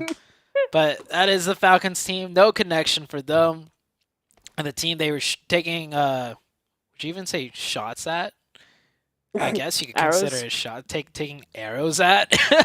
It is GK. GK will just be disengaging to loot Rozek. If not, travel up further north to loot Severny, because that'd be a pretty decent idea too. Why loot in Rozek when you could get further into the zone, isolate yourself from everyone else, and just have a good priority over the circle. We see over here. The Vivo Key team, uncontested. 4AM usually loots around here, but 4AM has decided instead go to military base due to that flight path. So Vivo Key should be able to also get a nice rotation and nobody in front of them to get into this circle where usually 4AM is in front of them. And I mean, we were talking about it, some of the first teams to take through into that Severny, that northern portion of the zone that for now is, relatively uncontested. When we were looking at the drop sites, we were thinking, okay, that should be trained to kill because that, they love that shooting range to Severny drop site. They love taking that rotation and bam, here they are taking a rotation right alongside GK Esports, trying to head up into Severny. GK, of course, now just backing on up. Maybe they might, head a little bit more towards that western side shooting range, maybe even North George. But there's still so much space available so that if Train to Kill once again find themselves in the north, they might be in a prime position for the later zones. Yeah, GK, I feel like playing a little bit way too scared. I mean, they see one car driving in. It is still sub 5 minutes. There's so much open ground still up in the north that they could have, just found a spot to play. And if they were looking for loot, there's still shooting range. There's still Severny. Maybe they think a team is looting Severny. But even then, there's some strong compounds with decent loot. So I feel like GK somewhat missing out on an opportunity, but hey, who knows? This circle, it could pull back down to the south, putting GK in once again a wonderful position. Speaking about GK, take a look at the leaderboards, right? Geek Fam in first place. GK, 2 chickens. Geek Fam, only 1. But Geek Fam, massive eliminations, game in, game out. Very, very consistent. And GK also super consistent, but it just goes to show Geek Fam with their massive dominance and elimination points the past 5 games will put them ahead of the team with consistent games and 2 chicken dinners. And I mean, their placements game after game after game in, we find them in like top 3, top 4, top 5. Like they're sitting in such good opportunities. They've been so close to taking the winner chicken dinner. I mean, a ridiculous amount of times, if I'll be honest with you. So it makes sense that consistency is finally starting to bear fruit. It is only 8 points of fruit, if you want to talk it that way. So GK, they still have that opportunity to close the gap, but we mentioned earlier on in the stream that we were thinking that there's going to be that gap that's going to be formed from the top spots into the lower spots. We're going to be starting to see a mountain that these teams are going to have to climb because of that experience factor, because of that confidence factor. And GK and Geek Fam, I mean, they have been consistent. They have been just bunkering down and doing what they know they had to get to this point. Yeah, like a 30-point difference between second and third. That's a pretty massive gap, in my opinion. And GK, it doesn't look like they're going to be letting up anytime soon. They might have one bad game, but even then, they'll get those placement points in because we've seen them do that before, right? And then Geek Fam, sure, they might go out early because they're fighting so much, but if they do that every single game, more oftentimes than not, they're picking up elimination points and fighting their way in. So these two teams are very hopeful, but once again, it is only day 1. From day 1 to day 2, a lot can change, and it has changed every single week so far in the PMGC. Teams start stepping up, teams start dropping down for whatever reason, and Geek Fam, I like it. A little cheeky bridge camp being set up onto 4 a.m. We saw them do that in that crazy Erangel zone. They were one of the first teams to find themselves here, to find themselves set up. And then, I mean, it was chaos. We had Viva Keed here. We had 4 angry men coming through. So they have that expectation that there's going to be something moving on in from that military base island. Because of that crazy flight path, I don't blame any team for wanting to make that gamble that it was going to be military base. Because, again, we've just had such a crazy southern Erangel. Why not again? Maybe.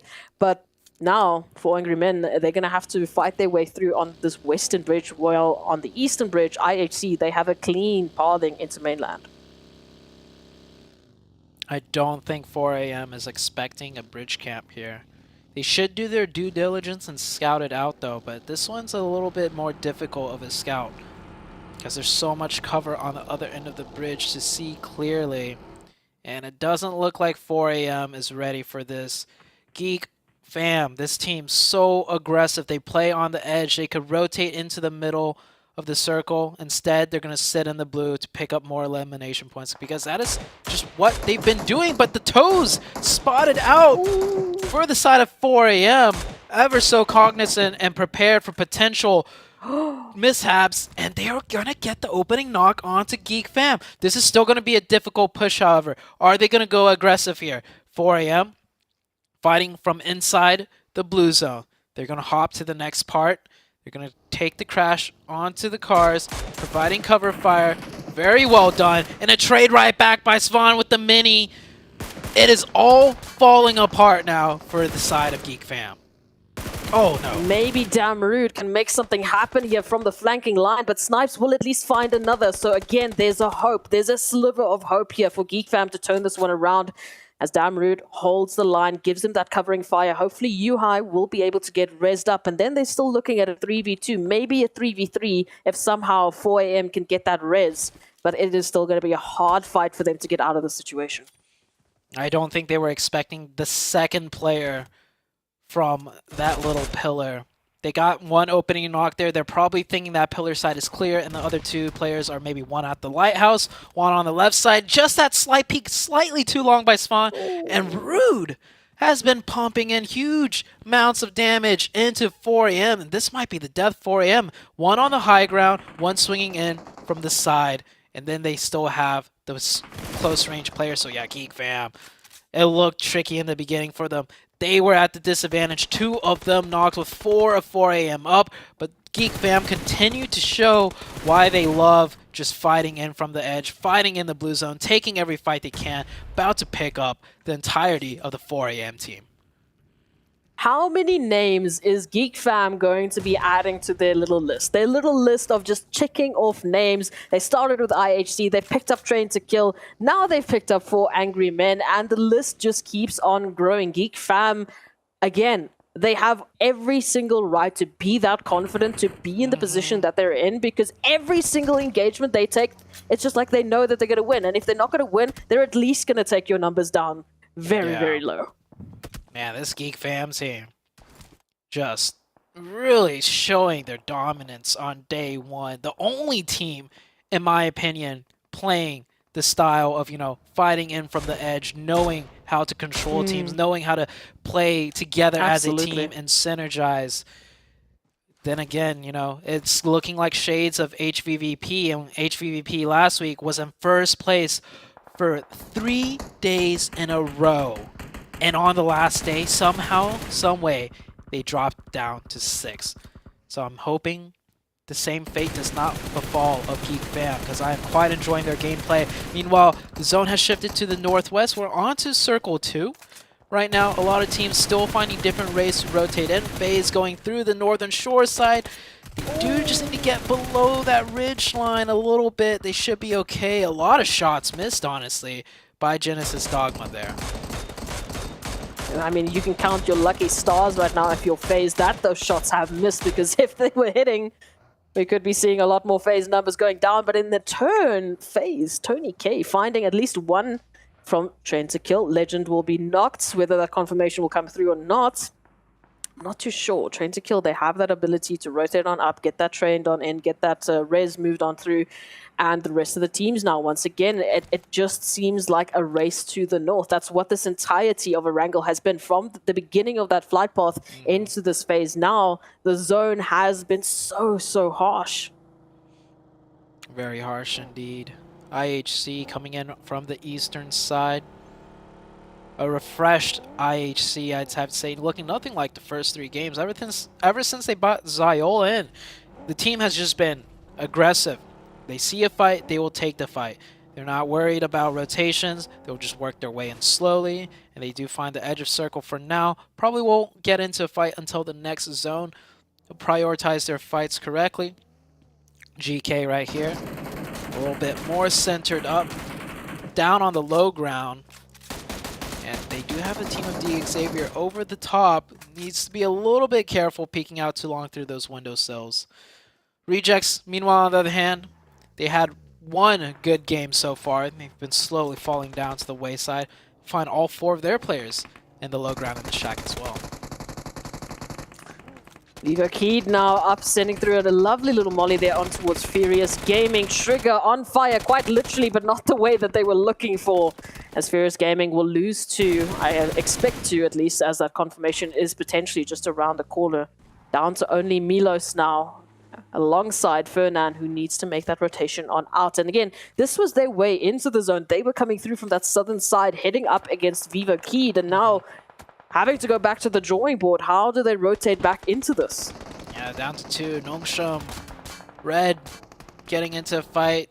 We saw little signs of success when they got into a fight earlier with Falcons, but this time around, does not seem like it. Nongshim down to 2. Actually, Falcons only has 1 player left. It's mutual assured destruction pretty much here. 2v2 on the edge of zone. They will pop off that med kit right here. Never alone. Driving around looking to find some info, maybe find some semblance of players to watch out for. Nongshim Red just continued to take this fight though. That nade, however, is good. Sporta will land it in onto Never Alone. And that's going to be the trigger for Yusuf to take the hit on out of there into the vehicle, disengage. There is no hope left here. And Nongshim Red Force will win out this engagement against Falcon Esports. But again, back into the vehicles we go as that zone heads towards the west. And in terms of, like, again, the teams that are really finding themselves in quite a comfortable spot, FaZe Clan moving on in from that northern coastline, they have a great opportunity. We do have a few potential looming threats, of course. The action is not going to stop here for Besiktas because they still find themselves into that western side, and they might be one of the teams to set up early on rather than the rest. Playing from the edge now is kind of risky, especially if you have a team to your back. Looking at Game Lords potentially taking a fight with Besiktas here. Also, we do have to remember the team of GeekFam, they actually rotated it hard into the center. So they're rotating back out. IHC pressing everybody forwards, which is completely fine for them. I mean, this is what they do. Nice explosion right there. Picking up 2 more eliminations. That's Nongshim Red Force out with only 3 points to their name. IHC have 3 eliminations themselves, but they have 4 players up. They'll continue into the rest of the game. Here's the last position for GeekFam. Maybe bridge camping 4 AM was not the best choice as they find themselves as a solo player stuck in a shack now. Yeah, that rotation down into center all the way from the south did come with its cost. Now Yuhai, the last remaining member, IHC, I mean, my goodness, Game Lords, they have come on in for the opening, come on in for the closing now as GeekFam gets sent back into the lobby, which does mean there's an opportunity for GK Esports to close that gap as well with the biggest competitor now taken on out, that pole position potentially up for grabs. We'll have to wait to see what GK Esports will move on in and what some of the other teams will do to start to close that gap into 3rd place. Rejects so far suffering a lot of terrible games, I'd have to say. Has defaulted to sending all 4 players into the middle of the zone in a shack. Now that could work out as far as placement goes if they keep getting zoned, but it really limits what they could have done with 4 players. But adjustments do have to be made. If they're not really feeling it today, I can't blame them if they can find central position. So we'll see how it plays out for them. Game Lord still working around the edge of the zone. They did lose 1 player, so their fighting power does go down a little bit. In the elimination feed, IHC continue to do IHC things, and it's actually onto the side of GK. GK having their first bad game, and it's to the likes of a refreshed, dominant-looking IHC. We've had our top teams taken out quite close to one another. Only 4 phases deep, and now every single team left up in a wrangle. They have an opportunity to climb that leaderboard. They have an opportunity to end a wrangle on the highest high that we've seen so far. The looming threat of GeekFam, the looming threat of GK Esports, it's gone. They've taken out the competition quite literally, and now IHC, maybe we might see more of them. Maybe it might be trained to kill, but Game Lords still stepping up, still applying that pressure. And now Genesis Dogma Gids have an opportunity to redeem themselves here at Sute. They do, but it's only if they can survive the suppressive firepower of IHC. IHC and Genesis both on the edge, but IHC definitely have more grounds to work with. If the zone shifts off to both of them, which it does, IHC can play this a little bit slower and keep Genesis pinned in for longer. Plus, I don't think Genesis have much working vehicles at this point. That one's definitely blown up. So IHC looking good, working in from the high ground. They do have to worry about DXavier to their west. DXavier does have a 4-man team. If they decide to swing east, it could be a 4v4, but I think DXavier might be looking more towards the western side and swinging to the left. Ooh, this is an interesting one here for Besiktas to move on, and they've got Game Lords right up ahead of them. They've also got Vivo Keyed, so unfortunately the competition does not end just with one team up into potentially 1v2 teams. If they want to get themselves into zone with that current pathing, maybe they can take a rotation out. Game Lords now feeling the pressure, one going down. DXavier back from the grave and looking to take a few names with them. Rob's now trying to get that res on up, and it is going to be a tough one for them to move out of this position. Definitely tough. Not as tough for Genesis Dogma, though. They don't even have a vehicle, and they have all of IHC looking to pick up the points. Genesis Dogma gets down to 1. From inside the shack, he's got some smokes, but he can't make much use of those because it's not hard cover. Blue zone covering him now. IHC just looking to pick up the last point before focusing their attention from inside the circle. And smartly enough, decides to deny the point. Any point you could prevent from any competitor is 1 point you don't have to worry about in the future. Absolutely, just giving yourself that spacing here. DXavier looking to do the exact same over with Game Lords, and now they're reaching on in closer to center than the rest, but Vivo Keyed moving on in from the southern portion is going to give them that extra pressure. Lamborghini turning around to try and stop that onslaught, and they will do so. They find 2. Vivo Keyed, all of a sudden the tables are turned onto them. It's down to 2 members to now try and fight up against the entirety of DXavier here with their 3 players. Yeah, DXavier, if there's a game for them to come back from, it would be the last game of the day. And here's a massive push out of IHC against the 4-man team of RC. Rejects, they shouldn't expect all 4 players in here, but they are going strong and they take out the 4-man team of the Rejects. That is Rejects out in 10th place with 0 eliminations. They had 4 players. I was saying, you have 4. You could do so much more than put all of them in a shack. And that is the risk they took. Of course, if anybody could break open that shack of 4 of a 4-man team, it would be IHC, and they did it in spades. And they'll get a reset up to 11 eliminations for them already. Vivo Keyed, though, if you take a look, they're up to 7. They'll manage to keep 3 up, so they actually took that fight with DXavier and came out on top, even though it looked really risky for them. It didn't make sense at all how they had any business making a recovery from that engagement. Yeah. I mean, we did have at least 2 players left alive, but everything was looking like it was going the way of DXavier. Picking up those 2, moving on in with the flanking position. I wouldn't have put it onto Vivo Keyed, but okay, I'm sorry, I will sit back down. Game Lords now, alongside Vivo Keyed, they're going to make that rotation on in from the southwestern side with the looming threat of IHC moving on in from the southeastern portion alongside Train to Kill. Once again, FaZe Clan and Tem Entertainment in the center holding strong. Holding very strong, but I think more teams should be worried about Train to Kill because they have massive control on the entire eastern side. That northern side, FaZe does look strong, but it's not a lot of hard cover or high vantage points. So a team like GameLore could swing to the northwest and pincer their way in with Train to Kill just holding a dominant position. We'll see what happens here. Tem Entertainment holding down a nice little spot here. Hopefully they won't get full pushed. IHC, though, might be thinking about it because IHC has lost the zone, and last time they lost the zone, well, they full pushed a shack. Might be looking to do the same this time against Tem Entertainment. Taking the smoke walk into the danger zone here because they know there are so many teams in the vicinity that are looking to throw a few lead packages their way, if we could say it that way. But IHC just on this cusp of zone, just on the edge of getting themselves into safety. But again, Train to Kill onto the eastern side. Right up ahead of them, it is Tem Entertainment. And Tem Entertainment not providing a lot of space for IHC to work with. I love the readjustment also out of FaZe. Instead of holding the entire north side, they shifted to the northwest. They realized they couldn't hold it down in case they get pincered.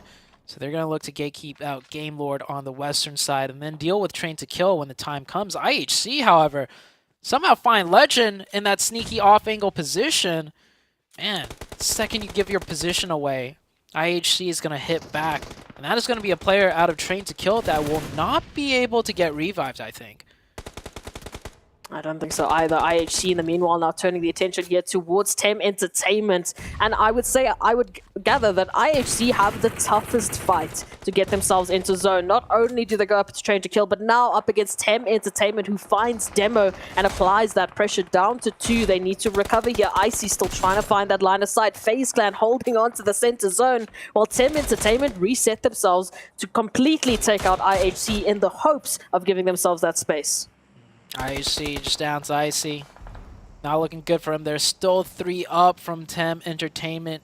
Icy's probably going to have to give up that fight and just prone in on the lower ridge side. That does put him in sightlines of Vivo Keed. If they look this way, gets the first aid off. Is going to try and prone in. Meanwhile, FaZe now has the upper hand over Train to Kill. Train to Kill lost that numbers advantage. And that is Icy caught and found by Vivo Keed. They go out with 12 eliminations, still a good game for them. Vivo Keed with 8 eliminations, and they got the momentum. They are feeling it right now, and as I say that, they drive right in and run a player over of Tem Entertainment. Diego bringing in the bumper cars here into this final moment, and now they might even continue with that, finding that opening opportunity towards Tem Entertainment. Looking at the numbers, Tem up with 2, up against the wonderful 3. The wonderful trio coming through from Vivo Keed, who have just been on momentum after momentum, finding that near knock onto the second player here from Tem Entertainment, trying to return the favor and applying that pressure, but they're not rushing in. They're making sure that they're checking everything off of their list. Absolutely disgusting, as Tem Entertainment only have 1 more player left alive in the shack, as Vivo Keed continue to cross the T's and dot the I's. Oh, Train to Kill from the other side, actually popping off some shots there, and Train to Kill will get a nice third-party shot in. Oh, there's a free point right there if Jane takes a look, and he does. Train to Kill only with 1 elimination so far, though. He looked to pick up a few more. Jane's in a good position to gatekeep both of these players out. His teammates got the inside of the circle locked down for him. He doesn't have to worry about anything besides picking up those 2 Vivo Keed players. FaZe, that's going to be the question mark here. Moving on in from that northern side, has taken a little bit more controlling portion of the western side of the zone, just with that phase and that shift. But now Game Lords, they're going to be moving on in. They're already looking towards Tony K and the likes, trying to get those reses, trying to get those eliminations confirmed. But Game Lords only have 1 player up right now before they can get that res. I mean, if you want to talk about the rest, it's Train to Kill, then it's Vivo Keed. I'm not really seeing them in a great position in zone. They have to make a move now. You definitely do. Time is ticking. Blue zones closing in. Train to Kill, trying to make a play. Not sure what that buggy play was for. The rest of your teammates are down on the southern side. A solo player trying to take the north side from FaZe. I don't know about that one. Vivo Keed now making a move. And Train to Kill will get ahead of them. And now it comes down to a 4v2. Train to Kill backed up in a corner. FaZe looking extremely strong. Full circle control. Train to Kill. It's looking quite dire for them. I really do not see how this is going to be happening. FaZe have been left to their own devices, and that is a very dangerous prospect to give to any team in the PMGC stages. At least we'll find 1 onto FaZe. That gives them some space to work with, but it is still a 3v2 scenario here. And Tony K out in the open. Don't think there's an opportunity for a res. No, he gets confirmed by Jane from the other side. Now all of a sudden, it's looking like it's doable because there's still 1 more circle. It's actually FaZe that has to press into Train to Kill. Train to Kill. If they didn't lose that 1 player earlier that swung north and got ripped out the buggy, this would be a much more closer fight. As close as it is already. Jane's got the Groza, however. Sandesh with the AK. There's going to be a slightly slow lull period here as both teams are in the zone and neither one wants to give up their position just yet. Snaking it in the grasses, literally hiding in the bushes. That's all that they have available to them. And slowly but surely, that zone will move on in and force these two teams to take up arms one against one another. And FaZe running with that 2-1 split could be crucial. Lycan with the flanking opportunity on towards Jane. And Jane now actually sending out some nades. That's going to give the exact information Lycan has been looking for. So they have better information, they have the better numbers, but can they close this one out? Jane's playing a little bit closer to his teammate because he wants to be able to be there for the sidelines for a trade in case it happens. It's pretty much the way you kind of have to play it in a 2v3. You leave Sendesh in a 1v2, or you leave the potential opening for a flank. The number disadvantage is very evident here, and FaZe is playing it to their advantage. However, the zone will shift once more. Pretty much, Circle's not going to shift anywhere. It's just going to close into the middle, meaning FaZe will have to move first, I would have to say. Train to Kill Absolutely has more of the center. It's a standoff. There's still more util out of Jane. We saw that grenade in hand. Does FaZe have any util? Smoke's coming down for Jane. Very nice smoke. Trying to block off that right-hand side, that flank angle. That is exactly what Jane is aware and wary of. And those are some good smokes right there. Train to Kill, they just look so much better in terms of utility, but FaZe, again, for them, it is that numbers advantage. You can already see Ventorez closing on up into that center position. They're almost right alongside each other. But Sandesh, beautiful line of sight onto Ventorez. Again, just looming threats of those crossfires, those opportunities as the stand-up comes on in, and they're looking for that final opportunity. Ventorez finds it. That is Jane down, Sandesh with the trade, and the numbers advantage comes through, and FaZe play that slow and methodical, and they take the chicken dinner. Big win for FaZe. FaZe, a team that a lot of people had their eyes out for, a very highly talked about team, and to end the day off on a chicken dinner, very well done. Taking huge advantage, like you mentioned, of that northern side of the zone, using the ridge line, keeping the whole entire northern hemisphere pretty much of the zone to themselves, and that will nab them the chicken dinner. I mean, massive rotations from FaZe to make that one possible in the final moments. We had so many teams stepping up to double-digit eliminations. We had Vivo Keyed, we had GeekFam, unsurprisingly, but we had IHC as well, stepping on up and making sure that they were going to be a force to beat. Yet, right at the end, it comes down to keeping everything in check, playing for that objective, playing for that winner-winner chicken dinner and prime positioning in zone that was going to award FaZe, ultimately, that winner-winner chicken dinner with the good amount of eliminations. 4 eliminations, I think it was, at the end of that. But at the very least, again, it's that winner-winner chicken dinner at the end of day number 1. That's going to give them a momentum for the next days. That puts FaZe in a great position in the overall leaderboards. If you take a look at the travel distance, man, so many teams had to travel and work their way up to the northern zone. Vivo Keyed had to slug it out constantly. 32 smokes deployed. But at the end of the day, for the very last match, it'll be FaZe coming out on top.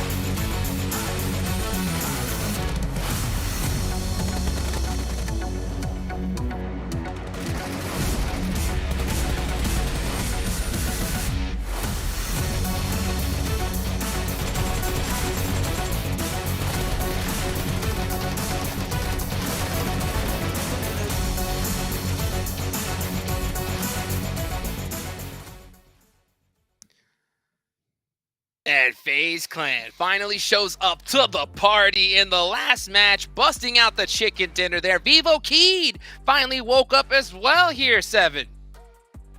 Vivo Keyed, 11 eliminations. I had him in my teams to watch this. This is exactly what I was hoping the team would be able to do.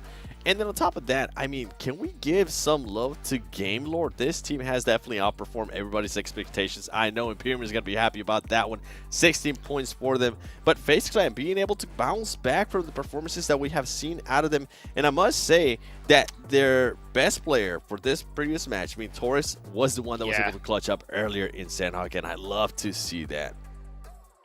It's the FaZe performance we've been needing to see, to be honest. It wasn't the most dynamic in terms of they held onto the north side, but also they made a very intelligent rotation at that point.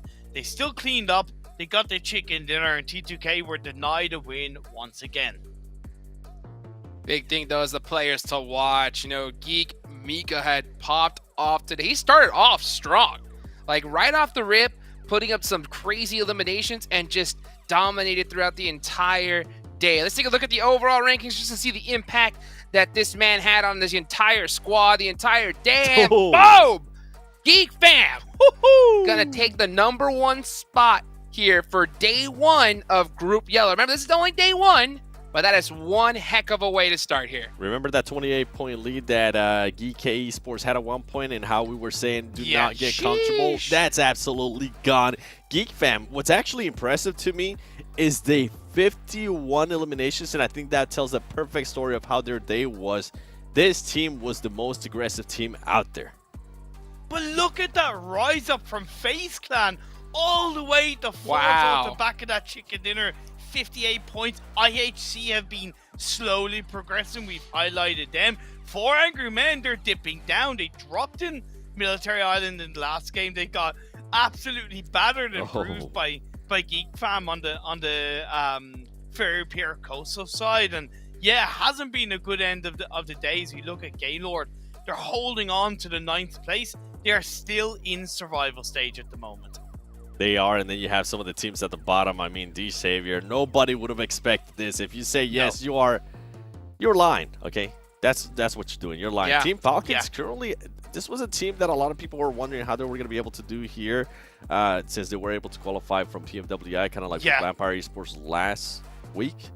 This team is currently underperforming in a big way. Luckily for the region, though, GK Esports is really doing good. I'm glad you highlighted that from Falcons, right? Because they haven't showed any real progression. Even Tem Entertainment, they showed up on the last game, right? So there's a lot that Falcons need to evaluate before day 2. Yep. But you know what? It's all about talking about Geek Fam. They dominated today, so let's take an awesome interview with them and Tash Bunny. It has been a very, very long, aggressive day of battle that we saw here at PMGC 2022. And this week is Yellow Stage. And I have to say, what's really interesting is that I have one of the players from one of the most consistent teams today. We have Geek Fam's Geek Snipes. Hello, Assalamualaikum. Waalaikumsalam. Okay, Snipes. So I have so many questions to ask you, and I will just ask you in Malay, and I'll just translate to English. Is that cool? Boleh. Okay, so right now, how does it feel to be the top team on the first match day of Group Yellow Stage? So sekarang ni, apakah perasaan anda jadi tim yang paling atas sekali dalam Group Yellow Stage hari ni? Semestinya selesa, tapi ini baru first day. So kita orang tak boleh selesa sangat lah sebab dekat PMGC ni semua orang boleh main. So tak boleh underestimate diorang. So what he says is that at PMGC, everyone can play. It's very comfortable to be up there, but it's only day #1. Okay, so now, do you have the confidence to maintain the first place until the end of Group Yellow? Adakah anda rasa yang anda boleh mengekalkan tempat pertama sampai penghabisan minggu untuk Group Yellow ni? Untuk confident tempat pertama, ada, tapi kita orang lebih confident dekat sejauh mana kita boleh pergilah. Kita orang tahu potensi kita orang. Alright, so what he said is that he's very confident that he can hold on to the first place, but he's more confident about how far he can go in this tournament. Okay, so Snipes, what do you think your team can do better after a day of the competition? Rasanya apakah tim Geek Fam yang mampu untuk lakukan lebih baik daripada hari yang korang pelajari daripada hari ni? Lebih disiplin and lebih committed. Okay, so what he says, he has to be more disciplined and more committed. Boleh tak share apa yang you maksudkan dalam lebih disiplin, lebih committed? Dalam disiplin ni, maksud saya dalam PUBG ni kita kena main dalam satu team kan. Tak boleh main seorang-seorang. So disiplin kita orang lack dekat yang teamwork tu lah. All right, so what he said is that what they're lacking is the teamwork. You have to play the game together, and that's exactly what they're lacking when it comes to discipline. Okay, so now for my second question, what do you think your team can do better? Sorry, my third question. How does your team manage to stay focused during pressure cooker situations? Macam mana team Geek Fam mampu untuk mengekalkan fokus waktu saat-saat yang pressure tinggi? Saat pressure tinggi sebenarnya kita orang banyak jerit. Banyak sangat jerit. Kita orang just ingatkan masing-masing, ingat objektif, ingat info, jangan overcommit. Itu je. Alright, so how they actually maintain their focus during this pressure cooker situations is that they yell a lot. But this is where they pull each other back to remind each other what is the main objective and to focus on that instead. Okay, so now for my final question. What do you have to say to your fans? Apakah yang ingin Snipes bagi tahu kepada fans-fans Snipes di luar sana? Untuk peminat-peminat GFM, support kita orang. Jangan lupa untuk doakan untuk kita orang, and lagi 3 hari, just sabar. Kita akan bantai 3 hari. Wow. Okay, so what Geek Snipe says is that please, fans out there, fans of Geek Fam, keep supporting them and pray for them. There's only another 3 days left, so just be patient because we will come for the rest of the teams. Thank you so much, Snipes. Terima kasih banyak, Snipes, kerana sudi meluangkan masa bersama Tasha. And we'll see you guys for another day of the PUBG Mobile Global Championships 2022 for Group Yellow tomorrow. Good night, everyone.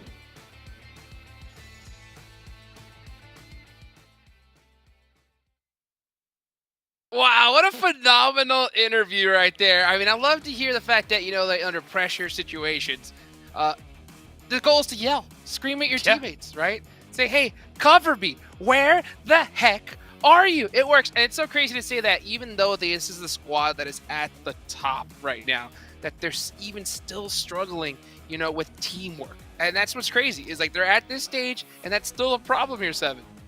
He said that they have to be more disciplined. I think he might be talking about just the last game because they ended up with just 0 placement points and only 3 eliminations. I'm trying to think back, like, okay, maybe game 2, maybe game 3, but they were still able to put up at least some eliminations, and that was why they are currently at the top. I'm glad that he's thinking in ways that they can still perform better, but wow, what an amazing performance today they had. Definitely, and I think that's part of why it was touched upon so heavily on the teamwork that they need to work on, because teamwork allows the best teams to control the majority of the late game, and if you have that teamwork, it just makes it so much easier. If you don't, and you're kind of playing a bit more solo, it's easier to get disconnected, lose a player here, lose a player there. Also, the fact that they're understanding of the fact that it's only day 1, right? Yes.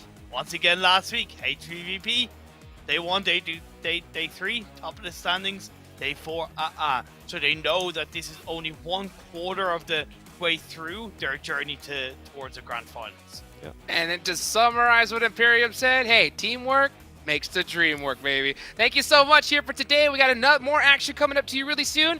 Don't go anywhere, guys. We will see you guys tomorrow, and happy Thanksgiving to everybody watching. See ya.